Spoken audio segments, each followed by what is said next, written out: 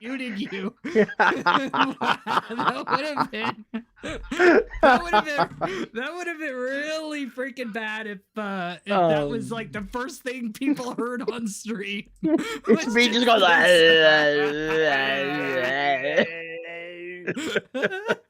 Hello, guys, and today it is the Mongolian throat singing competition.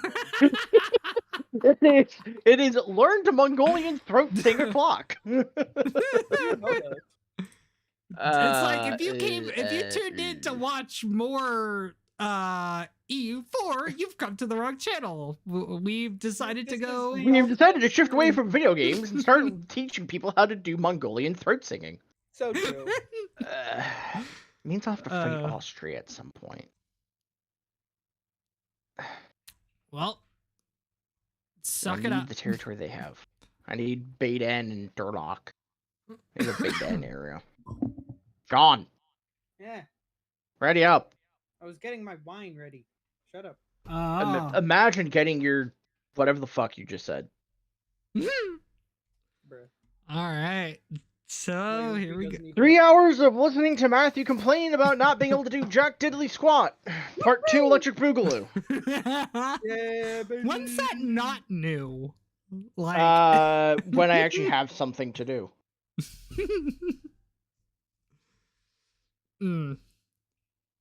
Likely story. Yeah, I'm still suspicious of it. You can be suspicious of it all you want. I can't stop you. Let's see this. Nope. Okay, is Joloff my vassal? Yes, it is. Okay, good.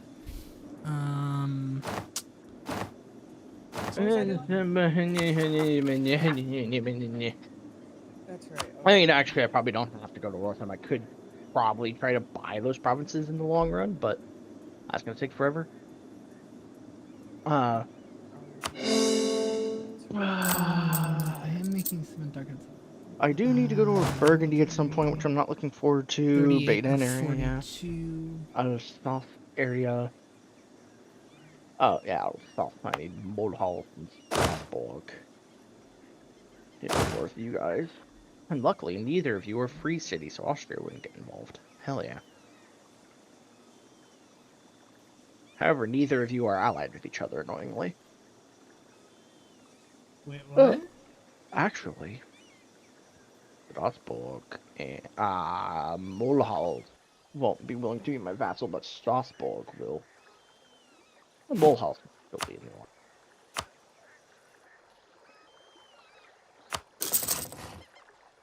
Okay, let's see. It's so tough to build boats. It's so tough to build boats. Yeah, at least you can build fucking boats. At least you're on a coast. Get coastline. Get coastline, bitch. I'm in the Alps. Where do you want me to go? South. Go south, yeah. South. I mean, I could go to war with Genoa. Dragon Burgundy and Lucca. Actually, I'm number Burgundy. Really? They're a 766. I'm a 756. I gotta wait 4 more years for that. I have an alliance with Lupe. Yeah. Honestly, should I just threaten war? No. Okay. No. Alright, unpausing time. Whether you're ready or not, get ready because time was unpaused. Mainz has cancelled the right to military access that have been generously given by us. The Palatinate has done the same thing. How could they? How could you? How could they? How dare you? Wow, I actually do outnumber Burgundy in number of troops.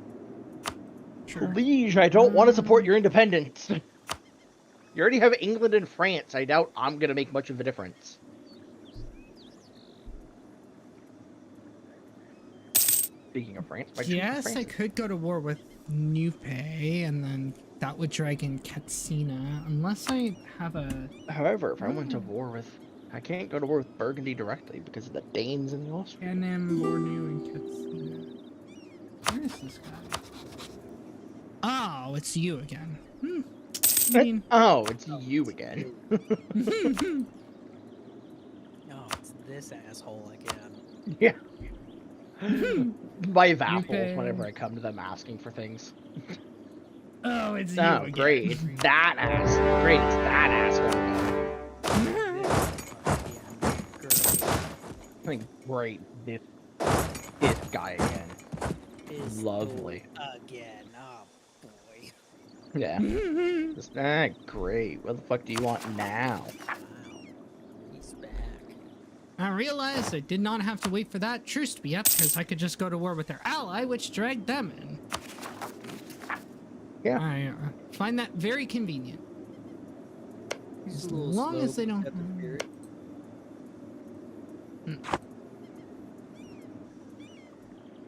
No, Constance, you're not getting Brezgal from me. Fuck off. Go away. Please. Understandable. You're my vassal, but that doesn't mean I have to like you.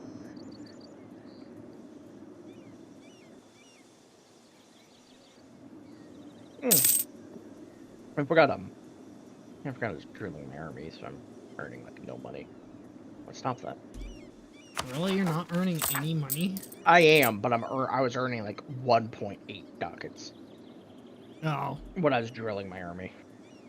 Because drilling your army acts like it's at it needs full like maintenance all the time. Oh, okay, yeah. Castile, they tell us the end of the Castilian Civil War. Portugal, Interesting. Iberian wedding. I now Portugal, they went to Portugal. have my nation. Alright. Interesting. What did you say, Sean? I have Renaissance in my nation. Congratulations. Yeah, I don't. I'm waiting for I just had a colonialism lot of to appear in the long excess, run. monarch points. So I just Mhm. because it's farmlands. Yeah. Could have made it cheaper. I forgot to put on the development. Oh wait, no, I don't even have feudalism yet. Oh, Hey, Genoa, it's time for us to go to war, buddy. Brother. Shit.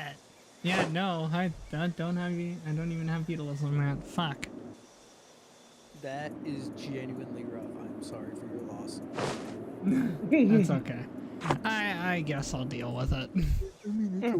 Forgot that Burgundy, they may have only 16k troops, but they have a 3-star fucking 3-star general. Somehow. Oh, shit. Well, guess it's time to tap into the old mercenary funds.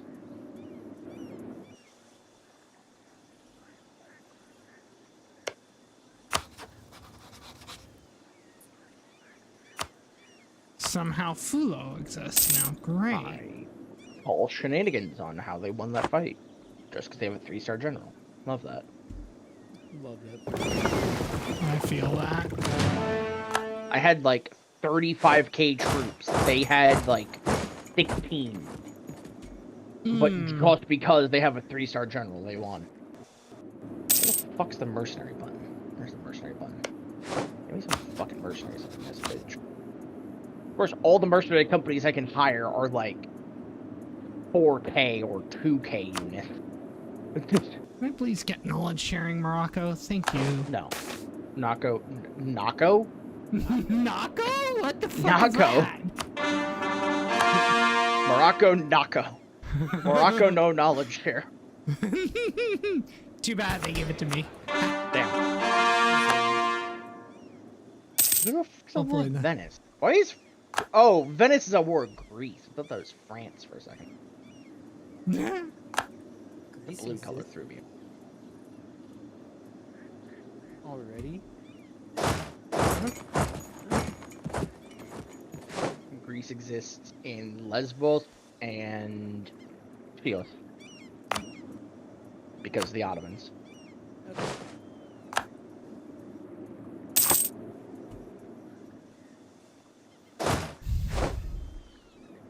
Come on, game, really?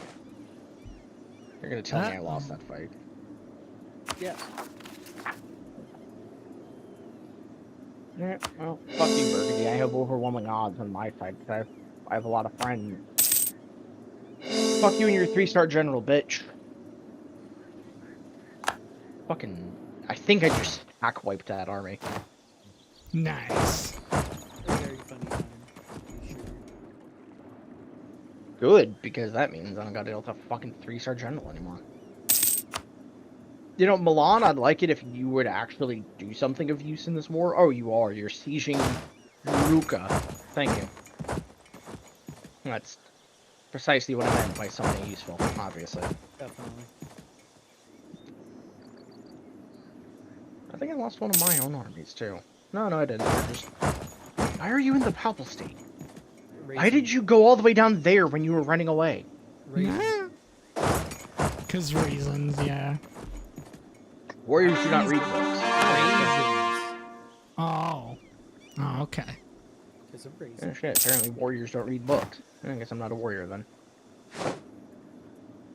Actually, no, I am a warrior, because I don't read books. Fuck you. No, I don't want a loan from an AI. Fuck off.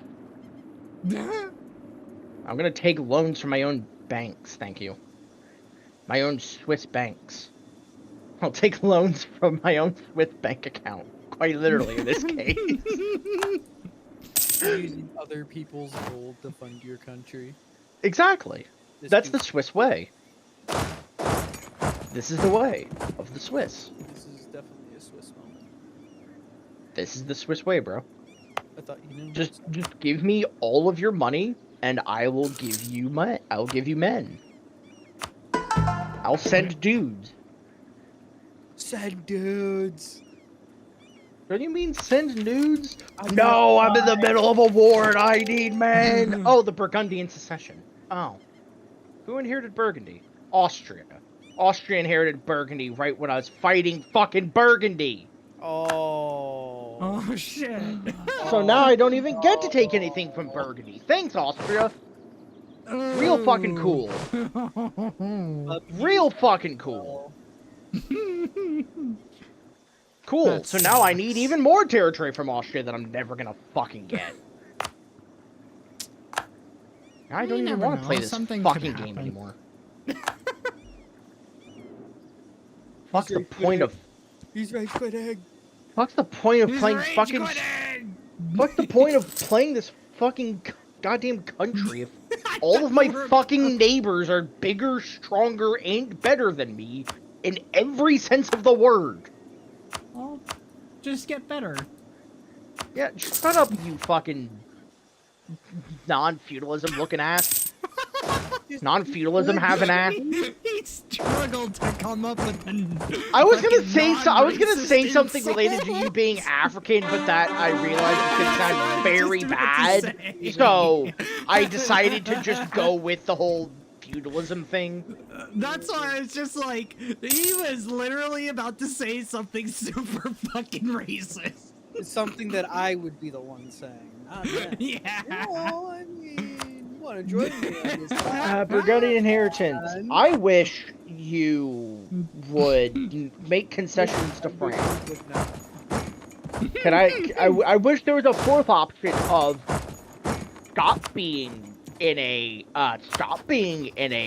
personal union with Burgundy, but it's keep it, give concessions to France, or integrate Burgundy.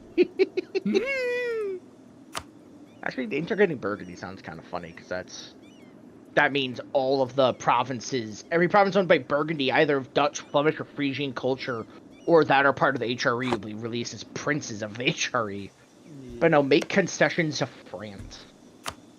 Make France again. Yeah. I'm gonna fucking play Austria.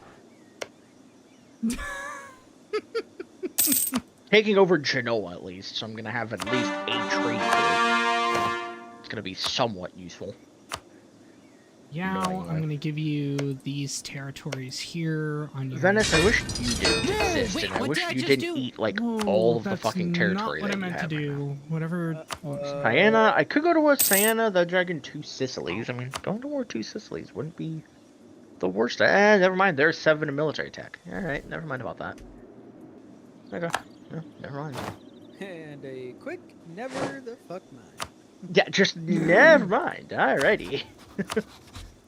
Katsina, I want your entire territory. Hey, Genoa, release Corsica and I can make Genoa. Wait, they don't have their Crimean territory? Oh shit, no, they don't. The Ottomans ate that. Oh shit. I can force them to become a Swiss canton. Forgot about that. Transfer Montferratin trade power to me, and give me all your money. Thank you. I now own Genoa. Ah, nice. So at least I can now make money through Italy. I just now need to take over more of Italy. England, why are you allied with Savoy? Oh, That's he's question got radical reforms. Siena and Montferrat is all that Provence is allied to. That's actually useful.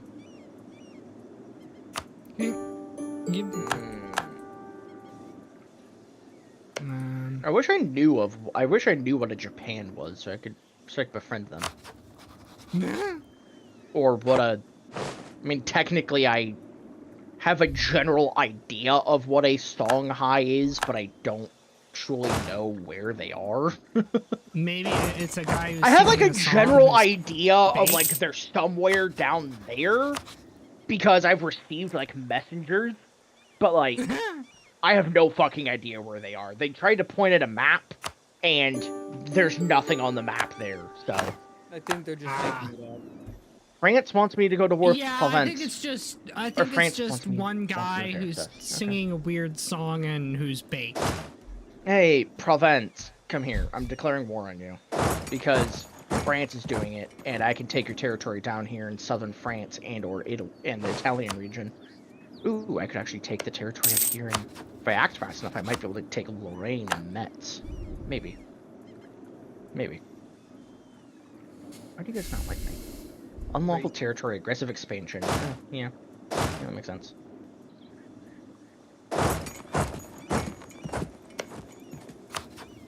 This colorless Rex.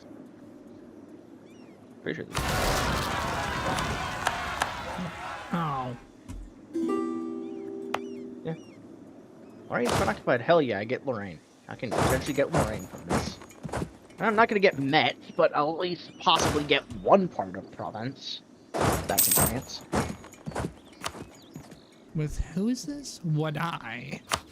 5k units for sure. Why not?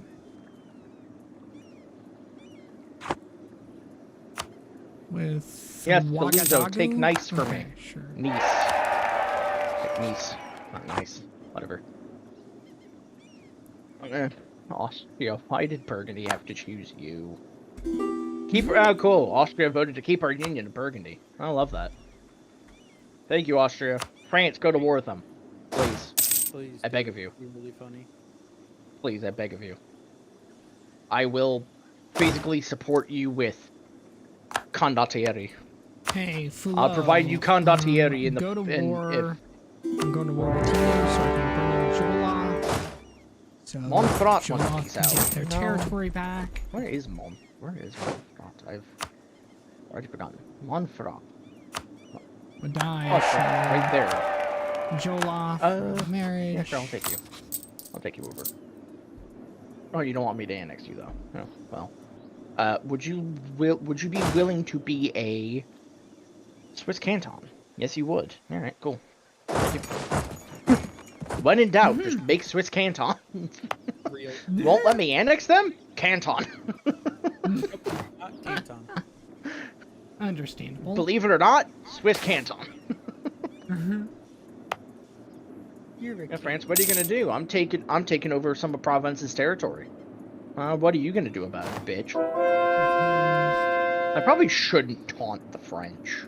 Probably not. But I have the Austrians on my side, so, you know. Yeah. I have every right to taunt the French. Purely because of that.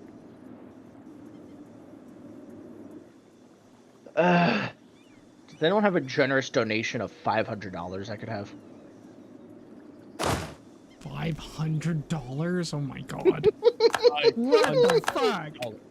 I wanted to buy territory from Austria. How my leader's a free thinker. I have $300. I have 50. $500.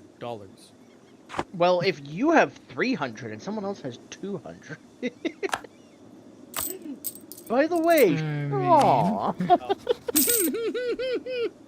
The joke. Actually, you don't even know of me. I can't even ask Sean for money. We don't even know of each other.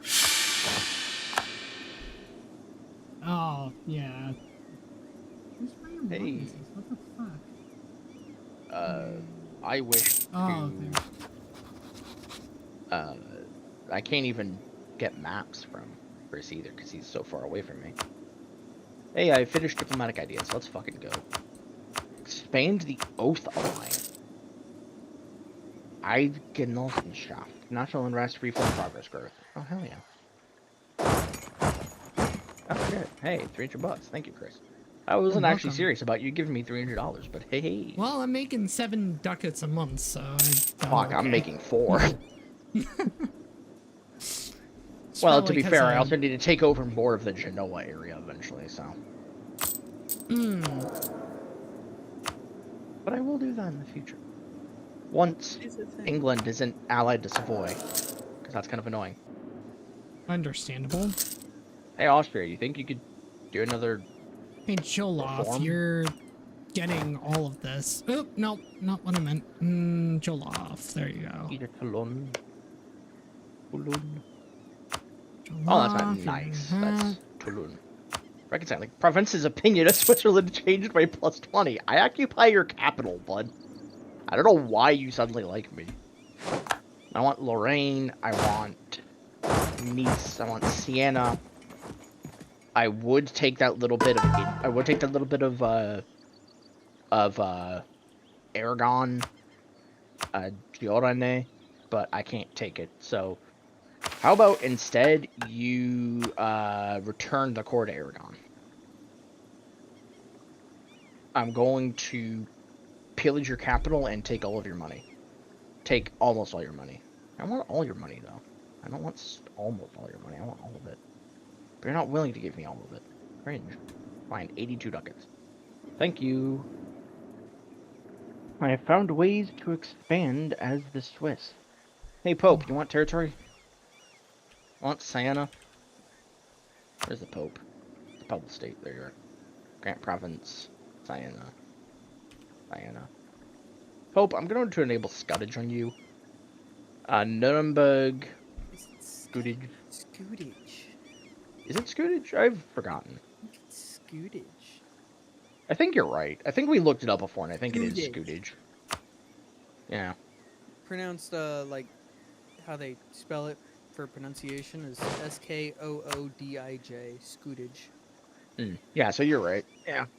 I guess I always just kind of pronounce. I guess the reason I always said Scottage is because the way it's spelled. Yeah, like I understand that. Yeah. Trade power. Kind of take a look at it and you're like, okay. Yeah. I mean, at least it's understandable how you pronounce it. Yeah. It's just different. Are you pronouncing it as like a long U or is it short U? That's all that boils down to. I'm not pronouncing it like a sheep at all. Gonna beat you. When aren't you going to be? Also, when are you going to follow up on that promise, Sean? You keep telling me you're going to do that, but you never do. I'm gonna beat you up softly in the face. I'm going to beat my your face. face with my face. In my mouth. On your mouth. That's pretty gay, bro. I know. That's why I said it. Oh shit. Oh shit, guys, his inner semen's coming out. Wait, it never left in the first place. Wait. Always been here, baby. I really hate being a republic because I want to royal marry Austria. Oh wait, no, Austria's leader's only 16. It's like I want to royal marriage Austria because their leader could die and I could get a personal union with them. But no. Wait, It's Sobieski. It's nice. Noble from House Sobieski. That's Polish. okay.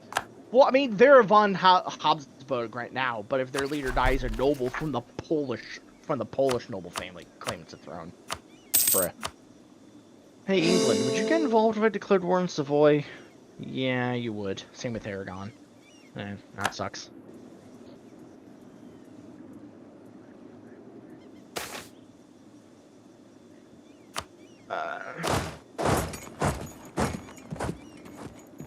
Come here, I want to beat your ass.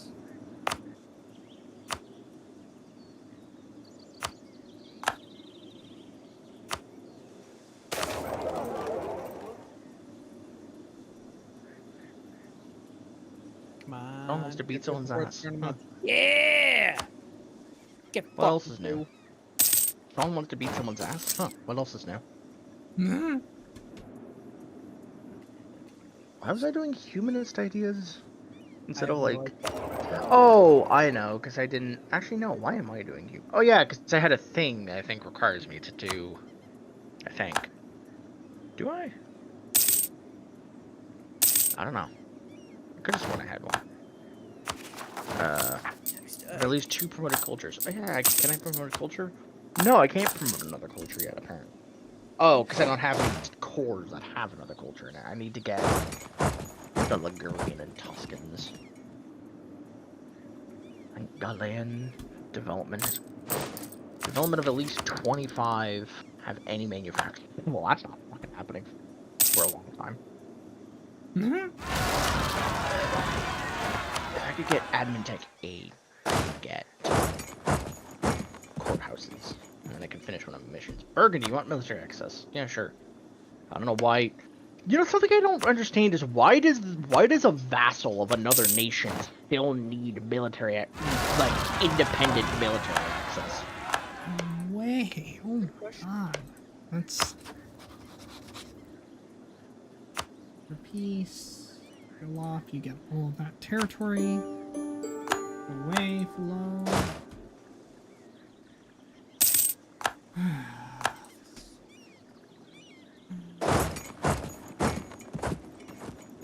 Taxes? England tells us about taxes. Oh my god. They finally, England, why are you telling me about your taxes? they finally figured out what taxes are? Oh my god. Yeah, I know, right? It's the British. I'm surprised. Oh my god, Genoa is finally integrated. Oh my god, I can't. They need 5 development. Hey, that territory does have 5 in it. Oh my god. Oh, it needs it across multiple. Yeah, that makes sense. Can I get Tuscan? Tuscan needs to have at least 5 development in your state to be promoted. Oh yeah, it needs to be a fucking state, dumbass. Okay, there we go. Promote Tuscan as an accepted culture. There we go. That's my... I've become one of the great powers! Okay. Nice. Austria is calling me into a war... Austrian-Hungarian unification war. Alright. They're allied to Sardinia. Could I get Sardinia? Maybe? No? Actually, I can't, because I can't even invade it. I don't even have a navy. What the fuck am I talking about?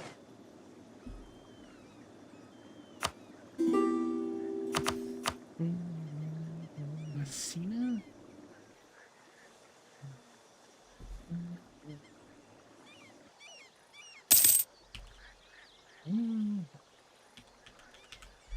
I'm losing my great power status to the Abbotted. Great. I'm losing it about as fast as I got it. I love that. Hey, Milan, I would like to improve relations with you so I can eventually annex you. Sure. Why not? Because I would like to do that. I have direct access to my coast without having to go Why through you. does... Who's preparing to attack Greece? No one's preparing to attack Greece. The Knights, maybe? Oh, Possibly? Morocco only has 9k troops. Oh god. That might have been a bad idea. Well, they have 10k. They have 10k now. Yeah. Guys, the Swiss could actually have a navy soon. Oh my god. Nice. I know, right? The great And it- Swiss Navy. And it's actually going to be an ocean navy instead of just a river navy. An ocean-going navy from the Swiss. Yeah, I know, right? It's gonna be awesome. You're gonna Japan will eventually see Swedish Swedish? Swedish What is that? Swedish If you want to be, Swiss warships. German about it, you could say Schweizer ships. The Japanese will eventually see Swiss warships in the far off distant future of whenever I get enough Nice. boats to sail around the world. And not die. Yeah, and not die. Hey, wait, you're in the middle of a war, Austria. Austria, after your war, could I buy, like, Baden off you, maybe? You know? I'd like that. You know, just... You know, just, you know, a little bit. France, who are you? France, you're at war with Aragon. Why does that not surprise me? Cornwall, you exist. Why do you exist? Yeah, Why do the Cornish exist? it's Baden.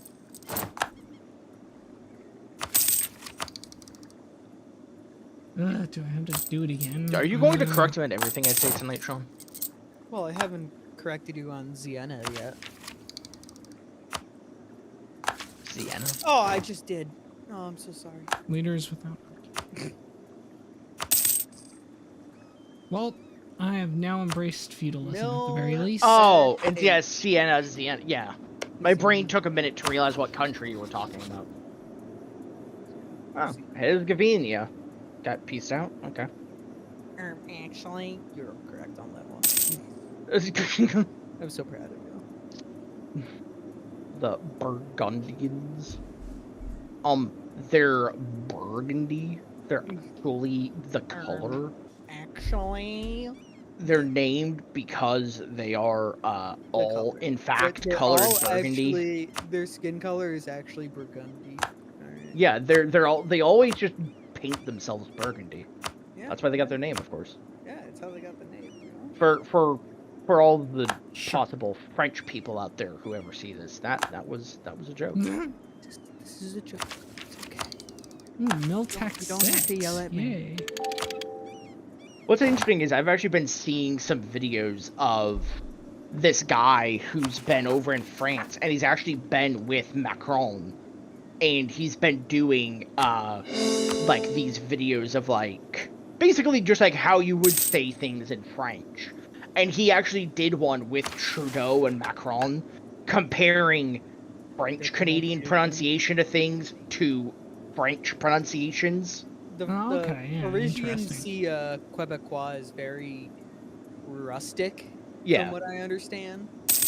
And if a Quebecois went over to France and tried to speak, they would be like looked at like, really? You just talk to me like that? It was really interesting because they just compared a few words in Quebecois versus, you know, Francais, and it was really interesting because I find it interesting because one, it's fucking Macron and Trudeau in the same place. Yeah, those two taking a seat somewhere and they're talking to each other and, you know, Quebecois and where's this from? In France. Yeah, somewhere in France. I'll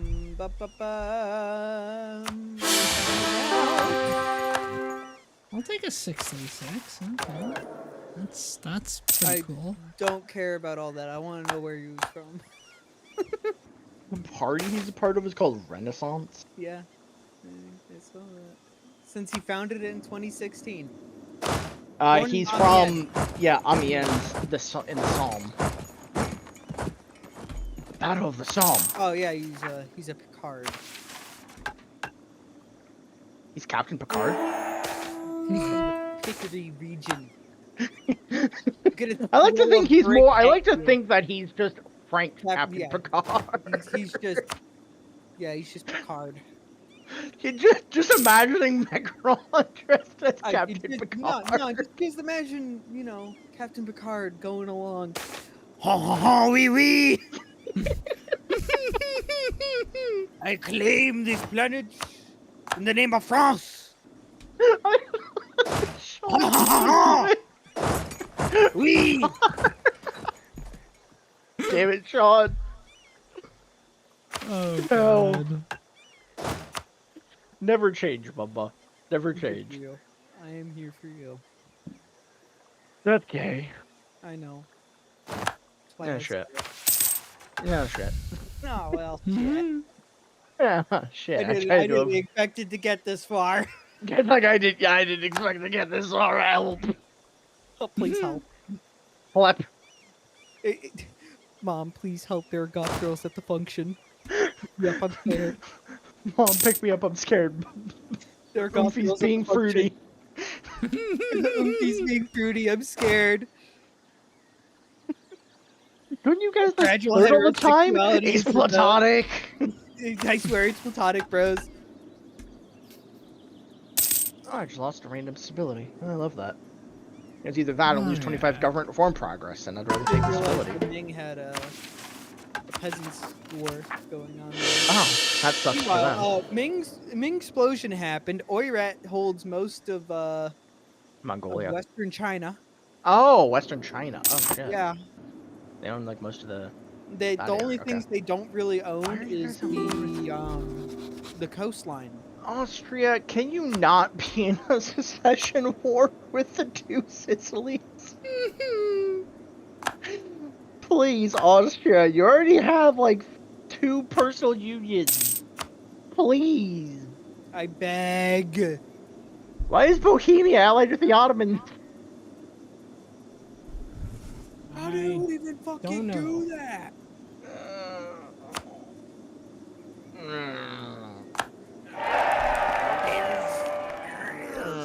I don't like it. I don't like it. And now the French are at war, Savoy. Please stop. Please, I beg you. Oh, thank We're God. dead. They only took 1 territory from them. Oh, thank God. Although that might be part of the. No, it's not part of the Swiss plan.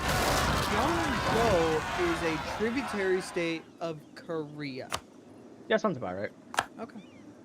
Yeah, sounds about average. I don't play over this section of the world usually, so I don't know what the fuck's normal. Yeah, no, yeah. I mean, usually they're tributary state to the Ming, but eventually, Well, when the Ming explode, the Koreans kind of take over. Okay, that makes a little more sense. And some values, anyway.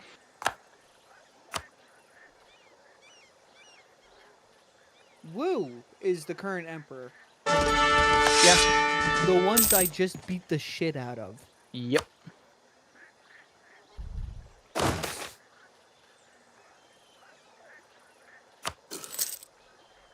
I could actually switch away from a republic to a monarchy. That would be fucked. Heresiarch? Heresiarch? Heresy? Heresy? Easiarch? Oh! Yeah, heresy, yeah, leading to, yeah, my... He's a strange man. Strange man has been found in the countryside at various locations around our realm. He is teaching a most unorthodox version of the creation of the world to whomever will listen to his jovial ramblings.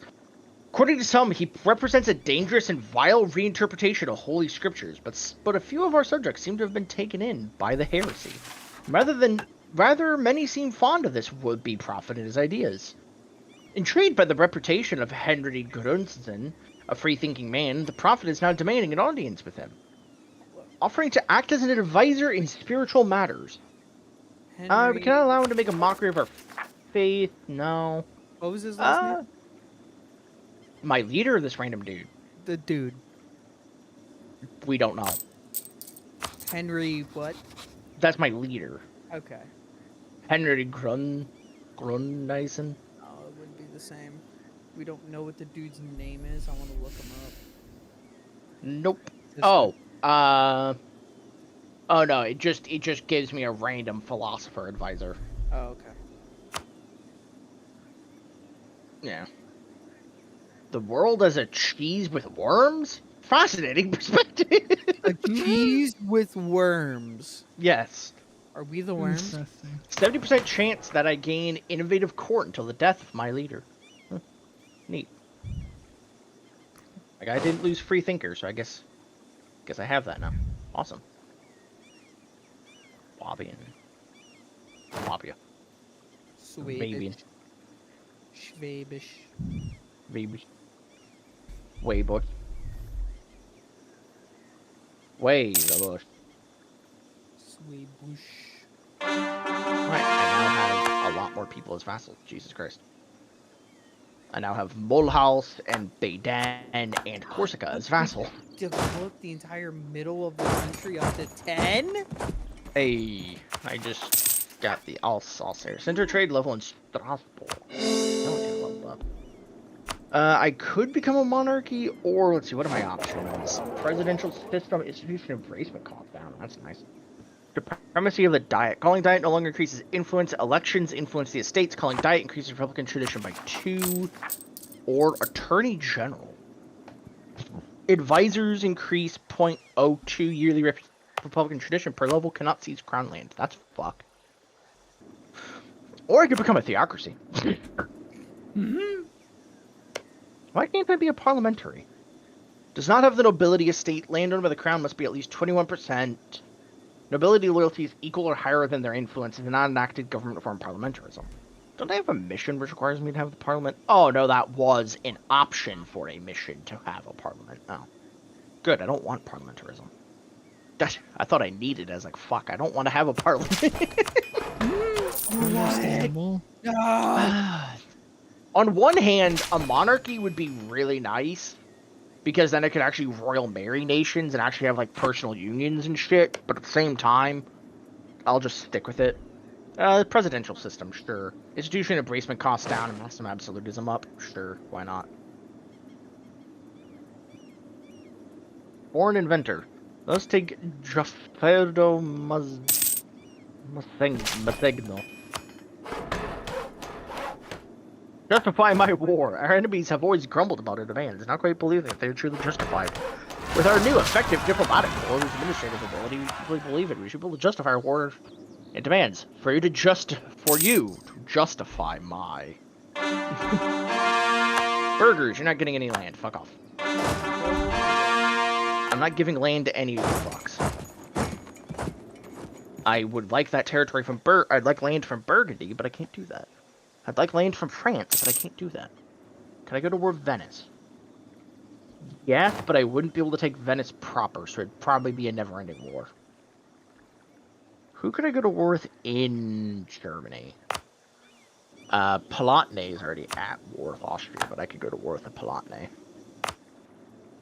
Mainz? I could go to war with Mainz for Nuremberg. I could just slowly eat Germany from the inside.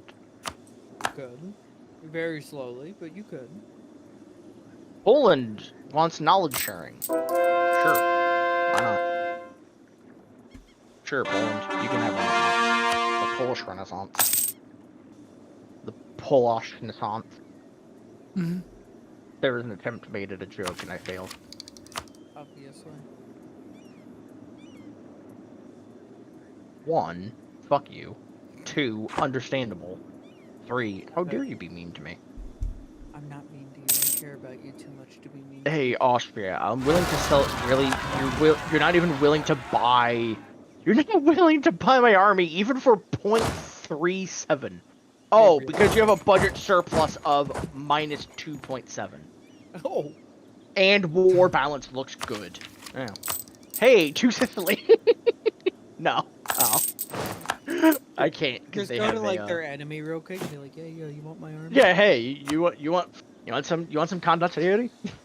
Want some condottieri? You want some mercenaries? I'll sell you some mercenaries. I got some mercenaries for you if you really need them. Is anyone else in Europe at war right now that would be willing to have mercenaries? No, no one else in Europe. Europe is actually surprisingly peaceful for once. Amazing. Other than me. Me and Austria, I think, are the biggest warmongers in Europe right Understandable. Because it's now. Did I lose my great power status? Yeah, I did. No. God damn it. Sean, I'm pretty sure you and Austria knocked me off the power with the list. Really? You're on the list. You're 7th place. Oh. Rip. Man. can't have shit in Detroit. It's a rough life for Bobby over here. I was a great power, and then I'm not a great power because of the fucking Japanese that I know nothing of. No.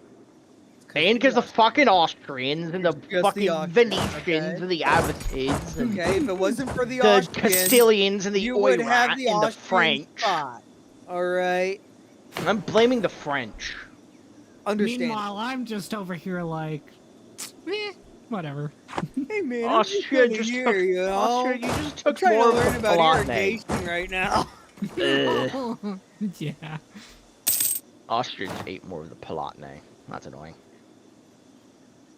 Oh shit! I can get my first. I can get my first ability in the Age of Discovery.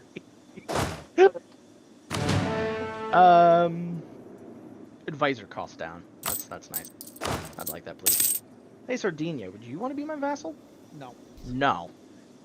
Because Swiss economic base. Damn. Who else Zam. would want to be in my Who else would want to be a canton? Oh, because the Swiss Confederation's too big. Hey, Constance, time for me to eat you. Hey, Milan, you're almost there. I can almost eat you already. Toulouse. Yeah, you're kind of useful. Montoya, I'll probably end up eating you eventually. Ooh, Milan, I can start eating you. But I'm gonna wait till I get Constance done. Constance? Constant? I don't know. Words are hard. Understandable. Brian is playing enlisted. Oh god. Yes. We were playing it earlier. Send me a message. Did you guys actually have fun? Barely. Oh. Constance is sitting he's on watching the stream. Hi, Brian. Huh? What? He's Oh, apparently he's not in watching the. the He's stream. not. Oh, he's not in the Twitch chat though. No. Bitch, you're a bitch. Brian, you I hope you are a enjoy bitch. that cigar that I don't remember leaving. I don't remember that, but you know. I don't remember a lot of things. Yeah, fair. Neither do I, honestly. So you know what's something kind of funny I heard recently? What? There is research that is kind of a theoretical going on that picking your nose could potentially lead to Alzheimer's. What? Because allegedly, there goes Brian talking in the chat. No, you. Called him a pig. Apparently, according to some of the research, the reason it could potentially lead to Alzheimer's is because you'd be, because when you basically, you left all your smoking supplies here, Brian says. Oh, I'm not surprised. All the cigar in there, you can have it. The snot and shit, the boogers or whatever you want to call them, all of those trap, like disease, help stuff. Bacteria and help, trap bacteria and stuff. So the hypothetical is when you end up picking your nose a lot, you end up disrupting the body. One of the ways your body deals with all of that. So then there could increase the risk of bad bacteria and stuff getting into your head further, like into your brain, and potentially causing issues. Currently, there is no health organization that currently says that is a thing, but there is some sort of scientific research being put into it. Vaguely vague on the word scientific. Okay. It's weird, but technically, The Ottomans are also at war. Hey, Austria, would you want me to war against Venice? Yes, they would, and Poland would as well. Damn. Okay, so let me see. Oh wait, shit. Okay, hold on. Why can I call Sean into this war? Allied with Oirat? Why can I call him into? We're not even allied to each other because, technically. Well, yeah, by the team logic, yes, team but logic. not within the game. Is what I meant. Within the game logic, we're not actually allied, both in the teams. Yeah, we are. on My end, it doesn't say we're allies. Allied with Switzerland and Songhai. Oh shit! Yeah, we are now. Oh fuck! What the hell? That wasn't there like whenever ago. Hi. Whenever ago. Whenever the ago. 96 days for my dude to get back. Yeah, sounds about right. Oh, you're a tributary state under Oirat, so that's why you would go to Conquer war. nations.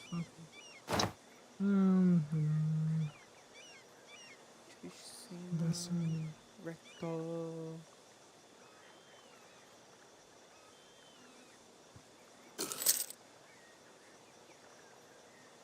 I invested in a new idea. I can invest in humanist ideas. But I'm not going to right now. I want to save up to get Admin Tech 8 so I can get a fucking Coordinose. One goddamn mission I have. Why are you still Animus Rebels if you're Shinzo? Because fuck you. Okay. I mean, I guess that makes sense. Yeah.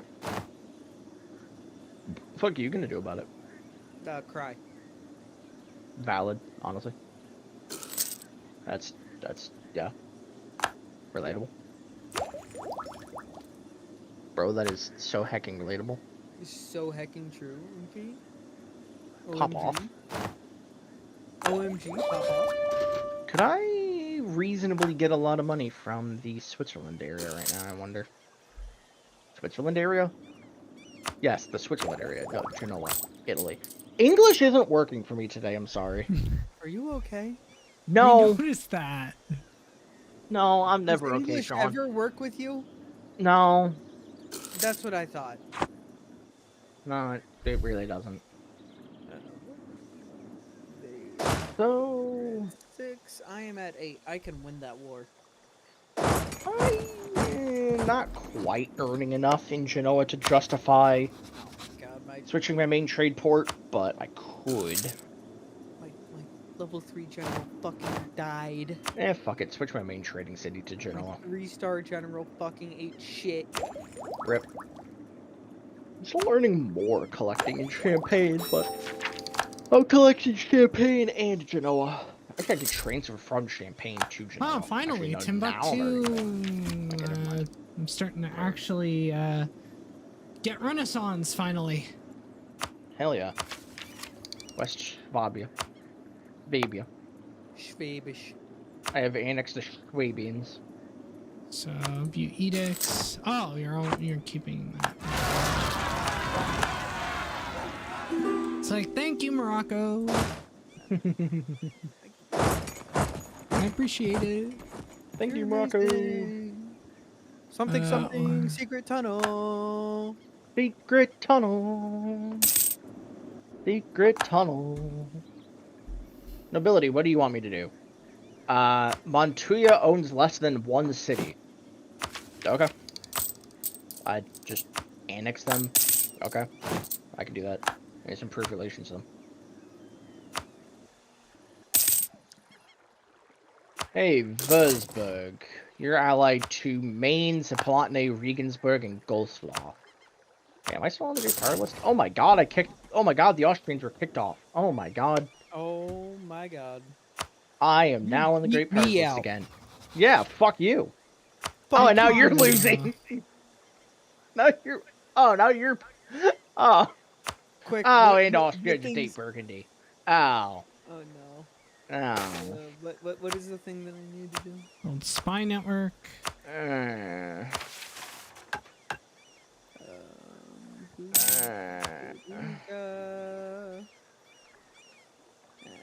gonna just hold off. Austria, could I get you to return one of my core provinces, please?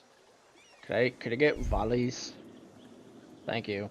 I have to wait to do that again, but thank you, Austria. I appreciate it because I need those two territories, like, please. Hey, Please? Venice. Austria wants me to go to war with Augsburg, Landshut, and Regensburg. I think it would be Valais. Valais? Yeah, Valais. Yeah, it was under Austrian control, so it was renamed something different. Yeah, it's I'm Valais. just here like, I'm trying to like think like, how? Wait, what's the actual thing here? Yeah. Like that. Oh, hey, there's Wad. What? What? There's literally a territory, W-A-A-D-T. Wad it. Wad it. What it do, gamers? How it do, gamer? What it do? We can get indulgences from the Pope. Pebble State will be accepting. Will cost us 3 months of our income for an exchange for 1 stability and 10 prestige. Sure. How much is 3 months of my income? Apparently 95 ducats. Hey, Benin. I had 195 ducats. your I now only have 105. I only had 100 when I said that. 105? Did you just say? I had 195, and then I was gonna say 105 because the day counter it ticked over, but then I was like 100, and then my brain's like, wait, let's say 105, but then yeah, it didn't. How long until I can ask them to do that again? They're at war, so I can't do that yet. Okay.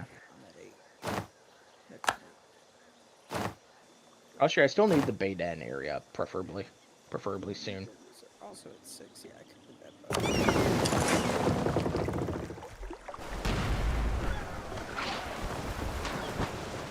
Unless they suddenly get Which they tend to. honestly. Apparently I would. Venice is an 8 military. Yeah, like that. How big of an army does Venice have? 32k. How big of a military does Poland have? 11. Poland, you only have 11k. Still had my 3. I could win that battle, but no, he had to just fucking eat shit and die. Yeah. Isn't that usually how it goes?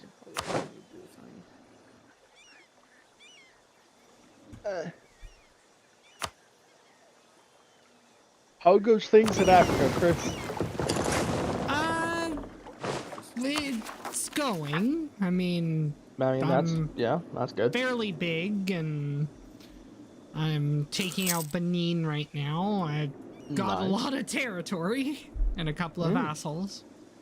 Jesus, nice. And I got feudalism, and now I can actually embrace Renaissance in a moment if I just debase my currency a bunch of times. I hate this. I shouldn't have. Not these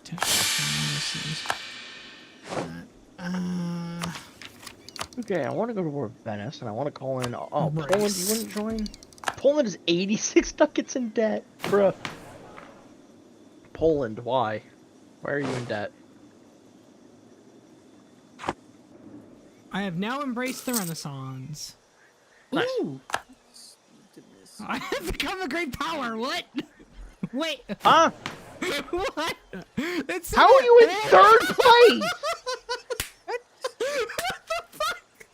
Oh, because you have more development than France. Cool, I'm getting bumped off the list again.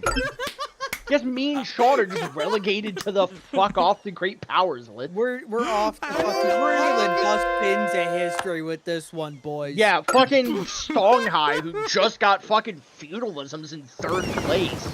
But God forbid a European republic like Switzerland remains a great power. Wow. Bullshit game. I want the military tech and I don't like it. It's like all I did was Well, if it embrace makes the you feel Renaissance. better, at my 8, I just lost 2 armies to like a whole bunch of 6s.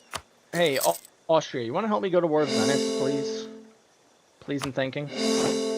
Thanking, friend. I'm not going to give you any territory, but I'll promise to not talk shit about you behind your back. I Eh, lied. I might have told a little fib. A little bit. Just a little fib. No, nothing too serious. That's It's not like I promised them territory and I'm not going to give them any territory. wow. I actually have 5 light ships. I can actually do protect trade eventually. Well, once I'm out of this war. Mm. I forgot I'm building a courthouse in my capital. I can actually finally get that one mission done that I couldn't do for the longest time.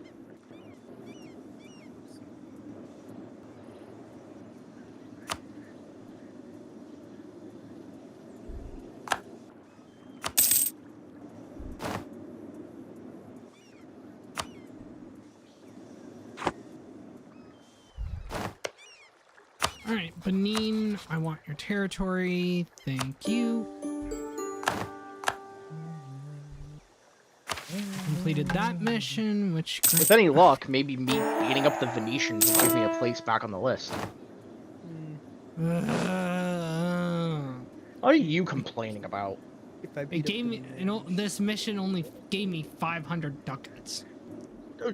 But I have 79. Shut up.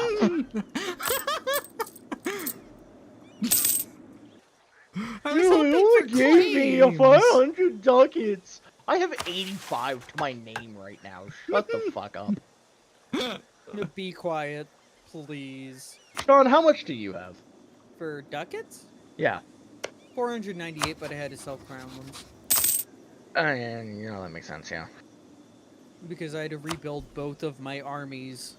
Venice has a 23k army with a 2-star general. I don't like that.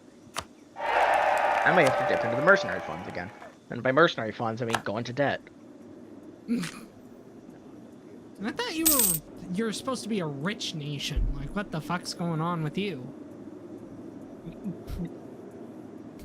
In the modern day, Switzerland is rich because other people do banking with us. Banks don't exist yet. Because they were neutral. Yeah. Which reminds me, fun fact, the Swiss, what are they, president, technically? I don't know. I think it's president? Pickle lover, Brian? Really? That's what we're going with. What? Brian just called me a pickle lover. What's wrong with liking pickles? I don't know, but he called me that, so it's obviously derogatory, so I'm gonna... I'm about to go on Urban Dictionary and look this up now. It's because Nuki fucking says you smell like pickles.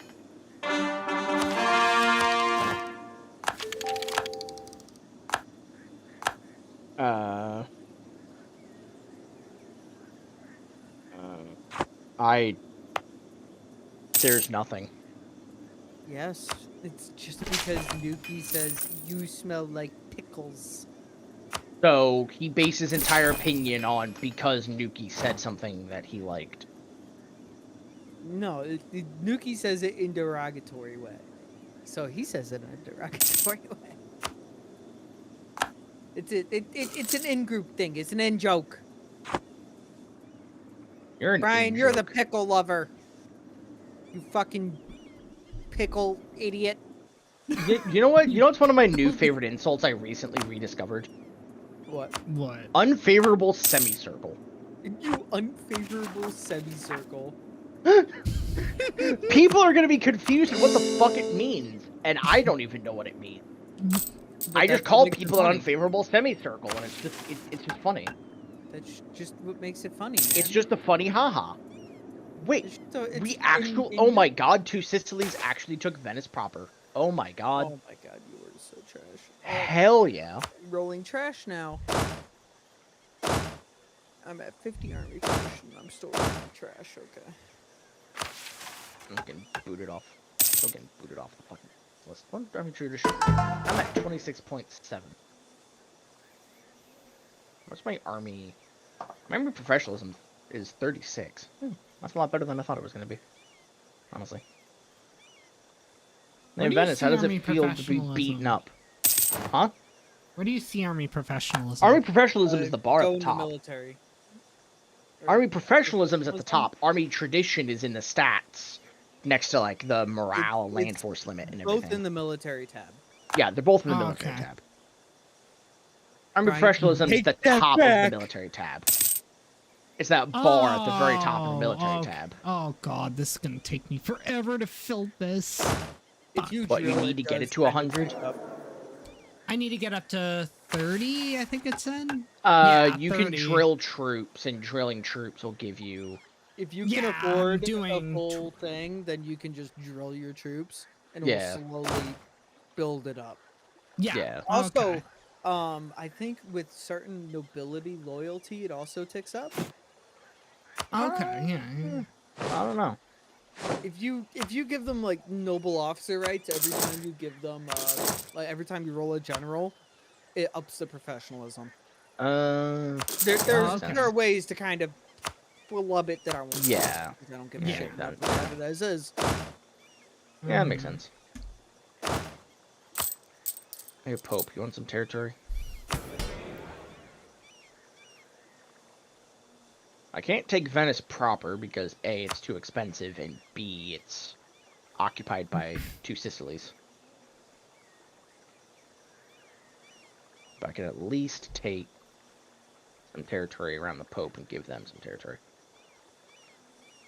Hungary, you can get, like, 1 territory. No, Venice is not willing to do that. Okay, well, 344 ducats and 95 for 95 score. Alright, that's good.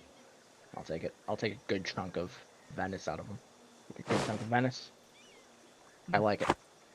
Did I knock Venice off the board yet? No. Molhal has high limited fire. Oh my god. Austria's wanting me to go into the war against Philly. Philly's allied with Ragusa, Bohemia, and Venice. We just got out of a war with Venice. And now you want me to go back into a war with Venice as well as Bohemia? Yes. I'm not going to do anything, but sure. Right? Venice, yes. Bohemia, not really. We didn't do anything to Bohemia. The Czechs. They hold the Czechs. The thing I cash in. The thing I wish I cashed in my bank account. I can't afford to core any provinces right now. Why can't I afford to core any provinces? Good question. Raisins. Yeah, pretty much. I thought you know. Oh, because I'm at war with Venice and they have it as a core. That's right, yeah.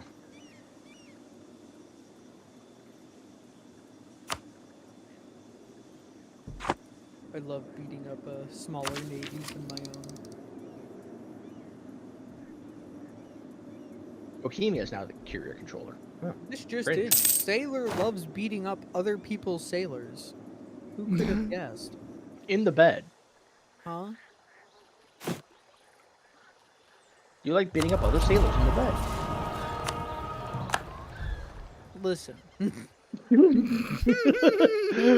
Careful what you say, boy. You could incriminate yourself. Let me be Incriminate. clear. Let me be clear. Turns transparent. Let me be clear. Turns opaque. Turns translucent. Turns turd color. You heard me. I'm not sure I did. Turd colored. Brown? Yeah. Or are we talking like when you had too much sugar and it's green? Brown. Like when you drink like an entire like XL Slurpee in one sitting, and then you really have to shit. I think this is just a you experience right now, big man. I'm gonna keep it real. What? You've just never drank an entire XL fucking Slurpee in one sitting? No, not really. No. And I haven't done it in a long time, but I did once. Ever since I got out of like boot camp, I can't like have a bunch of processed shit. Imagine. That's just like it doesn't sit well. Have oasis of peace and prosperity. The fuck does that even mean? Oh.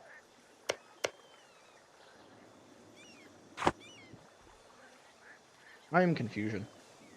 I am great confusion, my friend. Please help. Matt, you're in third. Oh shit. I'm in second. Must be nice. I'm Oh. still fucking fighting for We're my actually spot. tied. Yeah. I'm still fighting for my spot here. Yeah. Don't worry, Sean. We'll eventually beat up someone and knock them off the list as well. Bitch. I'll beat up France or something in the future and try to knock them down a few pegs.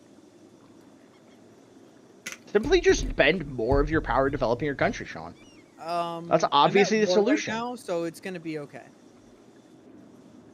No, that's obviously the solution, Sean. You just need to spend all of your monarch points Developing your nation. Likely story, bucko. I know how you work. I You work? lie. Wait, I You work? lie to Doc.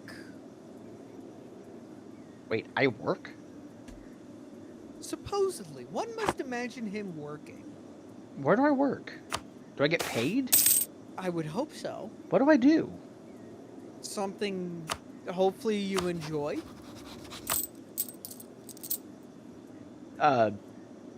Life? Not really. Video game. Video game. I play singular video game, and that's I get paid for it. I'm like Well, you all might the wanna start streaming. I'm like all the You I'm like can all the start old streaming these games, you know, like you could I bring me may in. I used All to I stream. need is like 5% of your income. All right. I don't I wanna used to like that. I used to stream, and then it's just the fact that I didn't really ever fucking do anything that I found interesting, because 90% of my streams were just me sitting around quiet by myself, other than That's the why you Mondays that I'd bring in stream a with Sean. puppy. Not Sean, Chris. You Yeah, I mean, I can could bring drag in you a in. puppy like me. Yeah, I could drag. All I I mean, ask is like 5% of your income. That's what, like 2 cents? I will offer you 3 nickels and a penny. Good enough for me, And a big stick man. of Good ABC enough for gum. me. And a stick of ABC gum. And for those of you that don't know, that's already been chewed. I'll offer you 3 nickels and a penny and a half-eaten soft-shell taco. Good enough for me, big man. Good enough for me. Just like rummaging through my wallet. I doing business with you. have 3 nickels, a penny, and a half-eaten soft-shell taco. Deal. Deal. Big dog. You already know it's a fucking deal. Let's go. God. Oh god. We're a ragtag bunch of weirdos. Yes. Yes. True. That's what makes us unique. This has been fact checked as true. But that's what makes us unique. Yes. It's what should Yeah. bring in all the viewers, right? Yeah. Yeah. All When Two of people start watching, which Oh, 2 people. all 2 people. One of which One of being which is me, Brian. one of which being Brian, and one of wait, no, we only have one. Oh shit, Brian's not here anymore. Oh. God damn. Damn. Alright, well it's just me and technically Sean, but apparently Sean doesn't count because he's not logged in, so. I don't watch. So it might be Brian. Damn. Alright, so it's just me. God damn it. SMH my head. SMH. Sean, I thought you were a better friend than this. I thought you would at least watch Chris's streams.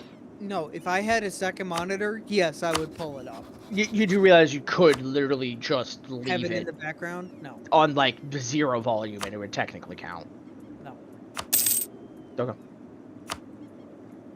I mean, I guess I can't technically stop you.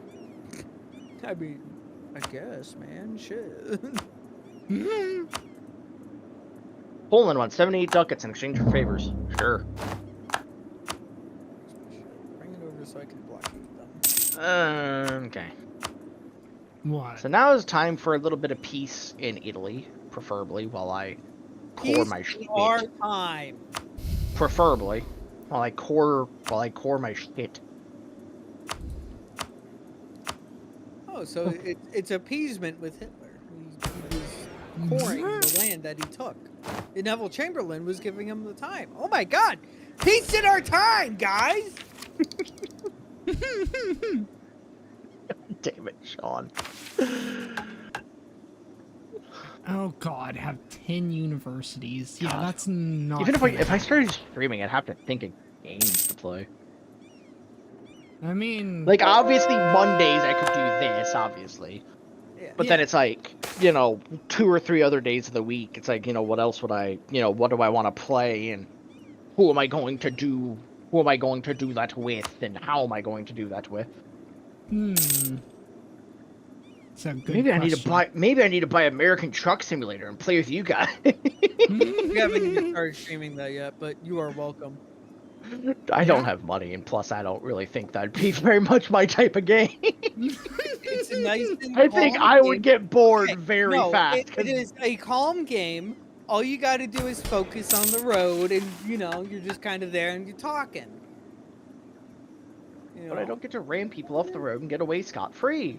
I mean, when you got enough money, oh, But see, that's yeah, the when you- word. That's the key word. Money.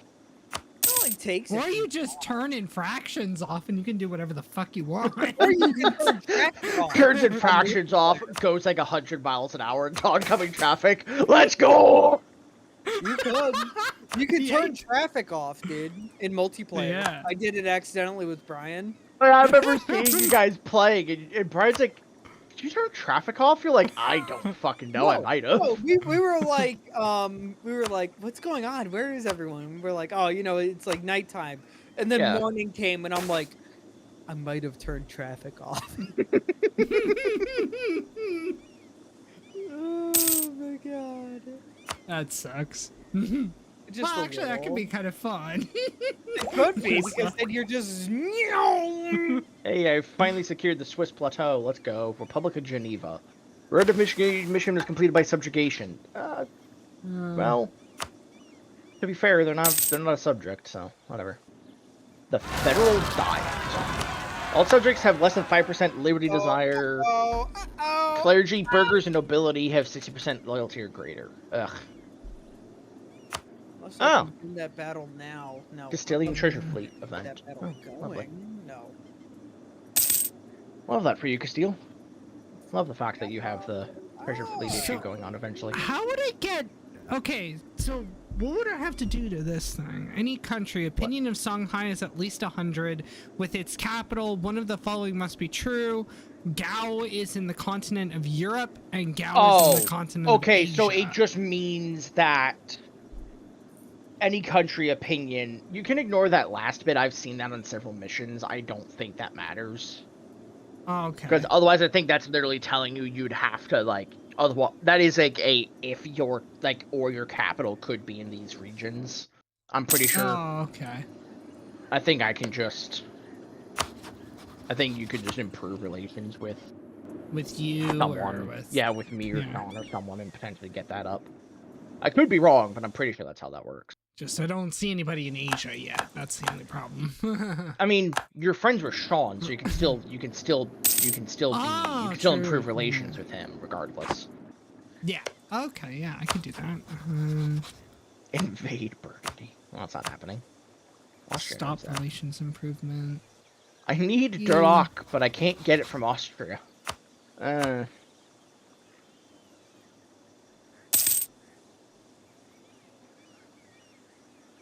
Who has Durlock as a core that I could make as a Improve Mulhouse has it as a claim. Lame. What about is anyone I could release as a vassal who has it? Baden. I could release Baden. Baden.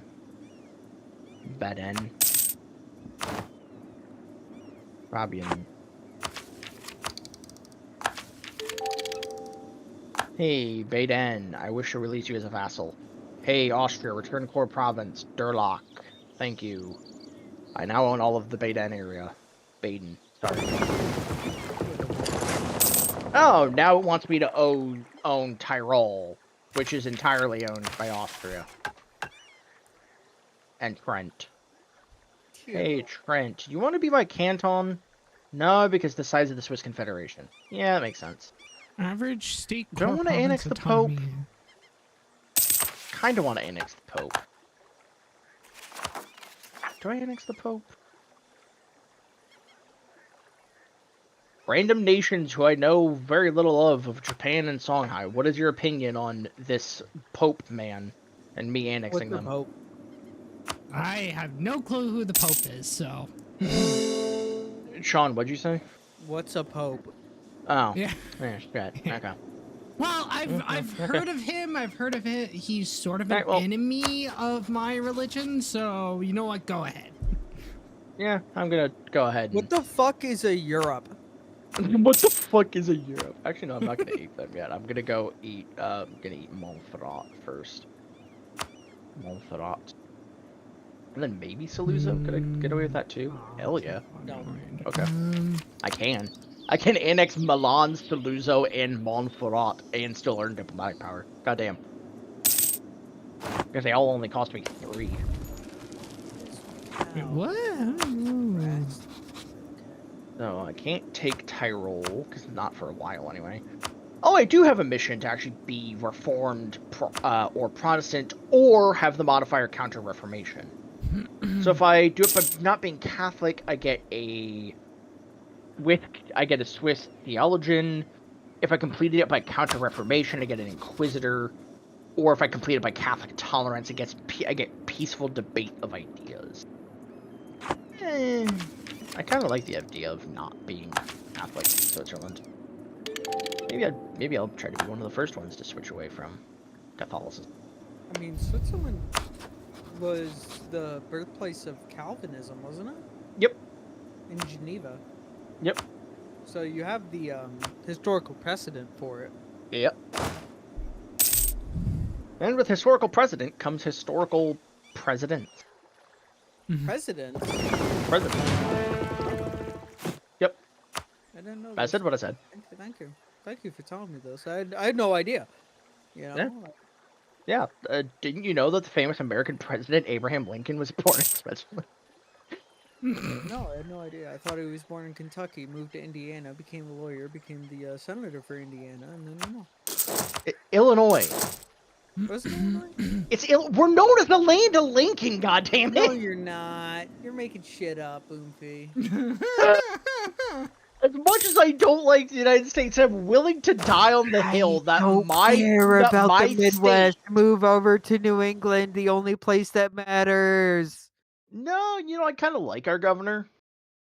Really? Yeah. You like your governor? Yeah. I hate my governor. He's retarded. Then, actually, no, you wouldn't like it over here either, knowing your values, knowing your opinions on, various things. various things. Well, Various things that are not good to mention on stream. Yeah. I'm glad I don't have to mention anything about here. Just related to one thing in general, pretty much, because I'm pretty much a single-issue voter. I could. Why are you a give less of single issue shit. voter? Why not vote on multiple issues at the same time? I'm gonna beat you Please. with my mouth softly. That's Your that's weird. mouth. Okay, now it's getting. All right, now it's getting weird. Please help. Please help. Mom, pick me up. I'm scared. Oomfy's being Mom, fruity again. Please, Mom, pick me up. I'm scared. Oomfy's being fruity again. Scared. Help me. All right, Savoy would be willing to be my canton. What about you, Sardinia? Sardinia would be willing as well. Who else could I get as my canton? Mainz? Brandenburg? Wait, what? Why? Okay, no. Okay, that I was saying good. That wouldn't work. It's like, why did it say the same thing for Poland and Austria? Technically, they would, but they're not in the boundaries of nations that I could actually make cantons. They have to have under 25 development. And actually, Savoy has 29. State, Great. core, province, autonomy is less than 5. What about you, Sardinia? Okay, how the fuck do I do that? Average state, core, province, autonomy is less than 5. It's just the average, autonomy in various... Is there a way to check what the average is? Well, you can go into the local autonomy interface, and it'll show you, the autonomy of your individual, territories that you have. And where is individual that? little cities and stuff. You just the way I always open it is I always go to the production interface, and on the right hand side you have all the options. It's a little broken chain icon. Oh, okay, local autonomy. Autonomy? Yeah, yeah. You could just Yeah, that's the easiest way to check God. the autonomy of areas. Yeah, You can also click on each province itself, but that is takes the fucking forever. worst way to go about Yeah, it. that takes absolutely ages.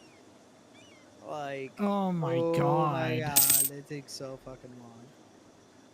You're gonna die of old age. The 25 and giving I have 800 ducats, and I don't have any territory to buy from people. I'm sad. Is there a thing I can upgrade? I could upgrade the Ducal Palace of Montuya. Oh, Protestantism now enabled? Oh, on God. Really? Yoink. Mm. Immediately switches to Protestant. The Calvinists. So, Protestant Reformation popped up in Hungary first, and now I'm the center. Now I'm going to be a major center of Protestantism in Europe. Well, I think it would actually be reformed. Fuck you, I'm Because staying with there Protestant. was Lutheranism, and then Yeah. the main thing of Mm-hmm. Protestantism, and then Calvinism has this like providence thing, like our Yeah. destinies are already chosen by God. God already knew where we were going to be going, yada yada yada. Yep. 3 of our provinces gain plus And 3 that was production mostly development. What the in fuck? Switzerland and kind of like southernish France. Yeah, it'd probably be And more then- reformed, but reformed would take longer to pop up, and Protestant's It would. fine. I'm just like trying to think. 'Cause I like. Yeah, to no, do I this know kind what you of- mean, though. I'm autistic as shit. Yeah. Yeah, you are. We're on.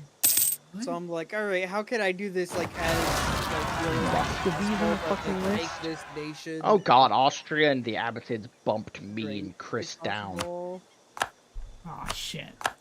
We're still on the Gotta beat 'em list. up. You're Gotta beat 'em above up. me, but You guys got to beat him up. All right, if you guys beat him up, I might be able to take back my place. yes, we will work on that. I would love will- to, but I'm still weaker than them. I will at some point in the future, yes. Ooh. I am kind of weaker than them at the moment. Yeah, They kind of scare me. yeah. I mean, I'm weaker than Austria, considering they have Hungary and the 2 Sicilies. Hmm.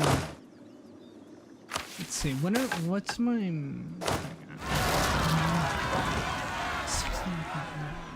Fuck.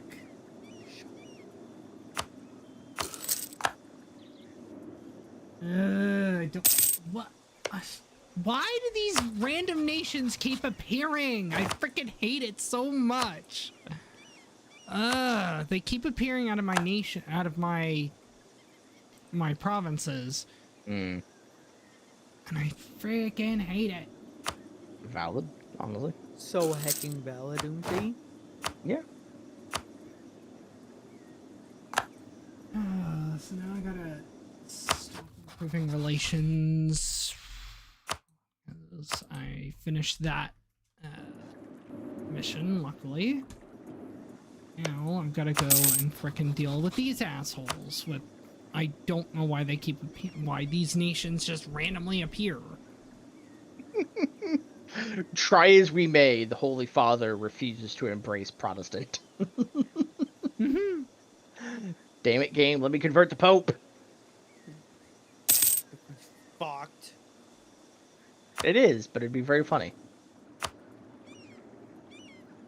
You can't deny seeing a Protestant Pope would be very funny. Yeah, And it just a little wouldn't bit. be the Pope at that point. Exactly. I'm going to conquer Rome and turn it Protestant.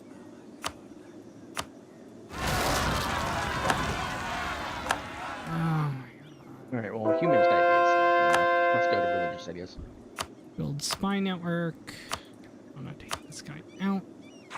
But now, Joloff, you want royal marriage? I am sure. now I'm defender of the Protestant faith. Hallelujah and all that. Hallelujah. Of course colonialism appeared in Castile first. Why wouldn't it? There's a thing to say about. This is me bringing. This is you being autistic again. Yes, there's a thing to say about religion and how no matter what your circumstances is, you could still praise God through your Yeah. church. Because, you know, most cathedrals and Catholic churches, they're this like extravagant thing and they're worshiping God through like we're making this beautiful thing in his name. Yeah.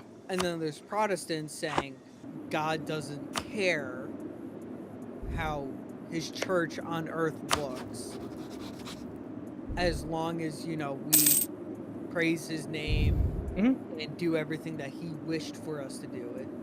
Yeah. There's something to say about it. Yeah. It's me being Yeah. autistic. I'm sorry. I get that. I'm bringing my autism onto stream. I'm sorry. I'm sorry. When aren't you autistic on stream, Sean? Very good question. The answer is never. You're never not I'm always autistic. autistic. I'm always bringing something up that I probably shouldn't be bringing up. No, 'cause that's okay. like The my topic, autistic obsession. civil discussion of religion is not against the rules. It's when you start getting into No. politics is the issue. Oh my god. Don't Politics is Politics. forbidden.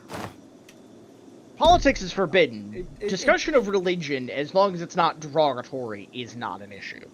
Me saying convert or die is just a joke. Me going Yes, into that the like that. ins and outs is me talking about my theological ideas, which is an entirely different thing. Hell, I was being critical of religion last week, so if anything, I Yeah. would have gotten already canceled already. Yeah, I mean, fucking, we all would have been canceled already if we had our all of our. I know. would have gotten us canceled already with that entire minute of muted stream. You would have gotten us canceled from the second you said convert or die if we didn't know it was a like joke. that, yes. Yeah. If we didn't know you were joking, we probably would have just booted you off the stream right away. It's going like, nope, fuck you. You don't get to stream with us anymore. Nope, no more. No more. No more Sean. Doc. Nope. No more Bad Doc. Sean. Doc Bad is Sean. gone. Doc was never a part of this stream. Doc never existed. Me just beating Sean over the head with a toy hammer. Bad Doc. Bad Doc. Bad Doc. Bad fuck. Bad fuck. That too. Yeah. But yeah, no, like I think Other Doc bad. when it comes to religion, I will say what I always say, and that is I don't care what religion you are as long as you don't try to shove it down my throat. You can worship It's, whatever god or deity or whatever you want. I don't care. I don't It's care sort if of you're like what Christopher Hitchens said. It's like you Yeah. can play with your toys and you can have your toys, but you can't make me play with those toys. Yeah. It's like, I don't care whether you're under the umbrella of the Christian faith or whether you're under the umbrella of, Islamic faiths, or whether you're maybe you're more of a traditionalist. Maybe you prefer what in old times would be referred to as pagan, Old Norse or Old European or indigenous religions, and oh my god, I can see Chris. So it's like, there's various things that you can say about, religion, but it's like, to me, as long as you're chill, I could give less of a shit what religion, you are. I don't care. Personally see religion as a way to explain world phenomenon, which is what paganism was. It was, oh, the sky thunders because Thor is doing something. Yeah. And then, over all of them, so, like, they understand that overall there's the tribe, I guess, saying, the chieftain is Thor, or, like, the chieftain is Odin, whatever. Is Odin is the overall father of the Norse pantheon, just like how Zeus, Jupiter, stuff like that, like they are overall. And then I think that kind of way of thinking, Zeus turned into God, because Zeus was that overall higher up. Then all of a sudden they came along, they said, well, actually, right, according to us, there's only one God. Yeah. So when you look at it, it kind of does boil down to it.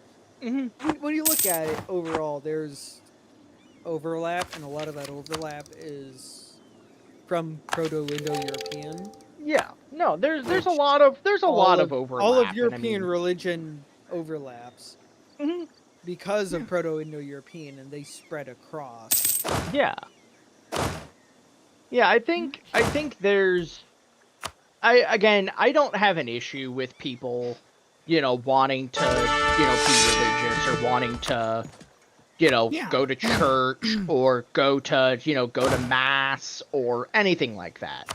It's just I personally do not I personally do not want to go, you know, I personally would not choose to go to church or go to mass or go to religious gatherings or do stuff like that because to me, I personally don't have a fond opinion of a lot of religions in the world stand for right now, but that's a different topic entirely. Yeah, and it's the same way with me. Like Yeah. I feel like a lot of religions are outright hostile towards me. Yes. Like Yeah. I mean, yeah, you look at it, the ancient Germanics threw homosexuals into Mhm. box. Yeah. They were outright hostile, and then Yeah. for the longest Yeah. time, Christianity killed them for being what they were. Yeah. They said they were an affront to God. I understand where you're coming from, Chris. Yeah. Like, like, but that doesn't personally mean have that, no issues with it. You do whatever the Yeah. fuck you want. Yeah. But at the same time, like, I was born Baptist, Hmm. and I gotta kind of like look at it. I gotta be like, well, God said this, but like how Baptists kind of teach is in the Calvinist way of doing it of God, Yeah. he chose your fate before you were born, Mm. and that he still died on that cross for your sins. Yeah. So why did he do that if he knew that was like a sin? Like, Yeah. yeah, I mean, I've asked that question too. It's like, why would he do that? It's like he already predetermined the way I was gonna be. So Yeah. like, why would he then say I'm worthy of the eternal torment forever? Yeah. Is it just a test? Okay, but then it's at my expense. It's like, Yeah. I think, but in the end, like I have many religious people who are allies, and I would never sort of, criticize them for their belief. It's just no, like, definitely not. I would never criticize anyone for their belief. I have a couple friends couple friends who are brothers, who actively went to church, on Sundays and, were Christian and everything. But they were still some of my best friends. They still played, the same video games as me, liked a lot of the same music as me. We hung out a lot because, again, it doesn't matter. The label of, that label of religion is just that. It's just a label. It doesn't matter, one way or the other. And to me, personally, I was born, technically, I was born into a somewhat kind of Methodist household. I say somewhat because we didn't go to. When my grandparents were alive, we went to church with them because they went to church like every Sunday. But when they when they passed away, we didn't really go to church as much. And my dad has kind of talked about, kind of wanting to, thinking about, kind of wanting to, maybe go back to church or wanting to kind of go to those things because of the communal effect. That's the other thing I think a lot of people, whether people are explicitly religious or not, I think some people really do go to religious functions like church because of the communal effect. Because if I was, married or together with someone who was religious and they wanted me to go to church with them, I would go to church with them because it would mean more to them to go to church with them than it would mean for me to not go to church. There's I actually probably, been studies done on that with like a spouse going to church. Mhm. There's been apparently from what I've read, if the father turned religious and started going to church, the rest of the family followed. Hmm. So if, say, Matt, all of a sudden you said, "All right, I want to start going to mass for Yeah. Catholicism, or if I want to Yeah. go to Economic become ideas. Orthodox or something like Okay. that," Oh yeah. all of a sudden, because of that, Mhm. if you had a wife and kids, they would be more likely to go to that. Mhm. Like with me, my dad he never went to church with us. My dad was Yeah. always kind of agnostic. He never Mhm. went to Baptist church with us. And then all of a sudden we moved to Durham. Mhm. And so we stopped going to Heritage over in Wallingford. And then our Baptist pastor started saying all these things I 30%. wasn't really thinking about, like God helped me find my keys, God cured my God. my Yeah. wife's cancer, like this stuff. I'm like, Oh God. why is Yeah. God helping you find your keys? Why is he Yeah. helping your wife with cancer? Like there's so many other things, Please, like God, I've please misplaced my keys. Help me, help me shine a find divine them. light on where they are. Yeah, like that didn't make sense. Like, why does he care Yeah. about that? Like, There's when it's What like the about kids in cancer like thing Africa or that like are terminal starving. illness, like the terminal illness thing, I understand. yeah, kind of understandable. But then it's like, oh my God, God help me Keys? find my keys. God help me find my, my Your missing keys of all textbook. things? Like, It's like, these are minor things all of a sudden, but yeah. all of a And it's sudden, like when I God's hear helping me that, find this. yeah. And then it's like, did he When you really? hear that, Or you're just thinking, like, why would God spend his time trying to help you find your keys? yeah. And Doesn't he then have better all of things a to sudden, do? then my mom was also like disillusioned. Yeah. Granted, she was also drinking a lot at the time. So it was all of a sudden we stopped going. Mhm. And I haven't been to church since, besides for like other events. Mhm.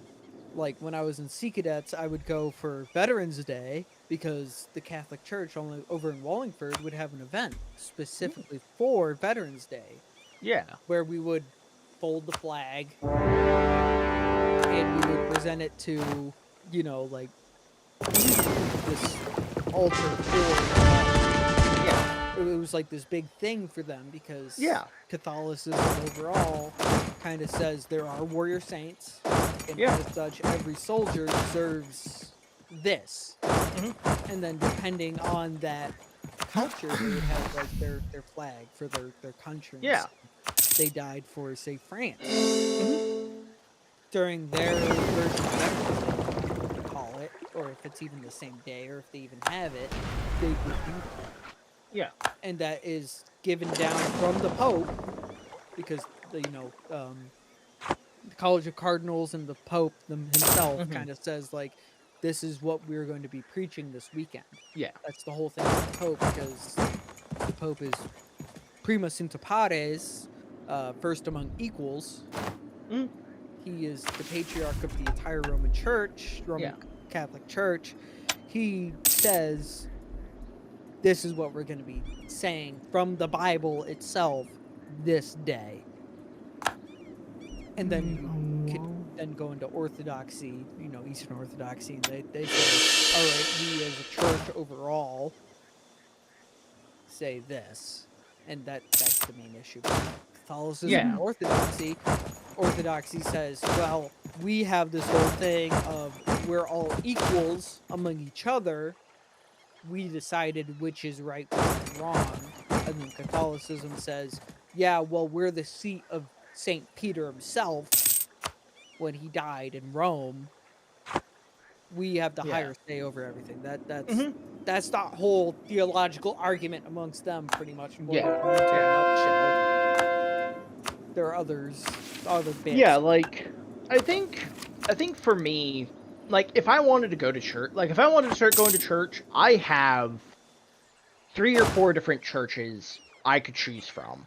One of them I know is a Greek Orthodox church.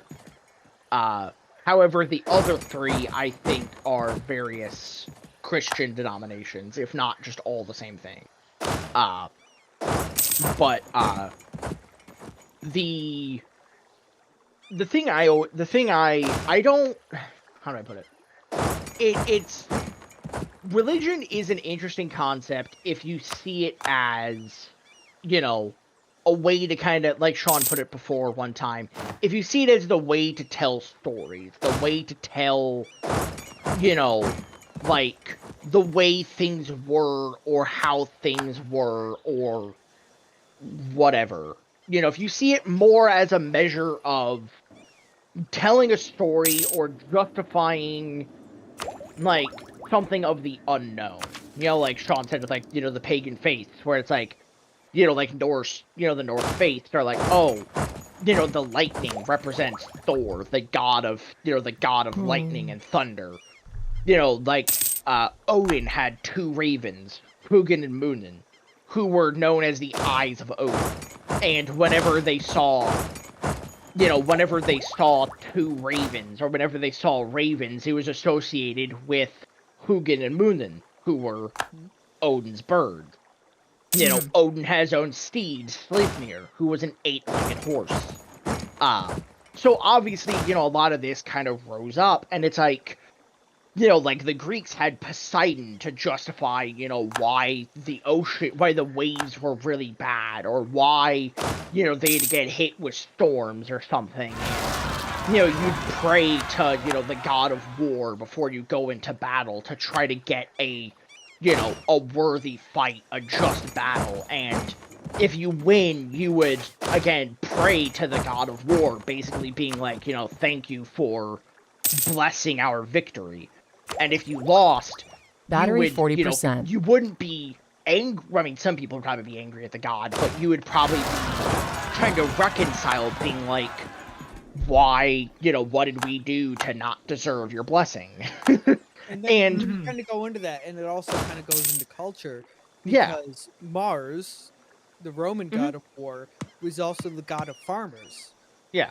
And then you look into the Roman culture from early on, and you would see the Roman soldiers, the legionaries at first, before, you know, you got in the Roman Empire, the late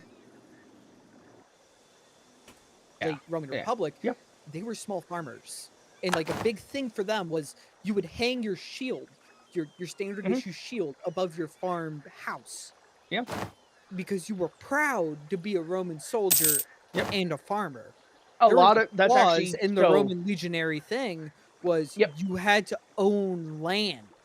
So that's actually something really interesting that you brought up there, is the fact that that's actually part of small side tangent that I find very interesting that people probably don't know much about. So, for most of medieval history, what people think of is, you know, knights in plate armor and, you know, guys with, you know, riding on horses with swords or spears or stuff like that. You know, the European medieval shenanigans that we've all kind of come to know and love. But the very interesting thing is, a lot of the footmen you would have were peasants. They were average farmers, workers, blacksmiths. A lot of them were not trained soldiers. The guys who actually received the training were, you know, the guys really close to the nobility, which were the knight. And possibly the squires under the knight.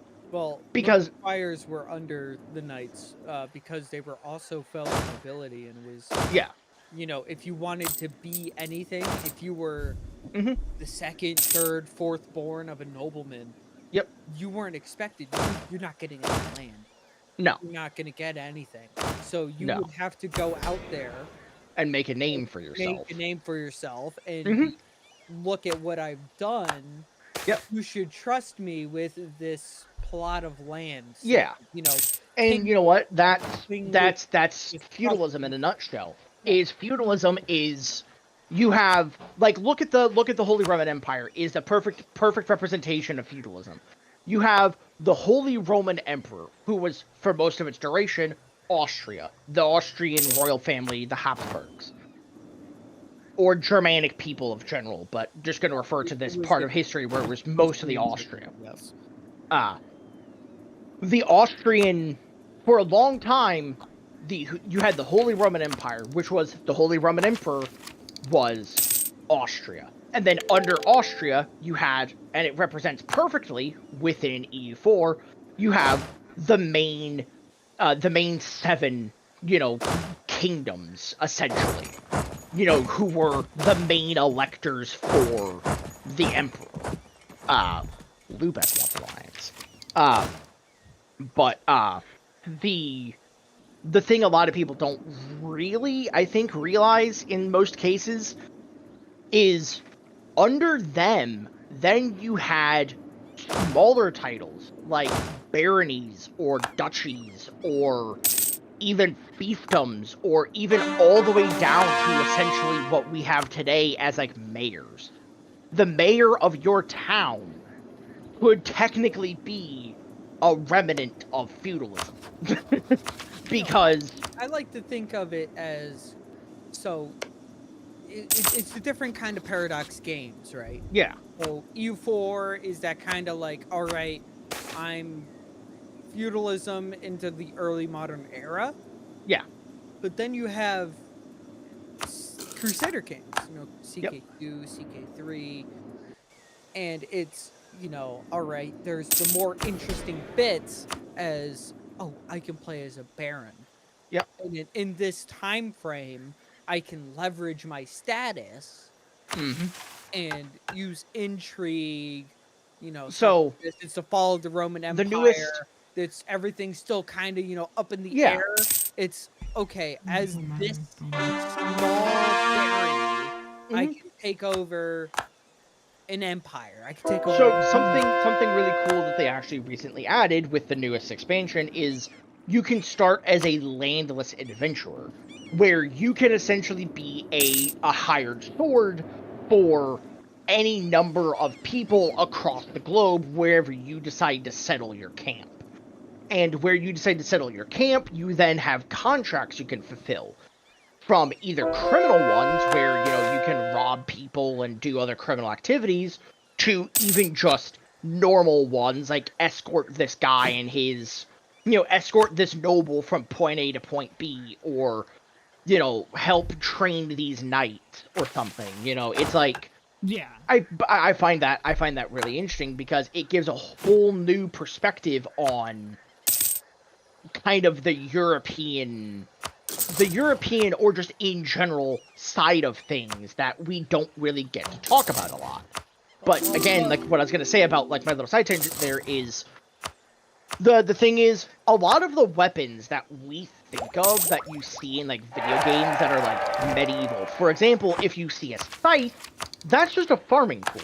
A lot of the weapons, other than your usual, like, swords and spears and whatnot. Well, spears maybe, but other than, like, most swords, technically, a lot of weapons that you see are actually just repurposed tools.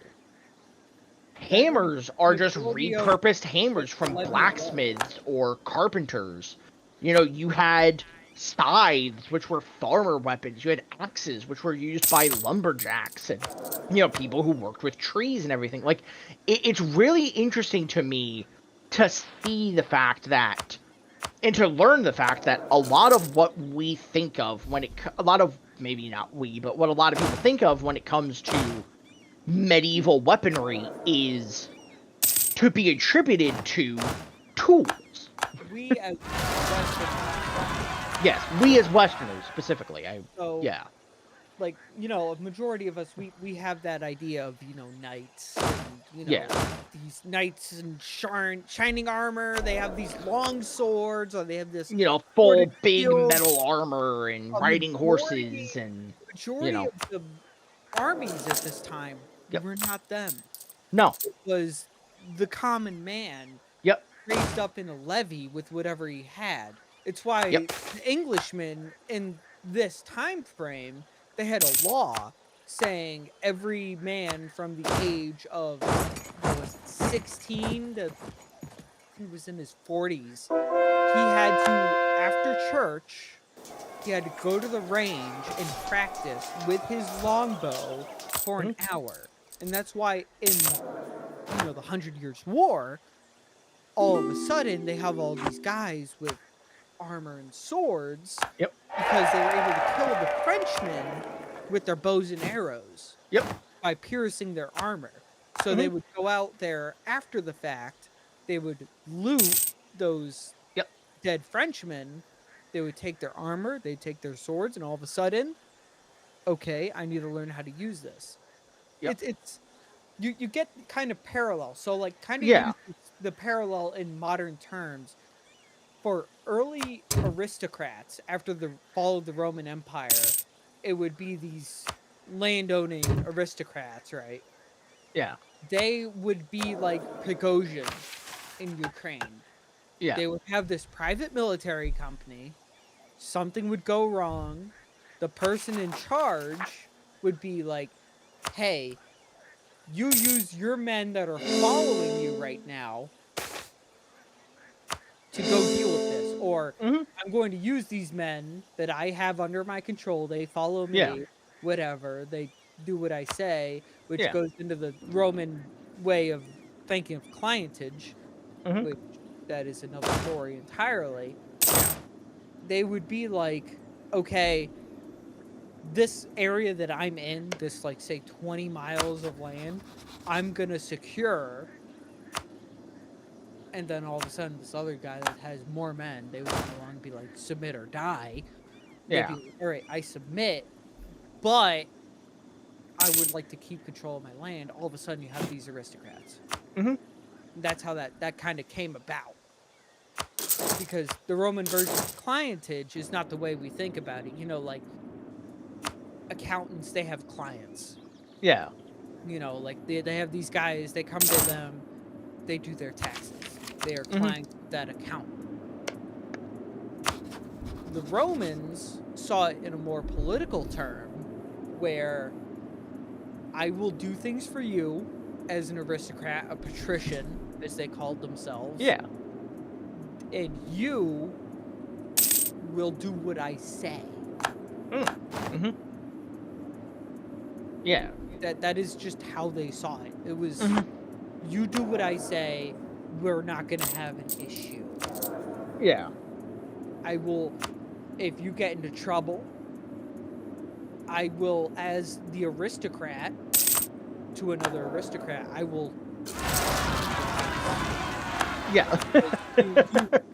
you are the person that is giving me money, you're giving me protection, whatever. All of a sudden, okay, you do that, I'll do this for you. It was this whole big thing. That was the client for them.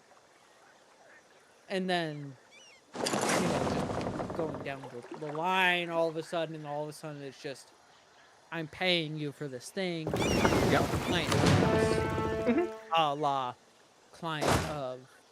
client of this, client of that. Clients of multiple people. Back then it was, I am the local patrician.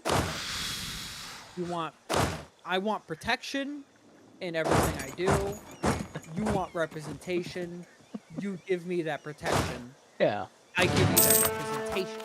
That was the Roman Republic. How's it going? How's it going, Chris? Rebels everywhere. I'm sorry, we turned this into a podcast. No, that's not the problem. That's not the problem. It's just rebels. Yeah, I just heard you kind of take a deep sigh, so I was like, what's going on, Bubba? Oh my god, I'm like, sorry. are you getting tired of our artistic rambling? Because I can just shut it down. Here. I'm sorry. We're right now. We don't have rebels. All of a sudden, what's going on over there? We're talking about this minor thing. Yeah, we're talking about the fucking Roman Republic and, this random shit that's happening. I'm sorry, I'm autistic about history, and it goes down into this thing all of a sudden. Oh my God. I'm so sorry. It's fine. I mean, it's better than having just silence the entire time. Yeah, I mean, I agree. You guys brought this autistic man onto stream. I'm gonna bring the autism into the stream. Hey, I care. by all means, feel free. It's more content. More Yeah. content. That's what it boils down to, right? Yeah, Oh, buddy, you're nothing. You're nothing. You're nothing but right. you're nothing You're but just- content to us. Yeah, Good to exactly. know. Good to know. Ah, Yeah. damn it! I could get knowledge sharing from Castile if only I wasn't already knowledge sharing with Joel off until 1515. I'm knowledge sharing from Portugal right now. They're giving me colonialism. Yeah, that's what I'm trying to get, and it's like, no. Meanwhile, Sean over there is just suffering without. I'm just chilling right now, dude. No, obviously you're suffering. I'm obviously suffering. Obviously, bro. I mean, what did colonialism? I'm doing Colonialism has the appeared. Swiss. I'm doing the Swiss thing and having condottieri. That I'm is- currently helping the Danes beat up the Swedes. Well, you know, going in on that. I mean, to be okay, even today, the Papal State does not have their own military. They still hold The Swiss military contract with the Swiss Guard. Yes. Because going back far enough in history again, you get to wait, You get no, to the oh, Swiss mercenaries. They were the Ah, best hey, mercenaries you won. at the time. yeah, All of a sudden, you know, the Pope's like, okay, I need troops that are of, you know, Catholic faith. yeah. Oh, hey, these are the best mercenaries. Mhm. I'm gonna hire them. And then And it was also the fact that continual during the hirement throughout time, wasn't it also around the time that Rome was being sieged by like it was a bit before that, before I think it was the Ottomans. Yes, I think because I know the Pope escaped via help from the Swiss Guard. From the Swiss Guard, yes. From The Swiss Guard pretty much sacrificed themselves to ensure the there's an Pope entire got away song- safely. There's an entire Sabaton song about Yeah, that. I mean, there's an entire Sabaton song about most of history at this point. At this point, yes. But From World War One to ancient Japan to World War Two to half time in love- modern day. I love the Lost Battalion. Ah. For that because it's just like you kind of look into it more. Yeah. Whoa, really? I think if I had to choose one song that I was kind of on the fence about before, but now I kind of like, is Father. The one about the The the guy who basically invented chemical warfare. yes. Because technically, he did win a Nobel. I think he won a Nobel Peace Prize or something for that. Won a Nobel Peace Prize, but then he made that, and then they kind of were like, "Whoa, dude, that's kind of going way too far," because he won the Nobel Peace Prize, but then he keep trying to search for that like next Yeah. best thing, like what next, and then all of a sudden he's doing this thing that's not very good. Yeah. this is gonna kill so many fucking people. Yeah, it's So I not think good, at but the I end of think the it's a day, very they rescinded the Nobel Prize. it's a very interesting story though, because Yeah, a it's- lot of history, like, it literally in the song, it basically says, like, you know, is he a villain or is he a hero? Yeah, because you have to like, it's the same thing with who made the Gatling gun again? I forget his name. I will look it up real quick. Wasn't his last name? Wasn't his name actually like Gatling? I think so. Gatling gun. Richard Jordan Gatling. Yes. So he made that gun to be like, this will kill so many people, it will make war untenable. Because Yeah. you know, they were still thinking of this single shot, you know, you fire in lines. Yeah. All of a sudden you have this gun that's firing bang, bang, bang, bang, bang, bang, bang. Yeah, bang, bang, firing multiple bang. shots back to back to back. And then it's You just know. like armies adopt it during, you know, our Civil War, the American Civil War. And it's like, this is really effective. Okay, let's adopt this. And did the exact opposite of what he wanted to do. Yeah. He made it to be like, he was a pacifist. He wanted like war to be no longer tenable. Yep. People would no longer do it.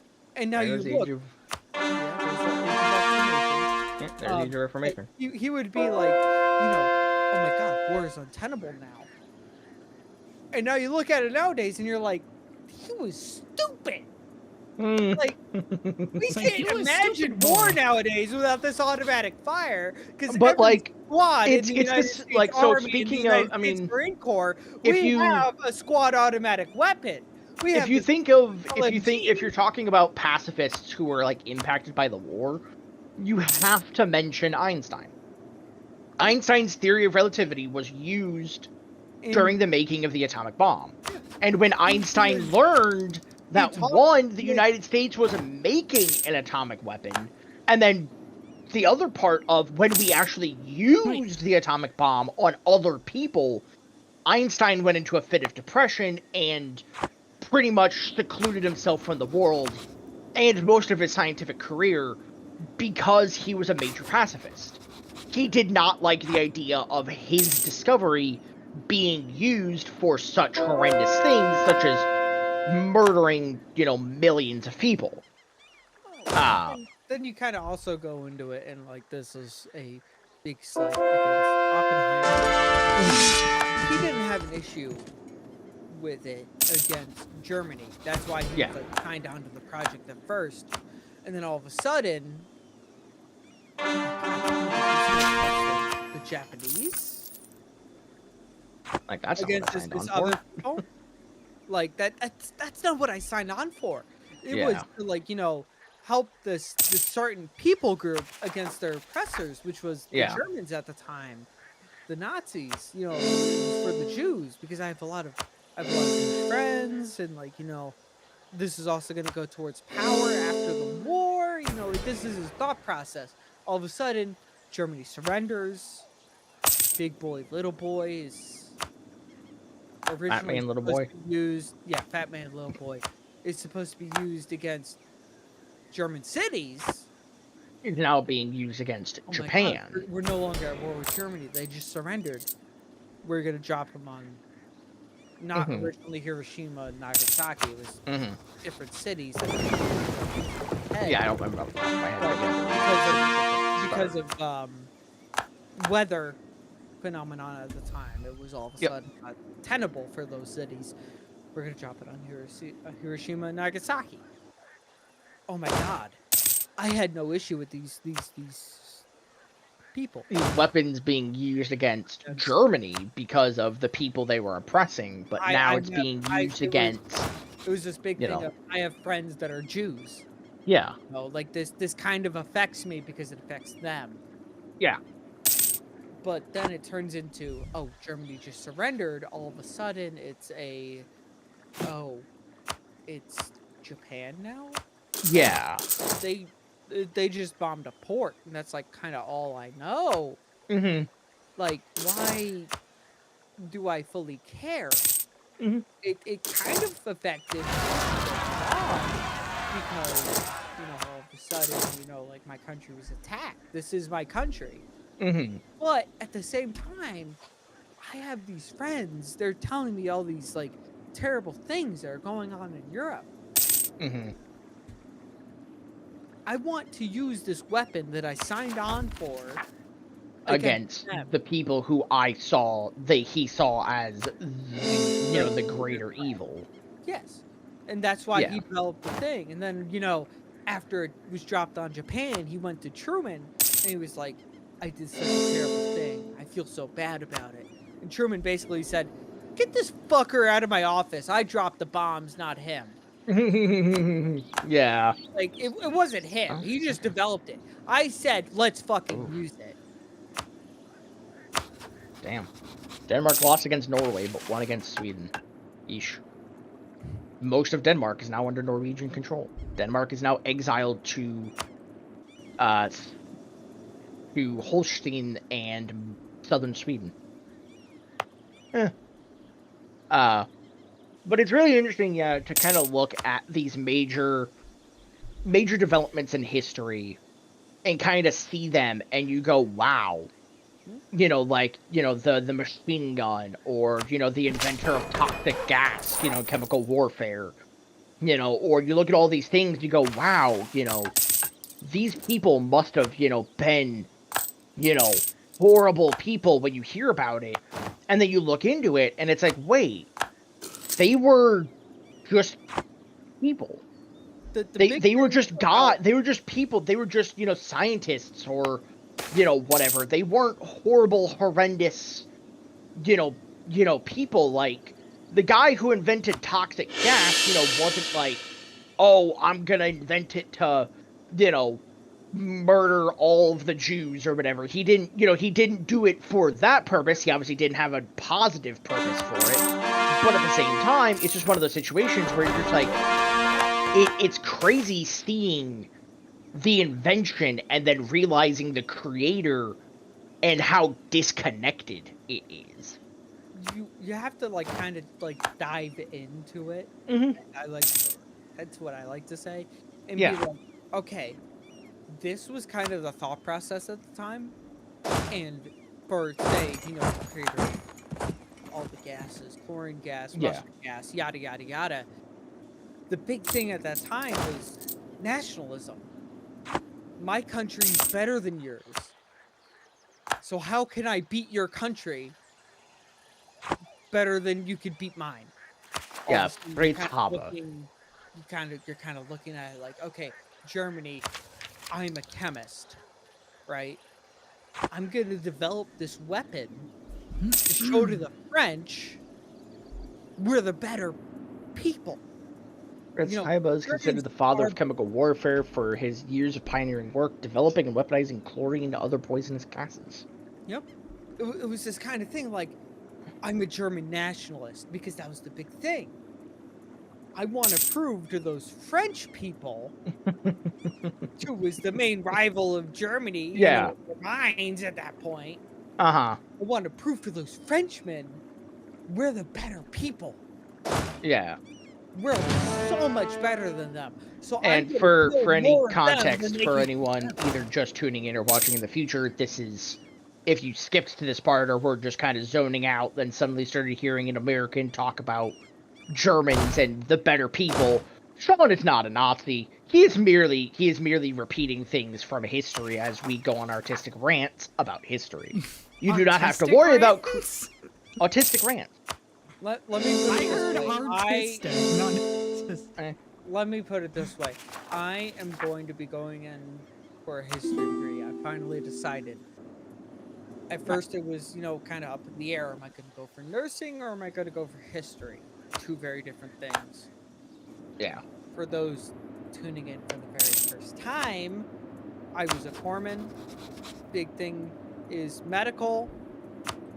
I get out. That was, Navy.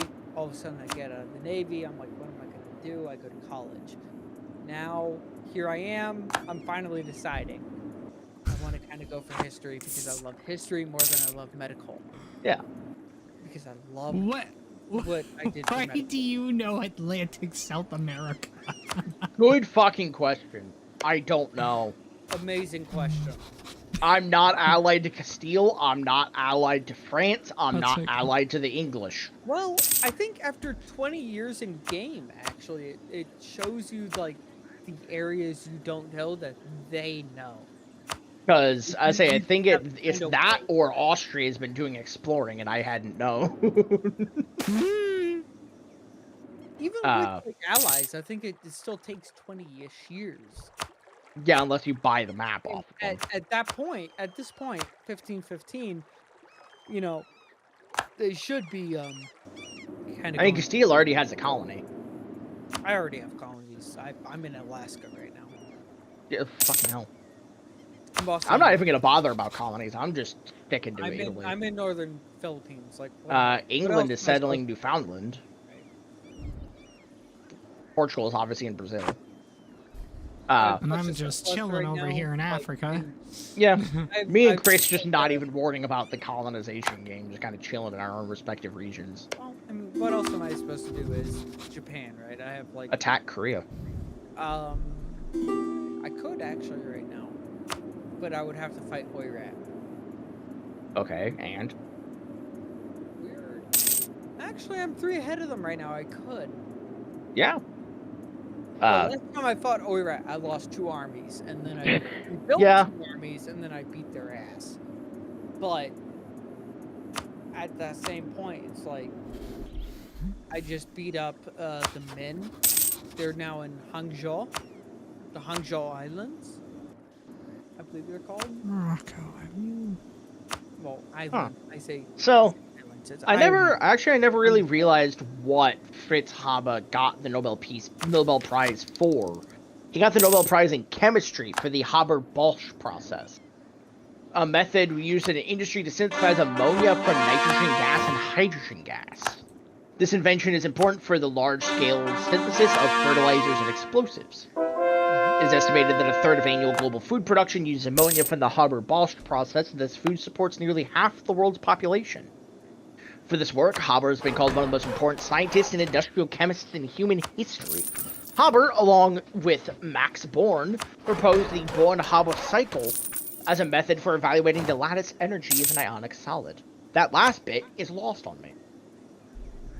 He died in 1934 at the age of 65 in Switzerland. Oh. What was that? What was that last thing?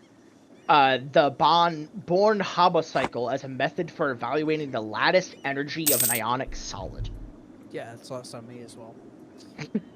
Thank you for making a repeater, Sean. I didn't hear it first. So yeah, he was a known German nationalist, considered the father of chemical warfare. For his years of pioneering work developing and weaponizing chlorine and other poisonous gases during World War I. He first proposed the use of heavier-than-air chlorine gas as a weapon to break the trench deadlock during the Second Battle of Ypres? Ypres? I think it's Yips. Yips. His work was later used without his direct involvement to develop the Zyklon B pesticide used for killing more than 1 million Jews in gas chambers in the greater context of the Holocaust. Yeah. And after the Nazis' rise to power in 1933, Haber resigned from his position, already in poor health. He spent time in various countries before Chaim Weizmann invited him to become the director of the SIF Research Institute, now the Weizmann Institute, in Rehovot, Mandatory Palestine. He accepted the offer, but died of heart failure mid-journey in Basel, Switzerland hotel on the 29th of January, 1934. Damn. It's Ypres. Ypres. Okay. Yeah. Like a long E. Pra. Yeah. Ypres. Ypres. Yeah. I know I'm saying it wrong right now because I've been drinking. I'm sorry for anyone that watches this afterwards. For any... It's like, oh my god, you're saying this so wrong. Please stop. I'm drinking. Fucking... I've been drinking. Oh, it's Flemish. Okay, it's not French or Belgian. But technically, I guess it is. That's Dutch. It's the Dutch-speaking part of. Yeah. It's part that's of Flanders. Part of Belgium. Yeah. Flanders is the Dutch. It's the Flemish. The Flemish are the Dutch, while the. Who's the? What are the Flemish? Walloons. Walloons. Yeah, it's Flanders and Wallonia. Yeah, thank you, Sean. Your artistic map game knowledge does help us because I remember that vaguely. I mean, it gave me extra points on my history. Yeah, there's Wallonia and Flanders. Yeah, Wallonia is the primarily French-speaking part of Belgium, and Flanders is the primarily Dutch-speaking part of Belgium. Yeah. History, these map games do help because I had my, we were talking in history class. It was Western history to the 1500s. And it was, what is, the two straits in the Turkish area. Yeah. The Dardanelles and the Bosphorus. Yep. I knew that because I played EU4. I'm like, oh yeah. And Hoi 4. Dardanelles. This is the Dardanelles right here. This is the Bosphorus because Battle of the Bosphorus. Yep. It's the Bosphorus in the Dardanelles Strait. I only knew that because I played these fucking games because I'm autistic. Yeah. I'm okay. Oh god, I just realized something cursed. What? So you know how the Abbasids have been a thing for like the entire game instead of the Mamluks? Yeah. The Mamluks recently, I realized, are still in existence as a vassal of the Ottomans. In primarily Syria and northern Egypt. Huh. Syria and actually no, that is just Syria. I was gonna say Syria and Lebanon, but that is just Syria. Lebanon's that's Transjordan. Where the fuck is? They don't have. I guess they don't have Lebanon modeled in the game technically. It's just great. It's just Syria and then Greater in this game, it's Greater Syria, Palestine kind of thing. yeah, because it's Palestine, Transjordan, and Syria predominantly. Yeah. It's just. I mean, that's how it was, and I mean that was in this history point as of well. time, But, you know. because from ancient Egypt kind of time frame, Mesopotamia and stuff like that, the start of civilization. Yeah. It was the Fertile Crescent, and then from the Fertile Crescent, it was Mesopotamia and Syria, Palestine.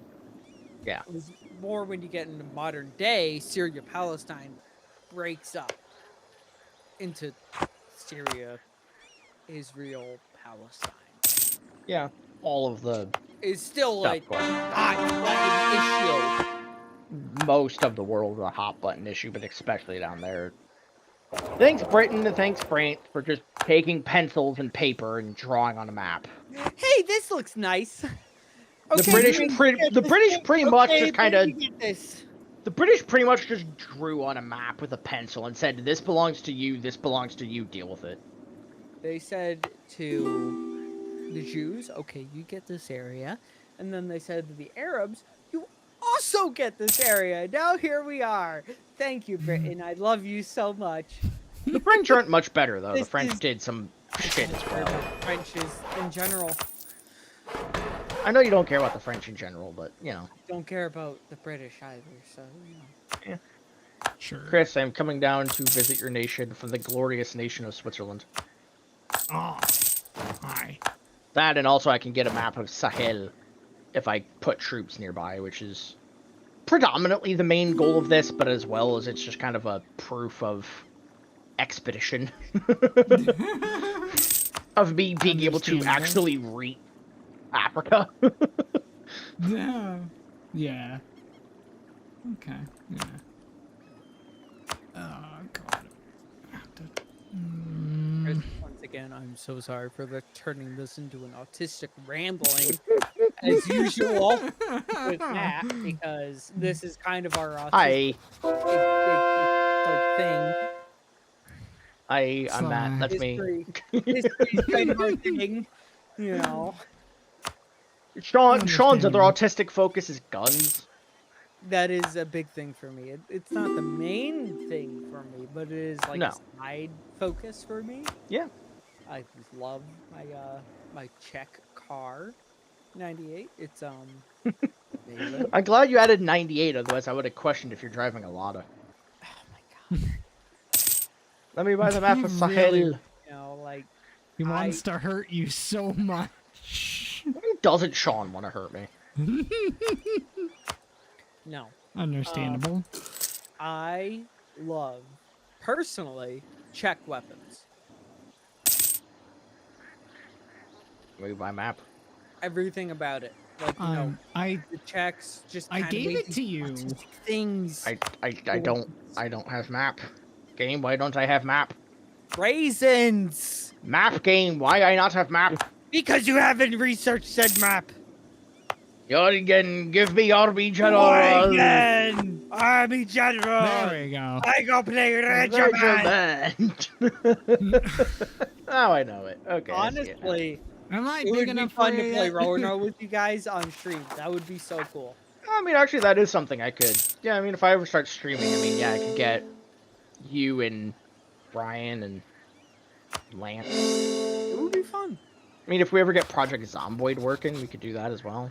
It would be fun. Apparently, I would say enlisted, but I feel racial slurs are going to be thrown there would around be- because there it's a would be Gaijin game. Way too much anger in that, where we would be slinging way too many things. Because it's a Gaijin Should game, and not be that's kind of, saying you on know. Twitch. This guy just pisses us off a little too much. Yeah. A little. Yeah. I'm switching out diplomatic ideas, and I swapped to exploration ideas so I could go discover what a Japan is in the future. Hi, how are you? I don't really care about the colonist side of things, I just wanted to explore.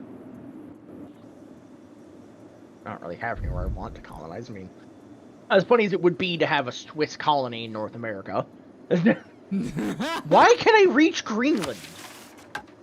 Why am I able to reach Greenland from here? I can reach Newfoundland? Okay, well, I mean, there may be a Swiss Canada in the future, okay? Sure. Alright. Fuck it, I'll get into the colonization game. Go colonize Canada. Sorry, Chris, but your heritage is going to become Swiss. As if we weren't Swiss enough already. as if we weren't cheesy enough already. I was gonna say, if you're talking about being neutral, you guys are far from neutral. Canadian war crime stick. Yeah. Canada sees the Geneva Convention as the Geneva Suggestion. And a checklist. It's like, Well, have actually, we done that? that's the South Yes. Koreans. Have we done okay? that? Also, yes. The Canadian. Now, okay, nobody else let can me do put it that. this way. Canadians wrote the Geneva Convention through everything they did. The South Koreans, on the other hand, see it as a fucking checklist. The Canadians, the Geneva Convention was made purely to prevent Canada from doing what they did in the First World War. And for those who don't know, look up the Canadian participation in the First World War, and you will come to realize why Canada gets joked about being a walking war crime. So many war crimes. Canada was, let's just say, very productive. Very active.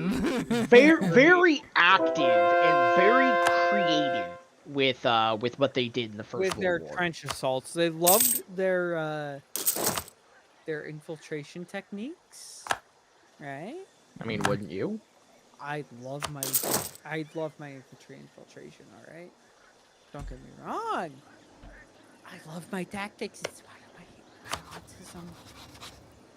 Part of his autism. My autism. Autism.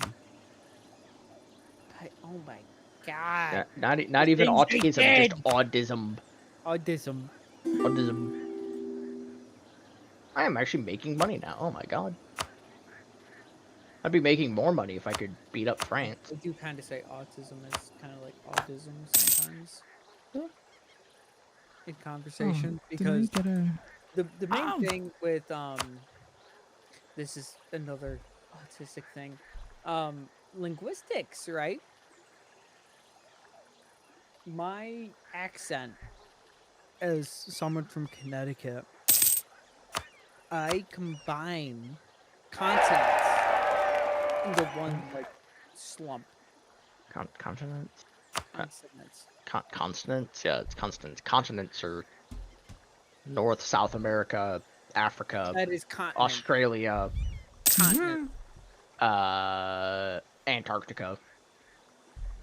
Well, Offer as vassalization. you know, North America, South America, Australia, Africa, speak- Antarctica. I kind of speak so fast, the consonants kind of condense into one sound. I feel like I'm missing one. North America, South America, Europe, Africa, Asia, Antarctica. And the English. Like, America in, like, Spanish and Italian is one big continent of North America, South America. Oh yeah, Asia, Africa, North America, South America, Antarctica, Europe, and Australia. Yeah, Australia is so much. You forgot the fucking Aussies. I'm so fucking sorry, Kat. You can't forget the buds from down under. I'm so sorry, Reflex. If you ever see this. He probably won't, but if you do, Probably he's sorry. won't, but no, I am sorry, Reflex, that I forgot about you. To be fair, Reflex, he forgets about everything. But the Americas, North and South. Yep. Spanish in other, like Italian. And yeah, in various other places, it's just is Americas. one continent. It's Yep. just America. The America. Yep, the America. So if you go down south into Mexico and down south more, it's the Americas. They're Americans, and that's where you get Los Estados Unidos, which is American states, the Union of American States. I think it's just called the Los Estados Unidos, so it's the Union of States, is what they call us. Directly translated, of course. Well, we call it, the United States of America. It's this cultural thing that devolves from language, which is like this other big thing for me. Language is like everything. Like Bohemia's knowing the culture itself devolves from language and how we call things. So, Chris, you as a Canadian and us as Americans, we speak English. Yep. That is this common denominator of North America, South America.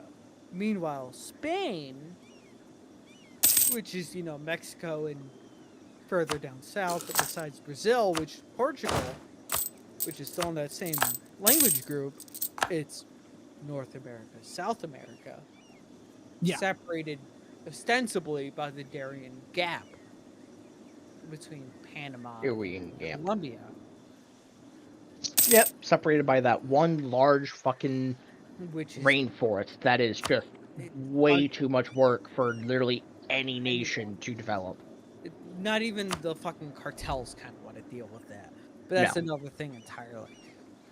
But from there, because the English never kind of went down there, they kind of said, I can't kind of cross there through land, so that is the separation. Meanwhile, the Spanish, I have lands from Florida all the way down to Argentina. This is the Americas. There's nothing separating them until the Panama Canal comes along. Yep. There's nothing separating them. It's just one land. Yeah. That's like a big thing for me because that ties into history. Like, what separates this culture from this culture? A big thing, when you go back far enough, is language. You are Greek because you speak Greek, but from there, you speak Ionian Greek and like all the other Greeks from way back when. Ionian is just the one I'm remembering right now. There's like 2 others that my history professor talked about because I'm still in the lower levels of history. But like, that was the big decider of No, France, go away. You were Greek because you spoke Greek. You were French because you spoke French, even though there was... Fun fact, that's why they're called French fries, because American troops were in Belgium around the time of the First World War, and they were served these fried potato sticks in modern-day Belgium. But specifically, Wallonia, the French-speaking side of Belgium, and they thought they were in France, so they called them French fries. Same thing, it's almost the same thing could be applied with, such a thing like French toast isn't technically French. However, the Belgian waffle is Belgian. It's just this big thing. Like, that's like my main thing. Like, oh my god, this thing, TM, right? Oh my god. Yeah. That is like the big thing with me. Oh my god. This is what we think about. Like, French toast is actually, Belgian. Actually, let me look that up to see if French toast is actually French or not. I don't actually know because they that. speak French, but it's Belgian. But they speak French. To us. French toast, Wikipedia. Place of origin, Europe. Thank you. Right. But The dish occurs in various forms under different names in many places, but this article will call it French toast for convenience. Usual French name is pain perdu, or lost bread, reflecting its use of stale or otherwise lost bread. It may also be called pain doré, i.e. golden bread in Canada. Interesting. Some authors consider the recipe for Altia Delicia, translated as another sweet dish, including the Apicus, a 1st century CE ancient Roman cuisine cookbook, quote, not very different, end quote, from modern French toast, although it does not involve eggs. So we're not 100% really sure where it came from. It's just one of those recipes that's kind of just been around for God knows how long. Yeah. But, like, you know, us as descended from Englishmen, we get it from this people group overall. You know, overall, like, the main thing for Walloons, I'm sorry, Belgians, you speak French. Over here, we associate French with France. Yep. And going However, all the isn't way it interesting back, how... that's the main Isn't it... thing with ethnicity. Interesting, hold on, interesting tidbit. Isn't it funny how when we associate French with France, we don't often do the same thing with Spanish? Oh, hey, some dude, Pyromaniac845, just raided the party of 2. That's Hey, the thanks for the raid, buddy. I know Hey, it's not my thanks for the stream, raid. but thank you. Hi. Thank you for letting me know. I'm more attentive. No offense, Chris. I'm usually a little bit more attentive to that because I can see it on my computer compared to Chris, who has to look at his phone, and Chris does not have the best of eyesight, sadly. Yeah, true. So, what were we talking about? I don't What fucking did you know just say, at Matt? this point. French talking toast, about and we're French not toast, exactly and sure then- where it came from. It's kind of Okay. just been a recipe that's been around for... Oh, no! Spanish. Isn't it interesting how when we Wait, think... why? What are you Wait, doing? We as Americans. Oh, okay, hold on, Sean, shut for a we're second. so much Okay, closer, right? what just happened is the Schmalkaldic League, essentially little religious thing in Europe. It automatically calls everyone I'm allies with, essentially, so you can join, but you don't even actually have to do anything. Oh, I'm okay. kind of just in this war against over Austrian here. people. Yeah. Oh shit, I forgot Bohemia's involved? Ayo. Who's all involved in this war? So it's me, Sean and Chris, obviously. Baden, Bohemia, Prussia. I fucking swear, Poland if they joined! somehow... Oh my god, Austria. It's so Jover for you, bro. I got fucking Poland on my side, bro. I swear, though, if they somehow get down here, If I'm they gonna be somehow freaking invade you, pissed. I'll be impressed. Honestly. I won't even be mad. I'll just be impressed at them for invading Africa. Well, but you'll be impressed, but here I'll be like, what the fuck, man? what I'm saying is, isn't it interesting how, yeah, when we think of French, we think of France, but at least, again, I could be completely wrong here. When we think of Spanish, we don't think of Spain. I think a lot of people, when they think of Spanish, they're probably thinking of places like Mexico. Or places in, like, the, South America or Central America, which speak Spanish. So, Again, that is pretty much, that is, again, exclusive to us as America. North American, specifically. Guys, I will mention that is something kind of exclusive to us, at least in the U.S. and Canada. I don't know about Mexico. I don't. the main reason I think that is because our main exposure to Spanish is through Mexican, and then from them, it's like, oh no, we're part of this area, but these other areas still speak the same language. So through Mexicans, since we're kind of close to them, and they see themselves as their own culture, Yeah. and then they see these other people as their own culture, through them, it is disseminated in our culture as, okay, there's El Salvadorians, there's Hondurans, there's, Yeah. you know, all these Guatemala, different Nicaragua. Guatemalans, Yeah. Panamanians, all these different people, but they still speak the same language. So we see them in our side of the world as their own each separate culture group, but over in Europe, it's, oh, you're a Spaniard, you're from Portugal, you're from France, you're from England, you're from Scotland, from Ireland, you're from Germany, right?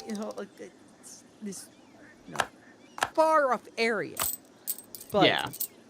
Mexico is the closest thing, so we base everything south of Mhm. them off of their idea, Yeah. because that's how we think. We're like, all right, you're what we think of this idea, Mm-hmm. but you yourself, which we know of, think of these people as their own separate people, so we think of them as their own separate people. It's just how, like, the human brain works. Yeah. Because we work off of equivalency. I know of you, but you think of these people as their own people. So equivalency says those people aren't Mexican, or they're not Spaniard, right? Mm-hmm. I speak the same language, but we equivalate Spanish to Mexicans. Yeah. So going down that rabbit hole turns into, oh, there are so many different Spanish-speaking languages, Mm-hmm. like all these countries, but they're all different. It's just like how when other culture groups look at English, oh, there's English, there's Scottish, there's Wales, there's English. Yeah, there's Welsh Irish, and Scottish. Yeah, there's all different types of. Yeah, all different types of Australian, English. New Yeah. Zealand, American, and then in American there's Canadian. England, Canadian, even in Canada, I'm sure there's Yeah. different things, right? Like you would have someone from, like, say my ex from Saskatchewan, right? Yeah. You would have her, and then there would be Albertan, and there would be, they would be able to pick out all these accents. Yeah. Because they're from these certain areas, they speak the certain way. But us, as English speakers, say me as a New Englander, I'd be like, all right, yeah, whatever, you're speaking like, normal American, which would be, Canada, America, us as United States overall. But then I would also look over to Britain and I'd be like, oh, you're British, right? Or you're Scottish, you're Australian, because they had to have this certain way of speaking. But then, like, you would kind of be able to pick out this, like, certain tone of how I speak as a New Englander, as, say, like you, Matt, as someone from the Midwest area. It would be like, oh, you're from this area of America, right? Because you speak like this. And that's because we know, as a culture, this kind of area speaks like this. And this kind of area speaks like this. But it's like, if you go down south, it would kind of be like, oh, you speak English. If you're in South America, are you American? Or if you go, like, to Europe, are you British? Because that's how they speak it themselves. Yeah. They teach it. In South America, they would teach American English more than would speak English, Great Britain English. Yeah, I know what you mean. Yeah. But if you go to Europe, they speak more European English.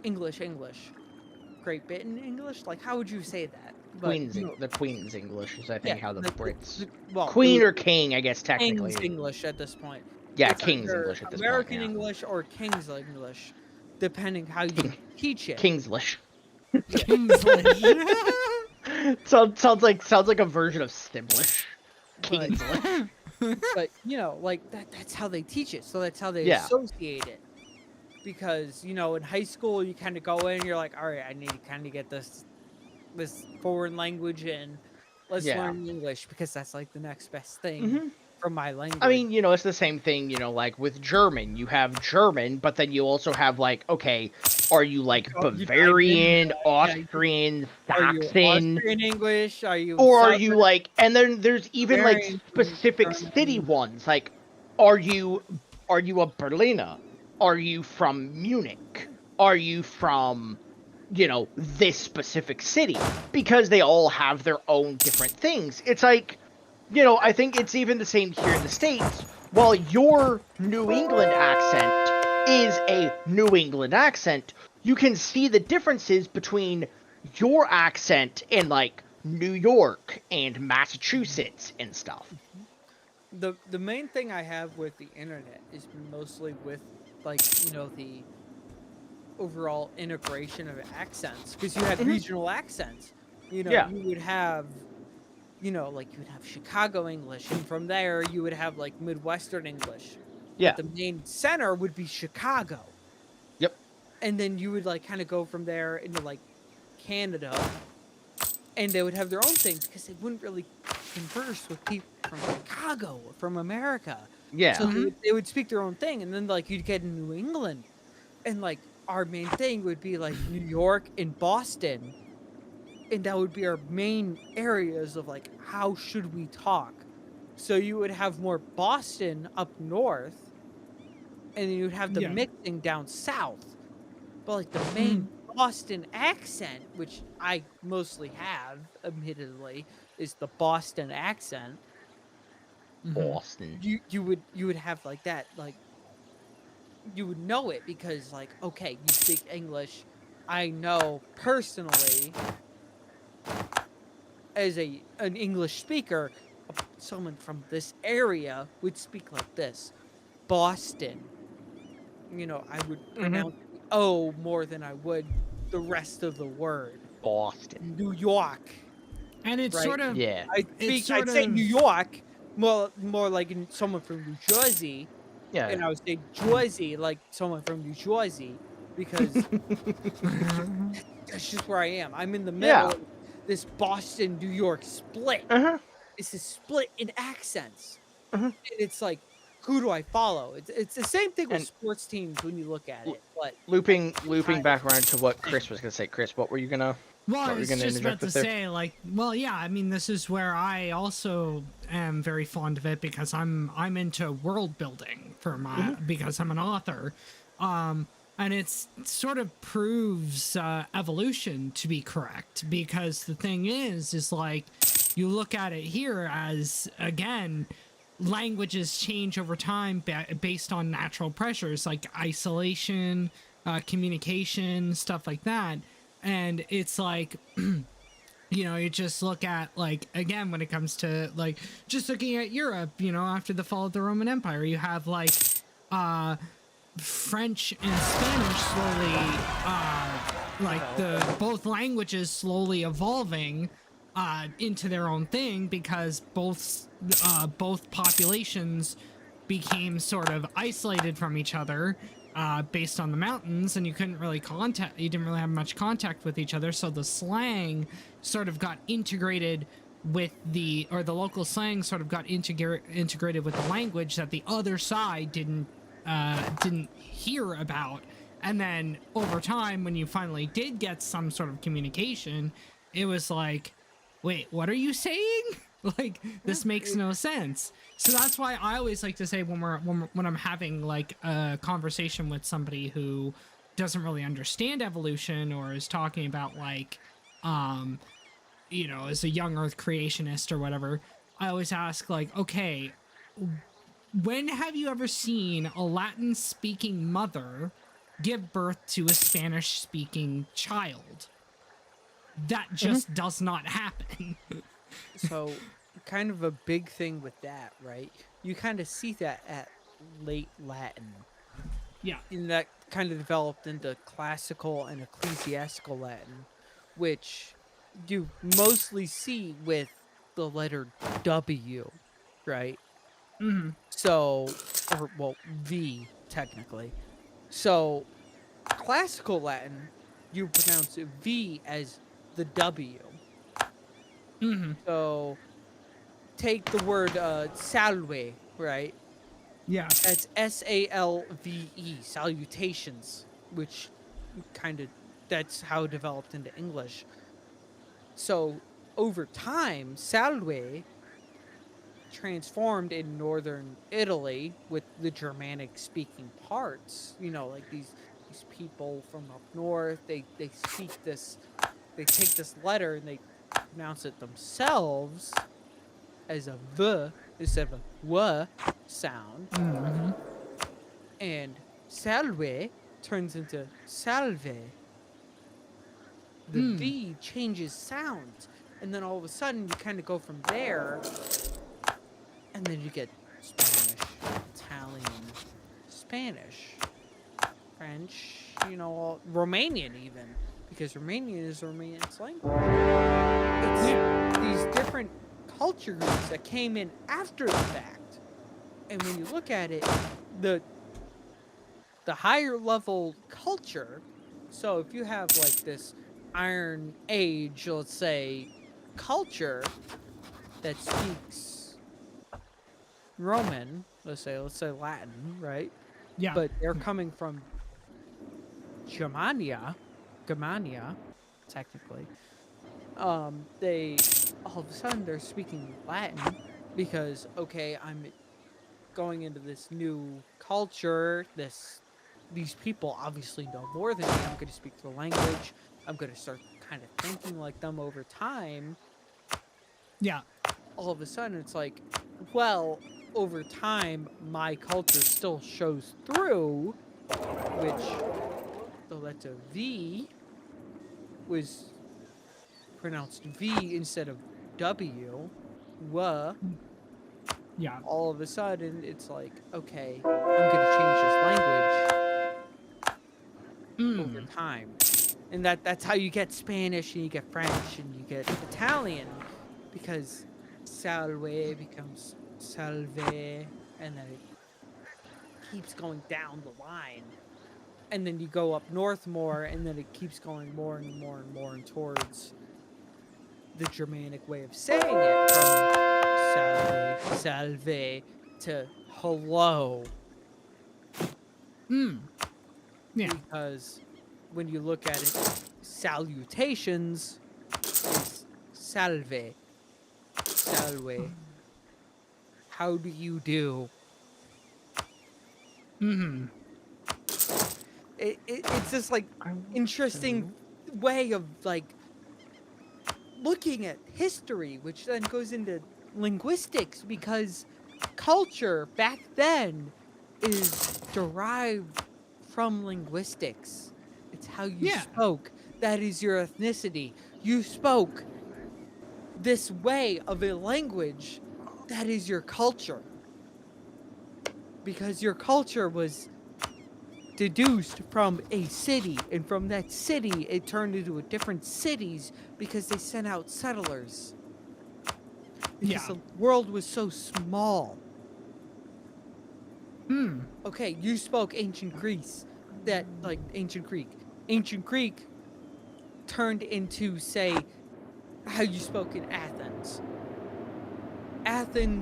then went out and made a whole bunch of colonies throughout the world, throughout the known world at that point. You know, Yeah. up in the Black Sea, out in, you know, Sicily, southern Italy. All of a sudden, you speak Athenian Greek, and down the line, it's just Athenian. You speak Athenian Greece. You derive from Athens itself. And Athens itself derives from these people, even though these people all around that area derive from the same people, which go back far enough is Proto-Indo-European. Yeah. Whoa! I am Athenian. And it's just this wide net that comes from a, like, this thin net. This thin net becomes a wide net. Oh my god. I'm part of this. That's just how it is. Mm-hmm. At that time. Because at that time, it's, I speak Greek, and from Greek, I speak Ionic Greek. I speak like 3 other different Greek things, No. but they all come from the same place. How the fuck do you? I gotta go use the head real quick. I'll be back. Alright, yeah. Fuck do you technically win the Schmalkaldic War? I don't understand.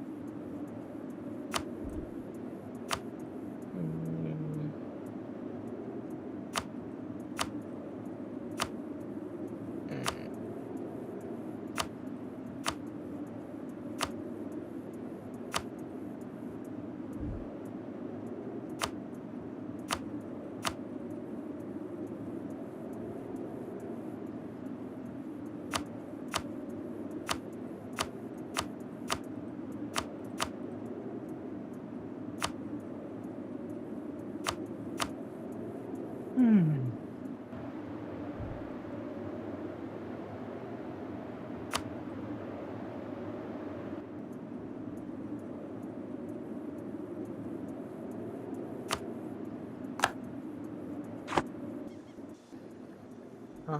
Oh, yeah. Sure. I'm trying. There's like no information on what this,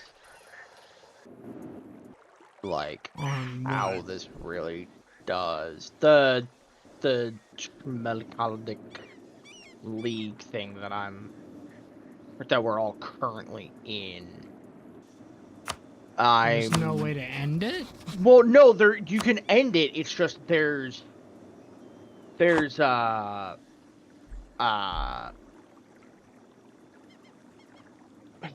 could have sworn there's like a specific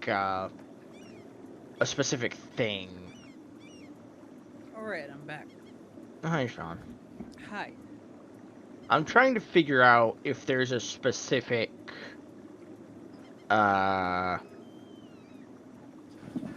way to end the Schmalkaldic war and actually have the League win. The Schmalkaldic, I don't know how the fuck it's German. Well, okay, let's look at this, right? Schmalkaldic. It's the SCH Schmalkalden. It's just Schmal, right? Schmal. Like small, right? Yeah, But like put Schmal. Yeah. Schmalkaldic. Schmalkaldic. Yeah, so I was basically saying it right. It's just like Oh my god, that just goes right back into the linguistics talk. it's just confusing because the wiki has like very little on it. It has what the event is, but it doesn't tell me like anything else. Well, Schmalkaldic. Yeah. But there's like the wiki on the European League events. Well, stop recording and start looking at the actual history events.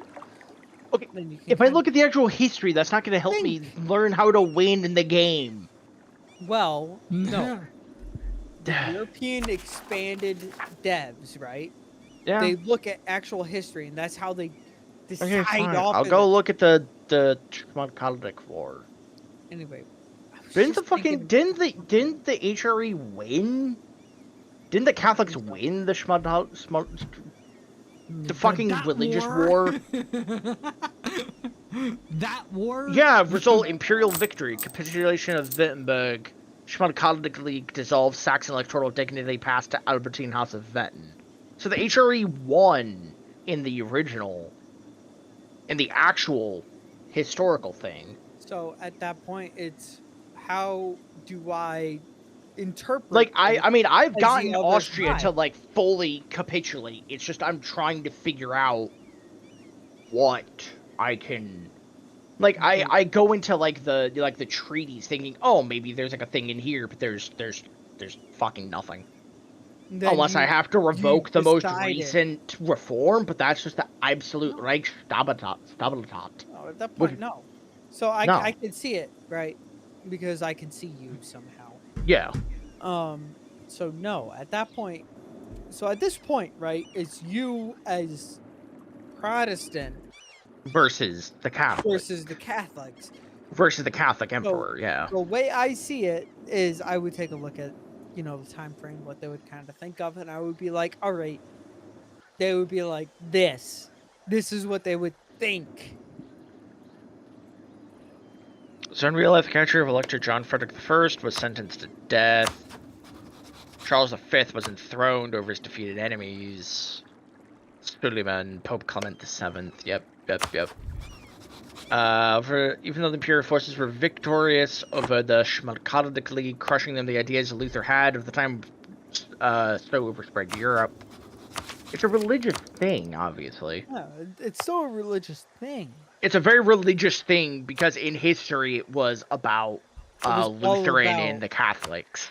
It was all about the beginning. Lutheran Reformation, Catholicism. numerous imperial states adopted a new confession against the opposition to the ruling Catholic House of Habsburg, who recognized these conventions as a quest for increasing autonomy from the detriment of the central imperial authority. 1521, Diet of Worms, Emperor Charles V had Martin Luther subjected to an imperial ban, dissemination of his writings prohibited. What I'm hearing is centralism versus decentralism. But, like, the thing is, there's... You can still centralize under yourself, right? Yeah, it's just a question of, like, how the land versus not just, like, okay, you're free now, you're free now, you're free now. God, how do you want to go about it? So what, am I supposed to just... Knowing you, it's take land, right? Yes, it's going to be take land for myself, it's from just... that land, it's just... Then... How... Protestalize in that land. How win? Like, I have Austria able to fully fucking... They've completely surrendered. What can you do in this war, right? I can do everything, take land, force them to concede defeat, release nations, annul treaties, return cores, force them to revoke the most recent imperial reforms, steer trade, etc., etc., etc. They would centralize, which would be taking land. I know you as a person in this game would centralize yourself. Uh-huh. So take their land, right? And then you would core that land, and then you would proselytize in that land and turn it Protestant. Take what you can and get the fuck out. It just feels like there's a specific way you're supposed to win it. Because I remember piecing out before in these wars, and it says that, like, oh, the Emperor won over the League or something.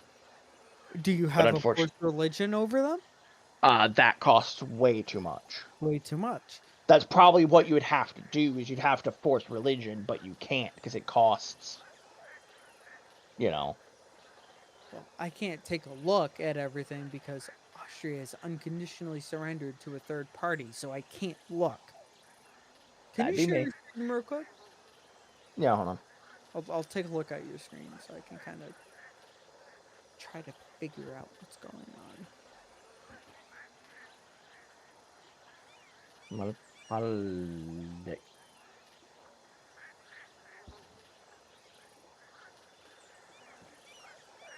Sorry, Christopher. Take me so long. I'm trying to help. It's fine. That's fine. No worries. My autism is kicking in.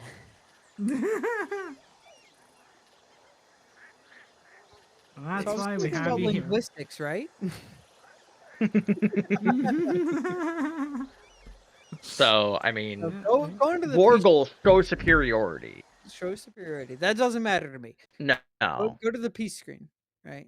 So you're going to peace with them. So you are taking land.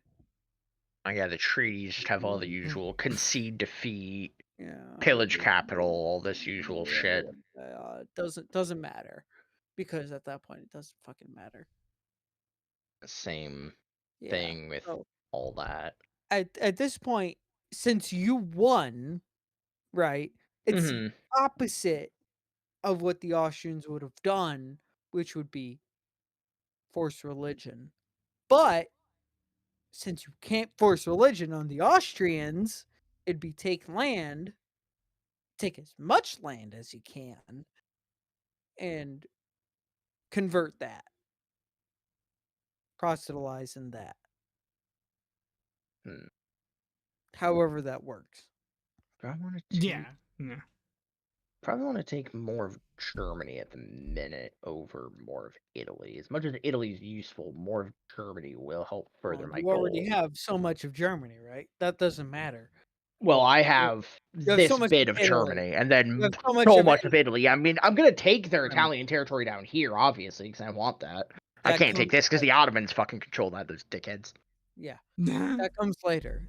Yeah, But and I can take this if from Burgundy to get the Burgundian stuff. I can take this from Austria to get the Triol mission, seize imperial wealth. At this point, you control most of Savoy. So at that point, I would I say need to take, which reminds me, I need to beat up France at some point. Savoyans would, however the fuck you would say them, Savoyans would, which would be that area of France, Yeah, because they Savoy. probably see that as part of Savoy.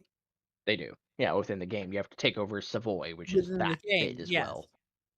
So Yeah, I think this will nowadays, be. the Swiss would see themselves where they are.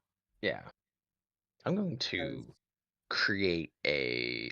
Not gonna worry about creating a save for like the actual stream to go back here, but it's gonna create a save so I Yeah, can. like your kind of self. So I can kind of go back and look to see what could be done in the future potentially. But yeah, I think I'll just take this chunk of Germany from them and their little chunk of Italy down here, and obviously the little bit over here because this bothers me. Them kind of just snaking their way through by eating. Okay, so All right, yeah, I think that's. before I went to the head, we were talking about linguistics, right? Where did I leave off? Oh, God. So back to that topic. We still have like 20 minutes. Give me a second. Someone, I asked in the Europa Expanded Discord, how do you win it as a Protestant? And someone's. Oh, no, never mind. Someone was responding to someone else. No, that doesn't help. Fuck that. Okay. Whatever, I'll just take the land and figure it out later. Okay. For Yeah, a it's just- single player playthrough later again. Yeah. Regrettably, we lost the conquest cast its battle against Austria. Oh no! Anyway, invade I Burgundy's just keep done. taking over. Anyway, where was I? Where was I again? So where was I? Oh yeah! Yeah, it all started. It all started in this time. I genuinely don't remember where I left off because I am a I bottle don't. of wine deep. I don't know, and nor does it really. I don't know if it really matters at this Whatever. point. It's my autistic obsession. It all Yeah. come to me or Yeah. not. We lost the effects of religious unity. Oh no! Anyway. Bohemia. Yeah, Oh, thought unfortunate. Bohemia wanted to be my friend for a second. I was talking Ew, about Bohemia has a Jagiellon. wasn't I? Go on, Bohemia has a Jagiellon on the Oh throne. my god. Oh, Ew, cringe. thinking about linguistics. Fucking Austrians like, give me back territory. No. Linguistics and ethnicity. I remember talking about that. I remember we were talking about, the whole, how we associate, language with regions. Like, I mentioned we associate Spanish with Mexico because that's where we primarily hear it from. And That's a majority of how we see it now as like a culture. Yeah. Americans. But going from there, like, it's like overall, that derives going all the way back from yeah. Roman. Do we need to get out the crack pipe again? Yes, we do. We genuinely do, so I can remember where the fuck I'm coming from. I can demand Verdun from the French. This is why I play feel this like game we're because baked it makes me right think. now. Oh, hey, my colony Oh. in Beothuk, Newfoundland is settled. This Hell is yeah. something that like Heinrich will never understand because Heinrich was giving me shit earlier because oh my god, you're playing this map game, old man game. This is the difference between you and me. I play games to my old man. You play old man game. Like whatever, dude. I'm gonna colonize Prince Edward Island. PEI is going to become Swiss. No, God. Okay, I mean that is part of Greater New England, but okay, pop off. Trust me, New England will become Swiss in due time. Then it is still part of Greater New England, and I am okay with it. If I had the choice, I would give it to the Eastern United States. But unfortunately, according to EU4, it is Canadian. I do So I not don't have care a what choice. EU4 says. It is part of Greater New England. Yeah, no, trust me, I know you don't care It- about what EU4 says. Greater New England is Greater New England, which is just New England. And America. Greater New England is Greater New England. Yeah, Such inspiring quote, Sean. Okay, yes, it's New Such England, inspiring. New England, and the Maritimes. That is what Greater New England is. Mm. American New England and the Maritimes. New Brunswick, According to whom, though? Nova Scotia, and if you want to push it to its extremes, Newfoundland. But to whom? To whom? To me, motherfucker. Yeah, that's pretty valid, yeah. As a New England nationalist. Yeah, it's a New England nationalist. Please do not refer to yourself as a nationalist. Or an extremist of any regard, preferably. Please That refrain. is the difference between nationalist and extremist, right? Extremist That is one just of them a is also thing. fact. Actually, no, both of them technically could No, be labeled under fascism as well. But yeah. all extremists are nationalists. Not all nationalists are extremists. I can be a New England nationalist and say the Maritimes are part of New England because we share the same culture. That doesn't mean I'm an extremist. It's not meaning I'm going to go to war with Canada. You heard it here, Trudeau. This one American is going to go to war with your entire country over a few provinces. One man army right here. But I would It's gonna be say that movie all over again. I would War of say 1812. I would say as if New England was itself a country, right? Culturally, the Maritimes would be so similar to us over the rest of Canada that they would belong to us because you have the entirety of Quebec separating the two areas. So you would have the Maritimes, which is part of New England culture, which goes from, Vermont, Massachusetts, Connecticut, yada, yada, yada. You would have Quebec, and then you would have the rest of Canada. And from Canada, you would have, Ontarian, you would have Midwest Canada, and you would have Vancouver. Midwest Canada. Thank you, Sean. Because Thank you for putting the Midwest in Canada. Alberta, and you would have Saskatchewan. We don't. want me We to do go not in depth? associate with the oil field farmers. We No, associate with corn farmers, not oil field workers. I don't even associate with corn farmers, sir. You're I associating with a associate- I Midwesterner right associate- now. I am because I am closer with the Midwesterner than I am the oil farmer, right? I am closer to the corn farmer than I am the oil farmer. Me, as a New Englander, I am at heart a mariner in mariner activities, forestry, stuff like that, because that is associated with seagoing travel overall. And then further from that would be stoneworking, because granite up in Hampshire, right? And then you go over to you, it's corn. It's all corn. You are corn farmers. Yeah. I associate with you closer than I would my ex over in Saskatchewan who worked in the fucking oil fields. Reel it back. Reel it back. Reel it back. I'm just saying. Reel it back. I'm trying, okay? I would Take your wine and reel it in. I would associate more with you as a corn farmer than someone that works in the oil fields. Thank you for. Well, Alberta is mainly the ones with the oil fields. Saskatchewan is mainly just farmland. I associate Saskatchewan with oil fields because Shaq worked in the oil fields. Hmm. So Well, that would be like the western sort of part of Saskatchewan, yeah. She was closer to Regina. That's the thing. That's part of like eastern Saskatchewan. So that's the thing. Like the further you go away from that area, the more you associate generally, right? Yeah. I associate Midwest Canada with the oil fields.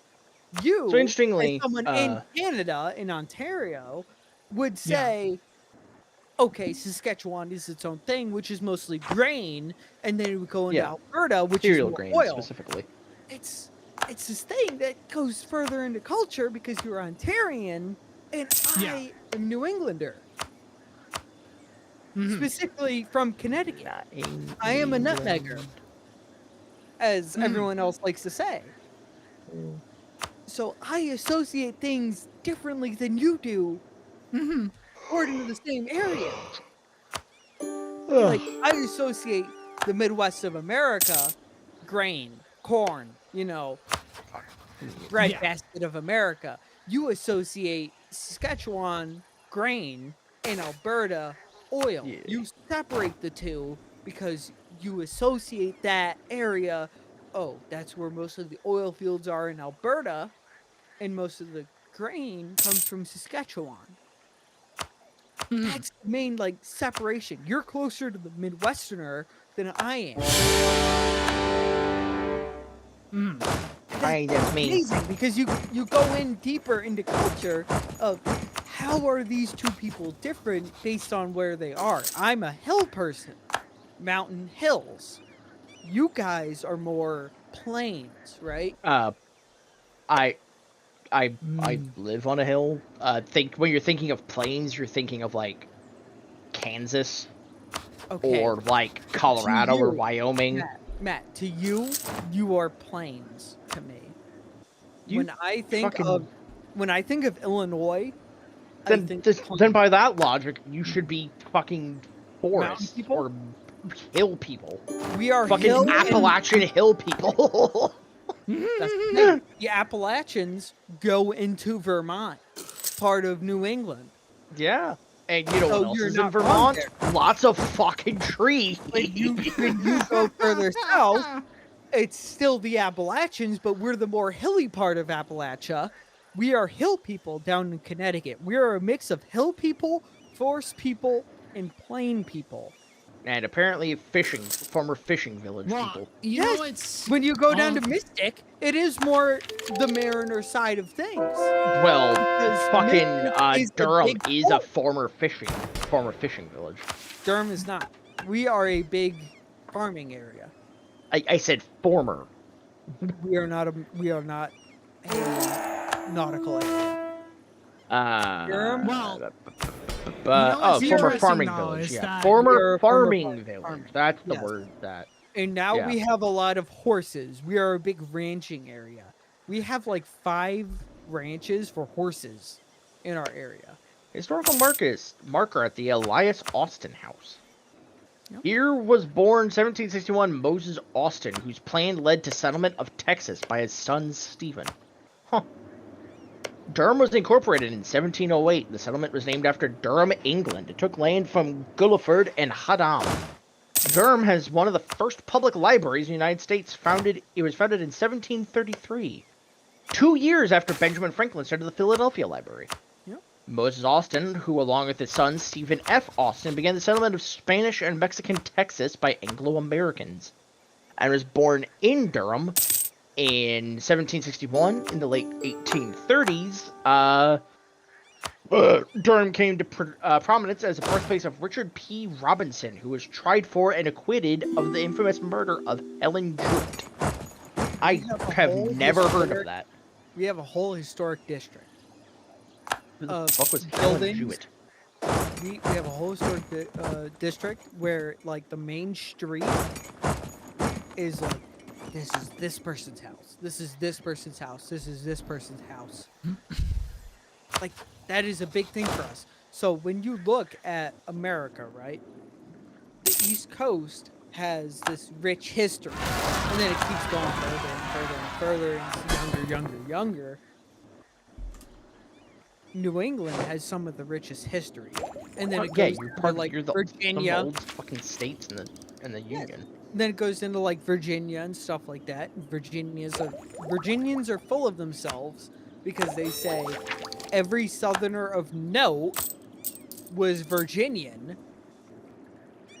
And then you just go Midwest and like that entire area, and then Texans are full of themselves. And I'm sure people from Illinois have their own ideas, and Indians have their own ideas and stuff like that, based on their state, because that's their own subdivision. But when you look at it, there's the Midwest, there's the industrial belt, there's Texas, there's New England, there's the Mid-Atlantic, there's the South, yada, yada, yada.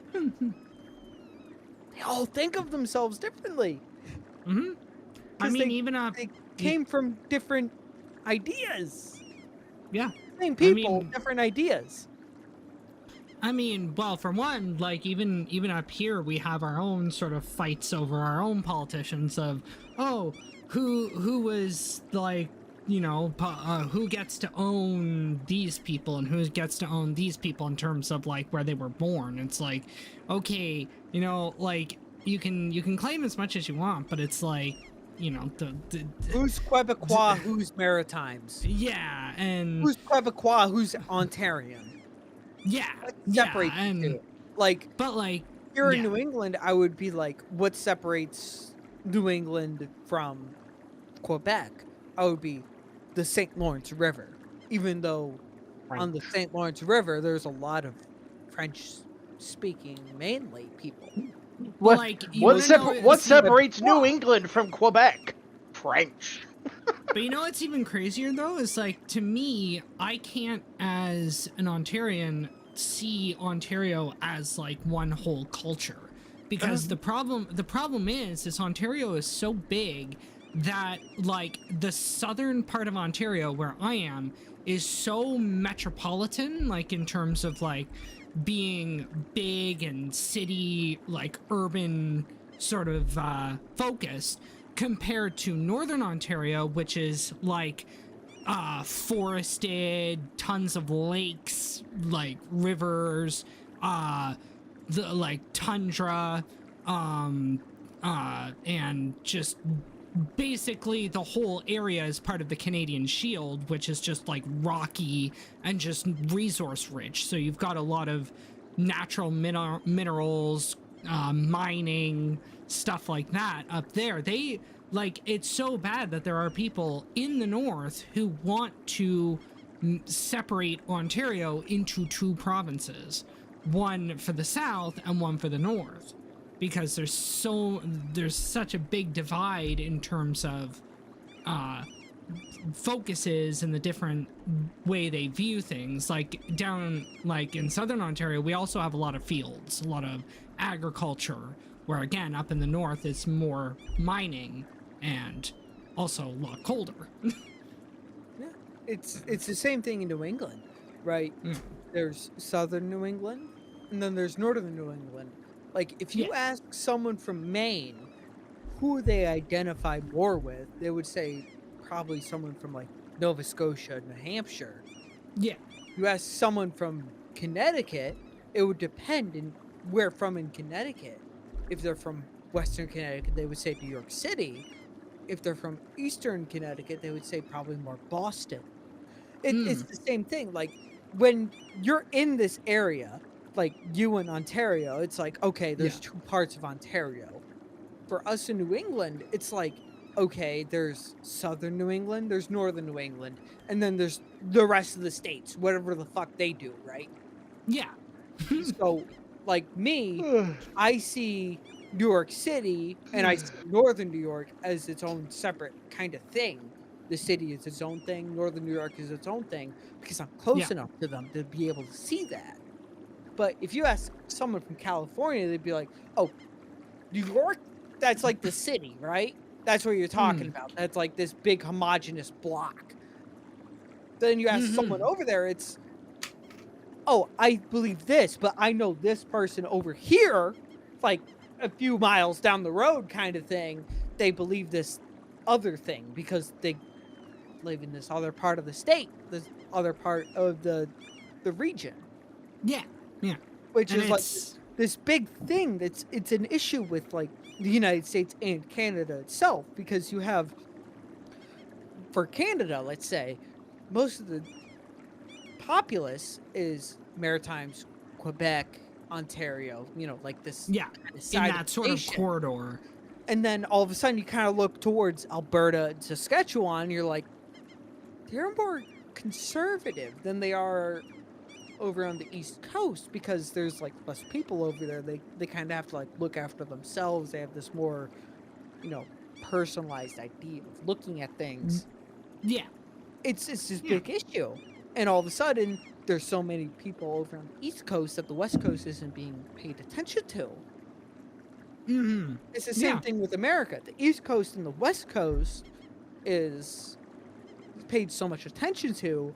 The Midwest, all of a sudden, is this quiet voice. Like, most of us are, right wing, besides the cities, Yeah. but we don't get paid attention to because we're in the middle of the states.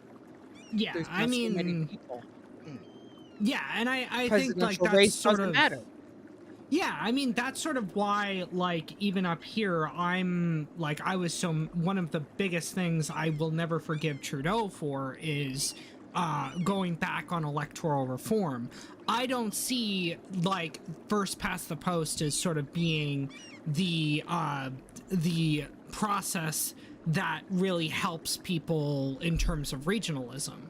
Like, I understand people having or wanting a local representative to bring up their problems and their concerns and stuff like that, but I don't see first past the post as really helping that, as you just mentioned, in terms of like, again, the Midwest seems to be getting like ignored just in the same way as like Alberta and Saskatchewan are, because the only time that they're mentioned is when it comes to oil. Well, what about the housing crisis? What about the like cost of living? What about the fact that like Alberta and like Manitoba have, well, okay, maybe not Alberta so much, but Manitoba has a really bad crime problem. And that's not to like be insulting to Manitoba. It's just like the problem is that our electoral system makes it so that like only certain places are really that important. And it's like, so to me, I will never forgive Trudeau for going back on his promise of saying that like when he got in, he would create a more sort of proportional system that would care more about not only land but people as a whole, which is why I'm not just a proponent of like ranked choice voting, but I'd rather it be something like what Europe has, something like mixed member proportional, in terms of having half the seats being doled out based on regions and the other half based on the popular vote. So you have a mixture of both so that everybody feels like their voice is being heard. And go ahead. That kind of like thinking is like what kind of America was originally supposed to be, with the representatives being the voice of the people, and then the Senate being the states. Yeah. And then there was amendments saying, the Senate's also going to be elected by popular vote instead of by the governors, because the Senate, people from the Senate, the 2 people per state, was supposed to be from the governors. The governors were supposed to say, these are the two people I, as the representative of the state itself, believe represent my state as best as possible.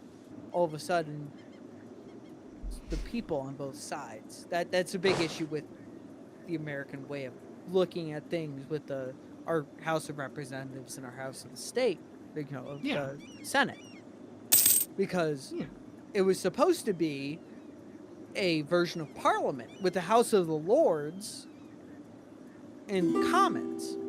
Commons were supposed to be, the Republican side of things, with each seat being decided on the populace of a state, and then that state getting amount of seats, and then the Senate each getting 2. That was like the big thing. It was supposed to be this direct representation overall of Parliament. The British House of Lords and the House of the Commons. All of a sudden, now it's both a House of Commons. Yeah.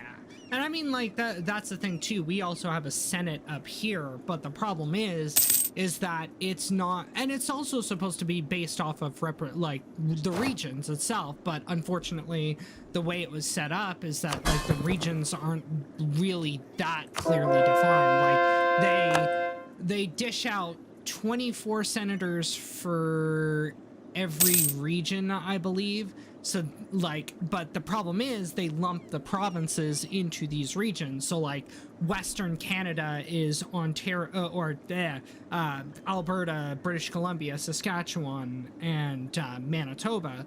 And then you have Ontario, and so they each get 6 senators from those provinces. Ontario gets 24, Quebec gets 24, the Maritimes gets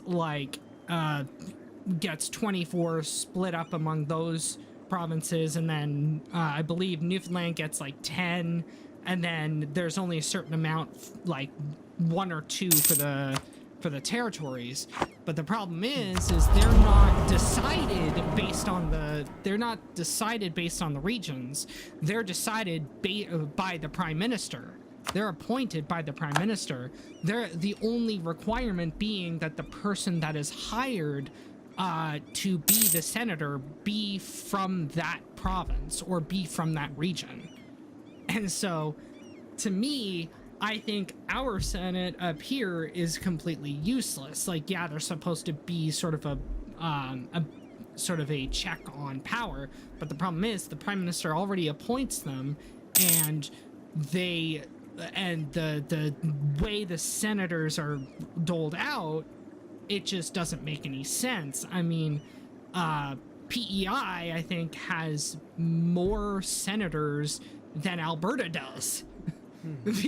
And so it's not based on population at all. It's just based on these stupid regions that have no real defined boundaries. And it just, to me, makes absolutely no sense. So that's kind of what we, as Americans, kind of try to, like, address with the House of Representatives and the House, the Senate itself. The state itself, represented by the governor, has 2 seats in the Senate. But then you look at, like California, they have all these people. They have more seats in the representative side of things, the House of Representatives, because that's the side of the people. It's when we as Americans based so much of our legislator off of the Romans, it's not even funny. We looked at the Senate and said, okay, let's take that. And then we looked at the tribunes, the plebeians, the common man, the lower side of things, and said, they also deserve a voice. So let's kind of, like, go into that in general, like, right off the bat. with the House of, Tribunes. Yeah. And then it's like, so that should be off of the amount of populace in a state. So every state has 2 senators and then a certain amount based off their population for the representatives, which would be the assembly. Yeah, I like how I kind of just got up, went across the hall, pet my dog, see what was going on, talked to my mom for a minute, and then came back and nothing had happened. Nothing's changed. Nothing has We're still changed. talking about the same thing. It's instead all of a sudden I'm talking from you to Chris because like this is like something that transcends like No, boundaries. I ain't complaining. Don't get me wrong. I was just kind of poking fun, just like, oh look, nothing. Hey, look, nothing has changed. Because it's something that we as people in general, in the same general area of the world, can like kind of talk about because it's the same kind of issue. Yeah. Great. I mean, you're always going to have those sort of issues of making sure that both people and and like the sub-Saharan parts of your nation are represented properly. There's always going to sort of be that like equilibrium of like, how do we make sure that not only is everybody's voices heard, but that section of the populace, like that section there, has their voice be heard. So like that's why in my opinion, I really like the idea of mixed member proportional voting, is that while it's more complicated, it sort of like allows for the House of Commons or the House of Representatives or whatever that lower house is. It allows for both the individual regions, the constituencies, to have a politician represent them, but it also allows for it to be more proportional based on the popular vote, because one half is decided based on constituencies, while the other half is determined by the popular vote. So the end result is so that like you don't have a situation where like in the 2021 Canadian federal election, the Liberals had a 14% overrepresentation, was 14 points overrepresented in the amount of seats that they should have received based on the popular vote. So to me, I'm fine with keeping constituencies as long as we add another half of the lower chamber being to help fix that sort of overrepresentation by being more proportional based on the population. So, in a way, that kind of goes back to like how we tried to deal with things. Yeah. But it kind of it took longer for you as a Canadian in general to like kind of come to that same conclusion. Yeah. Just in a different way of going about it. Yeah. Because like, we have first past the post, and I know that, and I also know that there's a lot of issues with that when it comes to our executive. Yeah. But your main executive, which I kind of like as, a monarchist myself in a way, is okay, your technical executive is the king. Yeah. You already know who's going to be your executive. At that point, it's okay, who am I going to elect and how are they going to coexist with that executive? With us, it's we elect our executive and we elect our legislator. Which then comes into play like, okay, the Electoral College says, say, the Republicans are in charge. But the people then say the Senate and the the House of Representatives are now ruled by the Liberals. Nothing's getting done. At least there, it's like your executive is kind of controlled by the same person, so you can converse over time and get Yeah. stuff done. Meanwhile, I with mean- us, one year it's the liberals in charge overall, and then the next year it's the Republicans. Nothing gets done. Mm-hmm. Nothing I mean- changes. It's the same thing year after year after year after year. Yeah, I mean, I think like republics and monarchies sort of end up in that sort of same problem when you don't have like, because here's the thing, the same thing, like when it comes to like absolute monarchies is what I actually mean. Absolute monarchies and republics run into the same problem, or presidential republics, I should say, because the problem is the head of state and the head of government are the same person. So they have a lot of power. And what I've noticed is that like many people who are like monarchist in the sense of they sort of want a constitutional monarchy versus people who want like not necessarily a republic, but not necessarily a presidential republic, is I'm noticing the same pattern here of like we have a problem with somebody having too much power. So what I think is a good idea is to have some sort of separation between the head of the government and the head of the state, whereas where the head of the government, like a prime minister, is literally runs the government, while the king or the queen, or if it's a semi-presidential republic, the president would then be the head of the state, which represents the nation on an international stage. So that would be more in line with France or something like one of those nations. But the Irish Republic currently, with how they have the Taoiseach, or however the fuck you pronounce that. I don't speak Irish, and their president. They have these two executives, in a way, but one is in charge of internal matters, and one is in charge of foreign. Yeah. That's the like big switch off, and that's supposed to be like a big issue with like, you know, this is the prime minister, this is the king or queen, depending. But with that, it just kind of like devolved into, in a Republican sense, one person's in charge of this, one person's in charge of that. Mm-hmm. And that's how I think, like, that's why I can see sort of the upside to, like, a constitutional monarchy or a semi-presidential republic is that, or a parliamentary republic, is, like, you have this separation between the two people, because you have, and it allows for sort of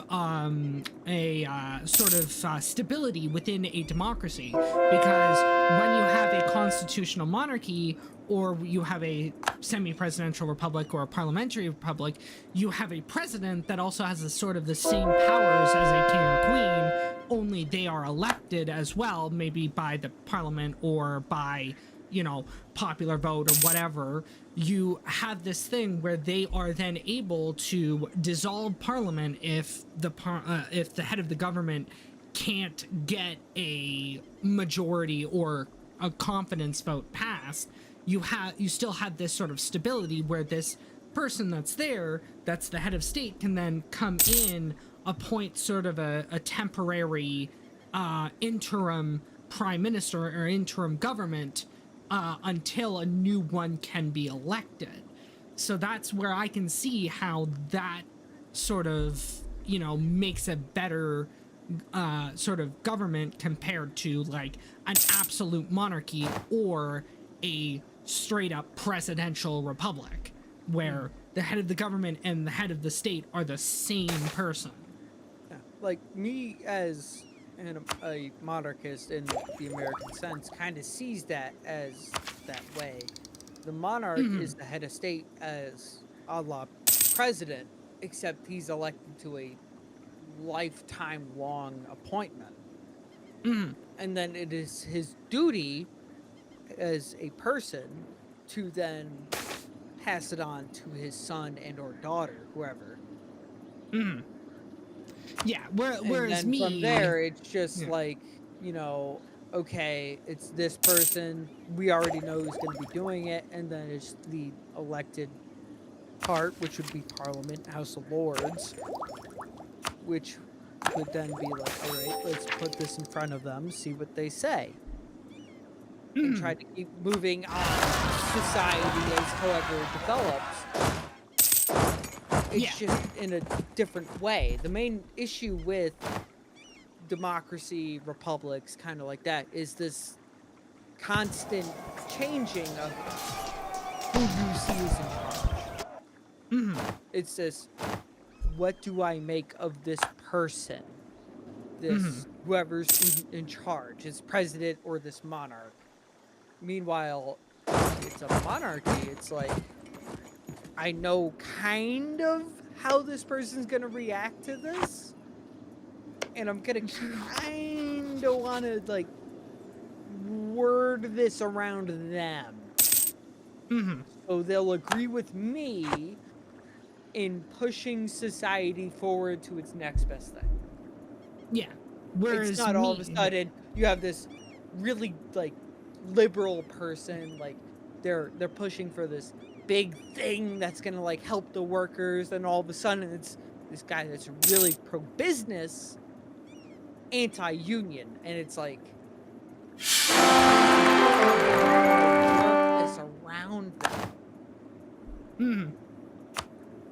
Yeah, whereas me, like, yeah, I used to be a full-on, like, I still am sort of a Republican in terms of I would rather Canada be a republic in terms of, like, I'm tired of being, I don't really want to be associated with the British monarch anymore, but, like, I'd rather still have close relations with the United Kingdom, but I used to be, like, a full-on, I want like a full-on presidential republic.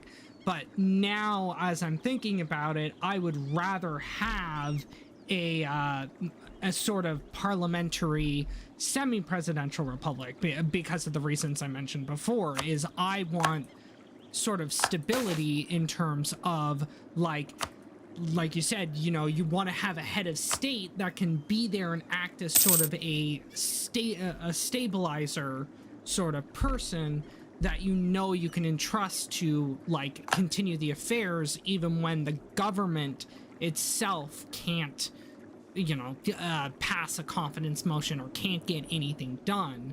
So to me, I would rather have, if I'm going to be in a system, I would rather have a system where there's a separation between the head of the government, which can change back and forth, and a head of state that may have a longer term, such as like maybe if elections happen every 4 years, maybe they last, I don't know, 8 to 12 years, just in terms of, again, they'd be there to give you sort of a sense of longevity and sort of a status quo when you don't know who the next head of the government is going to be.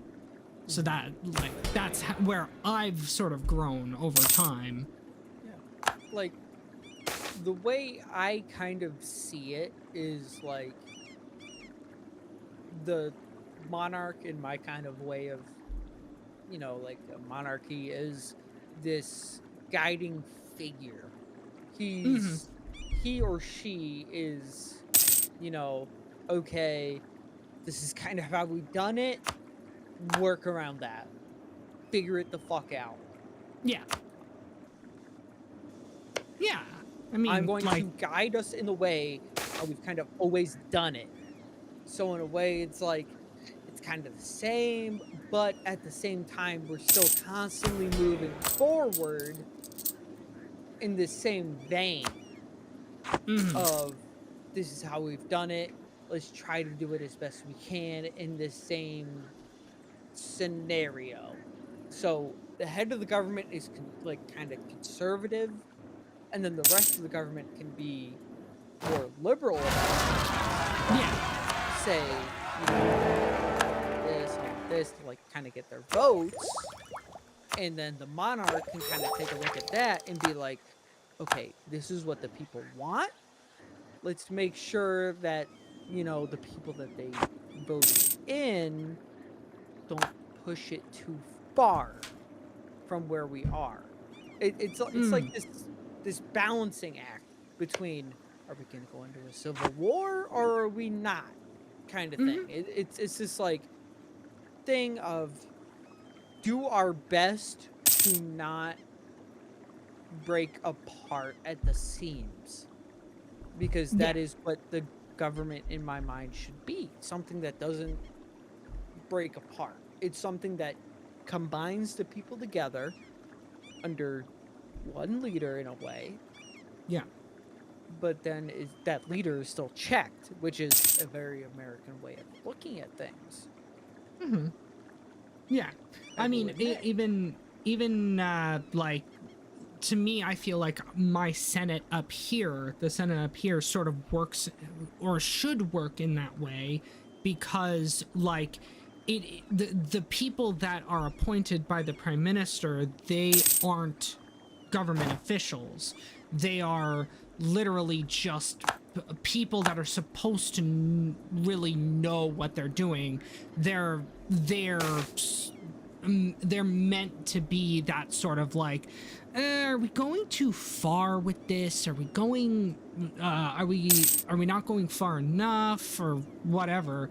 But the problem is on like what's happened up here is is that the Senate, because it's appointed by the Prime Minister, they've basically just become a rubber stamp for the Prime Minister. What, like, to me, they've just gone, stamp, stamp, stamp, stamp, check, please.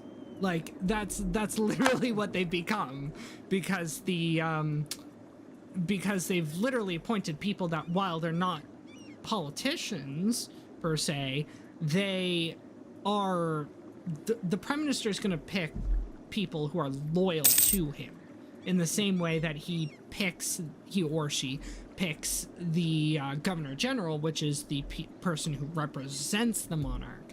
The problem, and the thing is with that too, is that because the Prime Minister picks the monarch, they're also sort of a rubber stamp.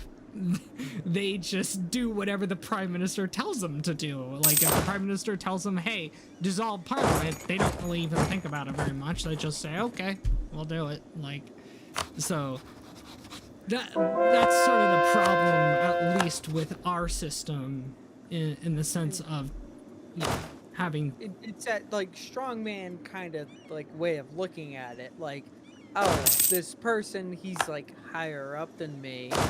He appointed me. It's like it's kind of the same thing that kind of like breaks down into it. These people appointed me to my position. I owe them a debt. Yeah. Which then kind of goes into the, you know, the kind of greater European way of looking at things overall. This, like, I owe them this. They deserve this from me. That does it goes into this like big thing overall of us as a Western European culture, of how we think about things overall. And it's a big issue. I will admit that. There's this big issue with us overall as a Western European culture, where we do need to work on. But it's so ingrained in us of this person is over us. I have to submit to them. It's still the same way in the military. It's probably always going to be that way in the military for no matter what the culture. This person has been in longer than me. This person knows more than me in this area. I should listen to them, what they have to say, and follow that idea. Yeah. Because they know more than me. It's that idea overall that it's like we as an entire people group, not even just European, need to kind of work on. It's more ingrained in Asia, I have to say, because they're more, when you look at China, let's say, Yeah. The main person they look to for guidance is their chairman, which is right now Ping, whatever the fuck Xi his name Jinping. is. Yeah, Xi Jinping. They look to him. What do you want us to do as a people? Which right Yeah. now he's kind of saying, let's see about getting Taiwan, as he has his predecessors, back into the fold. Taiwan has always been a part of China. We are the, descendants of China. Taiwan belongs to us. Doesn't Yeah. matter what our ideological aims are. Taiwan is ours. Taiwan, on the other hand, is more authoritarian, turning into more democracy leaning. And they're like, no, we're our own thing. We, as Westerners, with our ideas of, what the fuck is it? Determination, self-determination. We say, no, they, as a people group, as Taiwanese, can decide their own fate. They, as Taiwanese, say they want to follow this idea. They want to rule themselves. They are their own people. Just like how we would kind of say, with Hong Kong. Hong Kong is their own kind of people group. They Yeah. deserve to rule themselves. Macau, they deserve to rule themselves. And then, the greater, Cantonese, right? Yeah. I think Cantonese, so. the greater Cantonese deserve to rule themselves. It's not just one big group, which to the government of China, they're all Han Chinese. They are one people. We are all Chinese, no matter what we do. Because China's desperately trying to hold itself together because the history of China being whole is unusual, while China being broken up is the norm. Usual, yes. Compared to India, which is the literal opposite, while India being whole is normal and being split is abnormal, which is why India is arguably progressing faster than China because of the fact that India can hold its unified status as it had for most of its own history, while China did not have a unified history for a good chunk of its history. So they're desperately trying to cling on to what they can to try to keep themselves together, because they know that if it were to lead to, say, another civil war, then it would just result in another implosion of China, because they're just release several dozens of independent, groups and peoples and kingdoms or anything, because, back then it was the mandate of heaven, all the different kings and princes and everything vying for the throne of the emperor of China, while nowadays it's many people being unsatisfied with the CCP and wanting the CCP to basically stop being so openly hostile to a lot of nations like the US, like Taiwan, like Southeast Asia with like Vietnam and everything, with Indonesia and Malaysia and the Philippines and Japan and everything, because China right now is going through a bunch of shit because of economic crises and housing issues like the rest of the world, but China also has all of their censorship and everything going on, which, claims they're the best country, and, Xi Jinping is the best ruler, and, you can't say anything bad about Xi Jinping, you can't say anything bad, you can't really criticize China, albeit I will say there are good things that China does compared to the United States, like actually funding fucking construction projects. China, one of my brothers lived over in China for many years. He said that, it is really refreshing to actually see proper road work or construction being done in a reasonable amount of time versus it taking months upon months here in the States, while half a road could be closed for, like a year or two on hand. In China, it may take several weeks because they actually have, you know, the direct funding into it. They have all the direct control over it. While here in the States, it's a fucking bureaucratic mess. Trust me, I understand because for the longest time here in Connecticut, at least, roads had potholes, everything. You know, you couldn't Oh, yeah. drive on the road. Like, if you wanted to go somewhere, you had to be careful of potholes. Mm-hmm. They were everywhere. Yeah. And then, okay, Biden comes in. This is one thing I will give to Biden. Build what is it? Build America again or whatever. Build back again. Build back better or Better. something. I don't Something like that. fucking know. Whatever it was. I think that's what All it was. of a sudden, you know, I go to work at Groton from Durham, which is on the other. I'm in the middle of the state. It's on the east side of the state. All of a sudden, it's like, okay, I see you doing work. Okay, there's, you know, it's kind of progressing. It's progressing. Sure, it's still taking a while, but oh my God, this part of the road is better. This part of the road is better. Sure, it took you 6 months to get one side of the bridge done, but oh my God, this bridge is so much better now that you've actually fucking worked on it. Like, ultimately, the United States just has a bureaucratic mess of the fact that we have too many fucking federal bureaus and then state bureaus and then city departments and everything that the federal government goes, hey, you know, for example, like you were saying, like Connecticut, Sean, it's like, you know, the federal government goes, hey, you know, state governor of Connecticut, here's, you know, $2 billion allocated to your, you know, your state budget. Yeah. And then, you know, the governor goes, okay, I'll take that and I'll distribute it among, you know, the city or the statewide the statewide bureaus. And then the statewide bureaus go, okay, we'll then take that money and take a chunk of it and delegate it to the citywide bureaus. And then the citywide bureaus go, okay, we only have, well, the state received $2 billion, we now only have 500 grand to work with. So we need to allocate the 500 grand to working on road. We need it to, you know, pay our people. We need it to pay for gas. We need to pay for vehicle maintenance and repairs.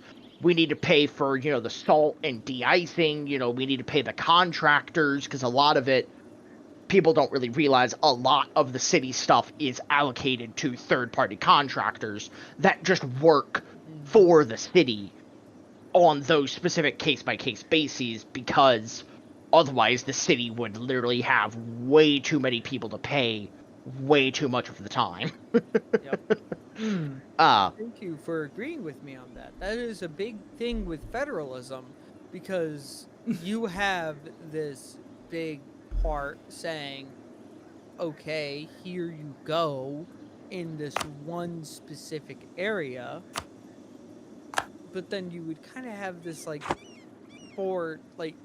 think Fallout kind of way. Like, I understand where they were, like, where Bethesda was going with that, with commonwealths, the 13 commonwealths of the United States. Well, that was that was kind of established before the Bethesda days, but yeah, I get what you mean though. Yeah, the Fallout kind of commonwealth system. Yeah. With, you know, New England was its own thing, and then it was like Mid-Atlantic, the West. Because it was seen as an easier way to divvy up resources. Instead of 50 individual states, you have 13 commonwealths, which encompass several states within them. That way, it is easier to allocate the resources to where they need to be, instead of, you know, to the state, and then the state divvying it up among where they need to go. All of a sudden, we have this big federal budget. Yeah. Okay, I need to allocate this out across the 50 states, which give me, you know, all this money.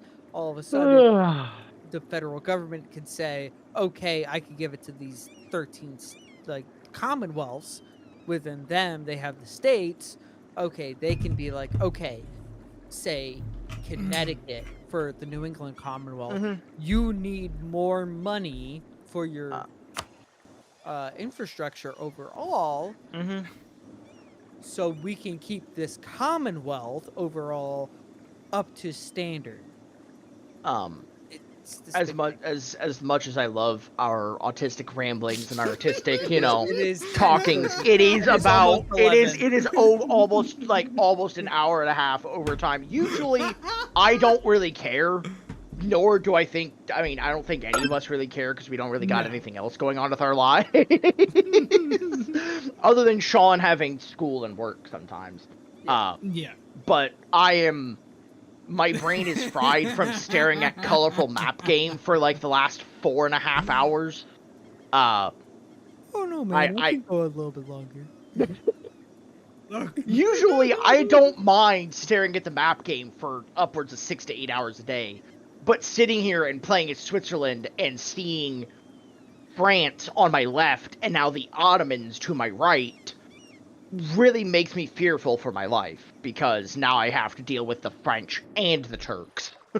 And Before I gotta just had to deal with the the French and the Abbasids. Austrians. Now I have to deal with the French and the Ottomans instead of just the Austrians, because I kind of beat the snot out of the Austrians. So Well, look what I have to really deal upset. with. I have to deal with the Abbasids. Yeah, you have to deal with the Abbasids. Yeah.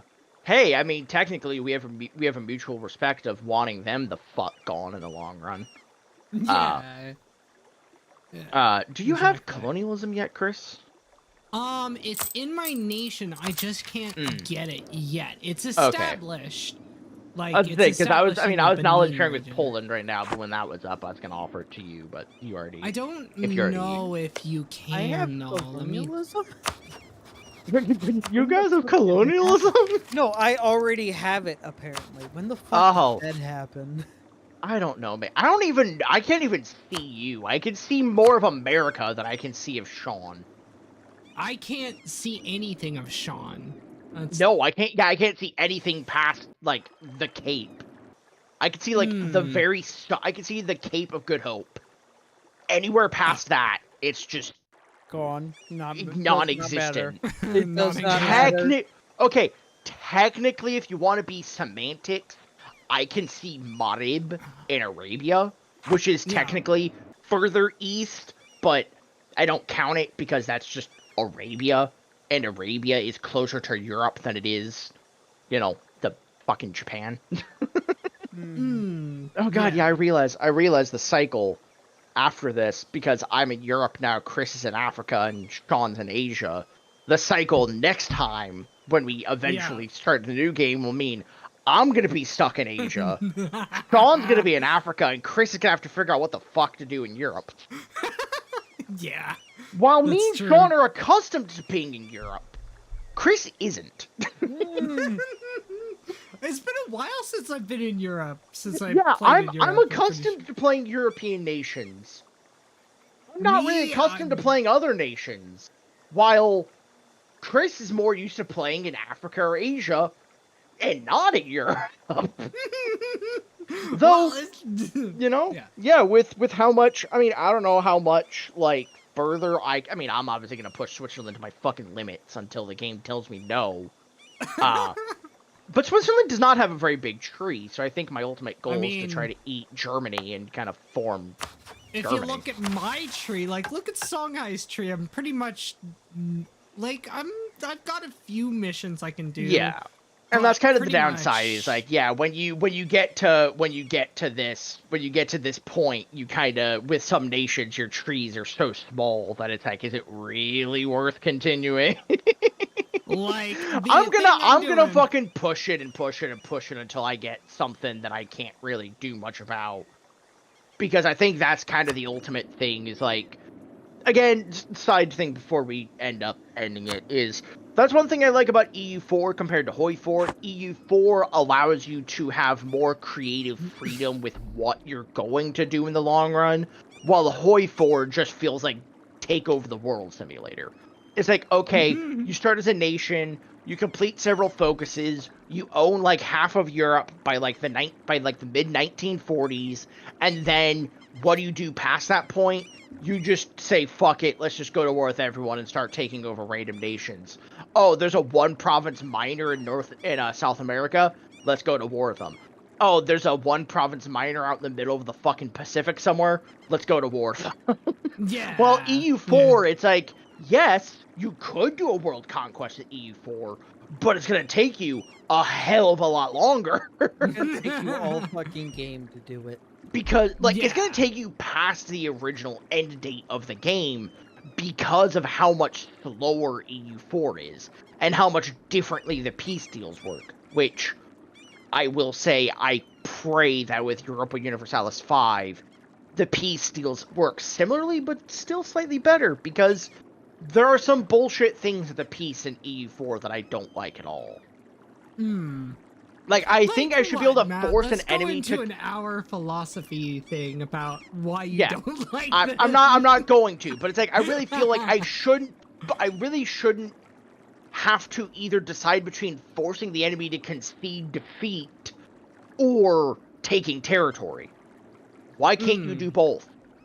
Why can't I force them to concede defeat as well as steal their land? Because realistically, that's what you would do. Yeah, true. Realistically, True. that is what you would do. You would go in and force them to give you your shit while forcing them to admit defeat. It's like, hey, I beat you. Tell the world that. Or I have to take land. It's like, what? Yeah, why can't I take both? Okay. Well, Alright. I think this has been productive in both Sean's autistic brain being able to finally vent some of the things that have just been building up for the last 20... How old are you, Sean? 26? 24 on February. 24. On Fuck! Friday. Jesus, why are... Friday. Why am I the middle child?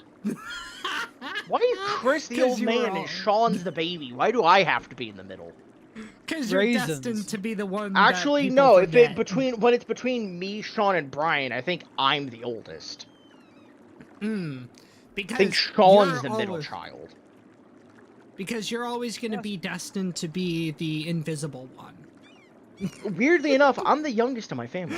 I'm the youngest of 3 kids. Oh. Yeah. Okay, so you're supposed to be uh, the special one then. I'm an only 25. child, so, My next brother's no matter what I do, I'm 7 years always older than me. noticed. I'm wow. 25. My next brother's 7 years older than me. Then my oldest brother's 10 years older than me. Okay, yeah. Which is interesting to me, but all right. Well, I'm gonna Alright. get up and brush my Move teeth and around. get water and eat some fucking peanut butter and toast because God, peanut butter sounds good right now. Like, okay, small thing. I have pancake mix. I could make pancake mix to make pancake batter to make pancakes tomorrow morning, but I'm fucking lazy and I don't feel like making pancake batter just to make pancakes in the morning.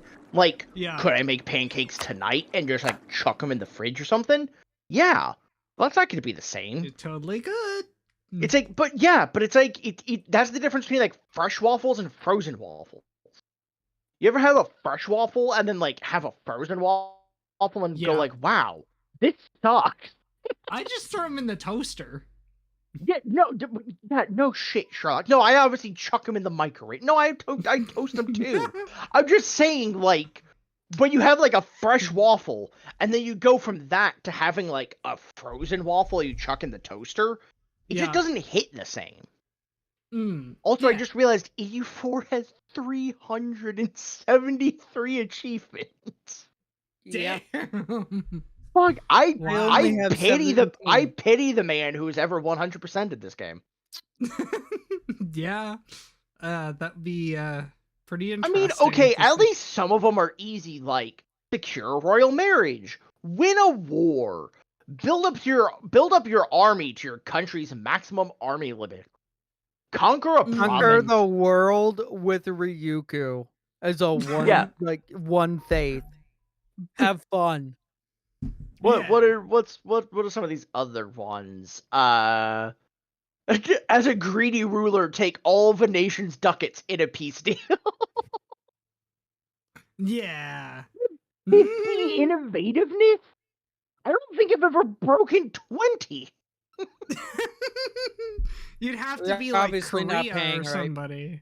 All Yeah. belongs to Mother Russia. Start as a country of Russian culture and form Russia. Play a campaign from 1444 until 1820.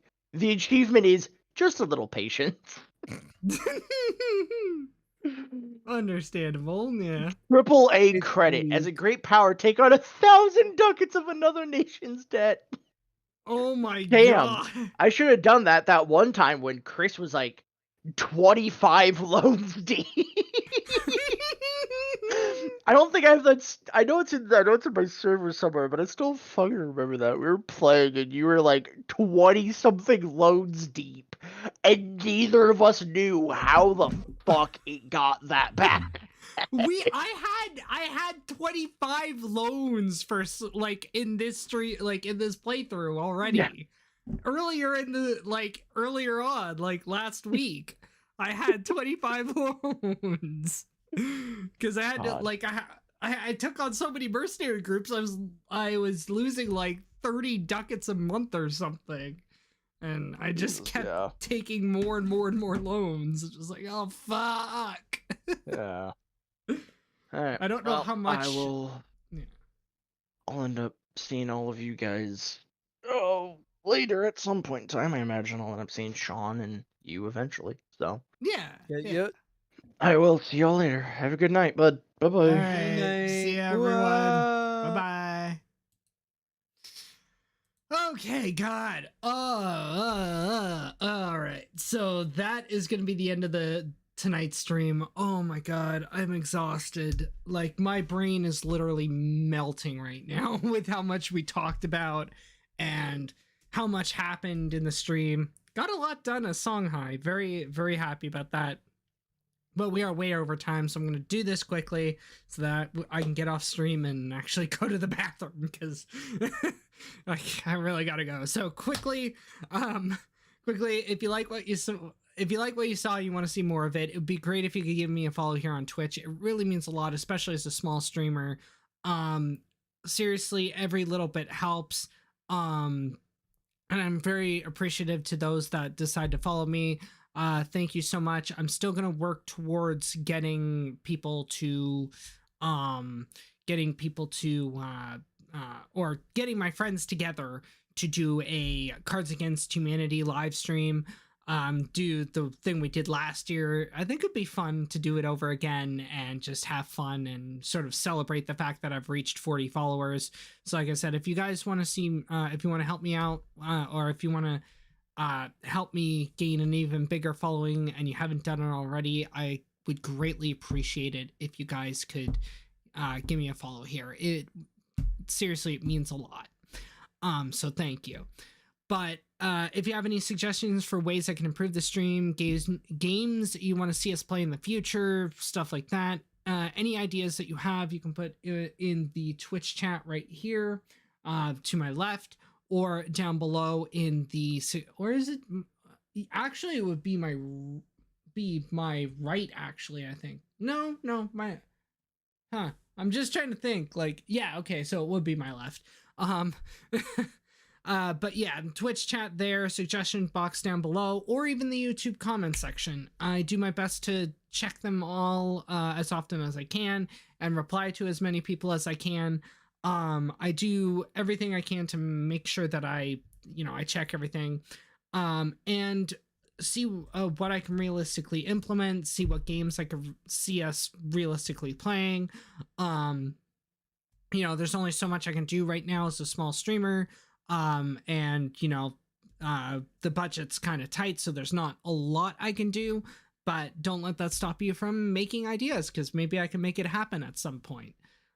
So yeah, like I said, give me some ideas. I have my own, but I like to hear from the people that I'm trying to get back for another stream, like to get to come back for another week.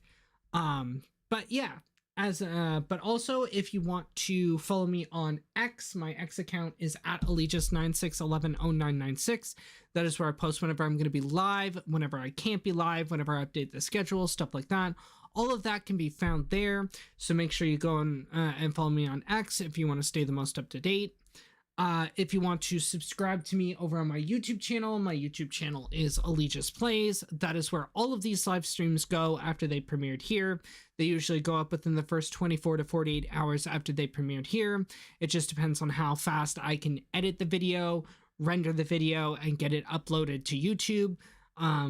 All of that, I will let people know. All of that, I will let people know if something is going wrong, or if it's going to be later than that. But usually, it'll be up within. It'll be up by either tomorrow or Wednesday. Like I said, if not, I'll let people know over on X. If you want to help me out over there, if you want to help me out over on YouTube. Again, subscribing to the channel really helps me out. Liking the live stream, sharing the live stream, sort of help get the word out about the videos.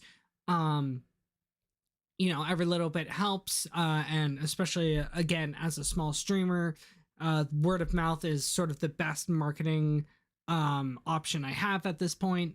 So, like I said, if you really want to help me out, that's probably one of the best ways to do so.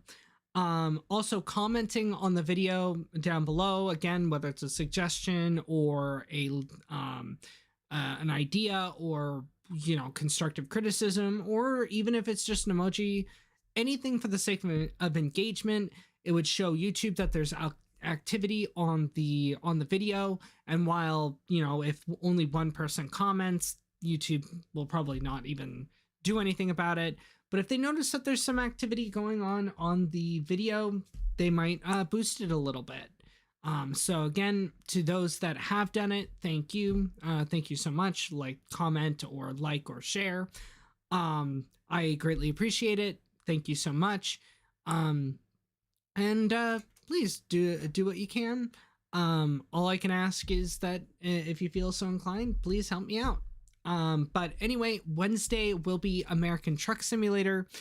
Sam and I plan to come back. I don't know what we'll be doing in American Truck Simulator, but we'll see then. But again, it'll be Wednesday at 6:30 p.m. Eastern Standard Time. So until then, thank you all for watching. I'm Chris, aka Allegius, and I will see you guys then.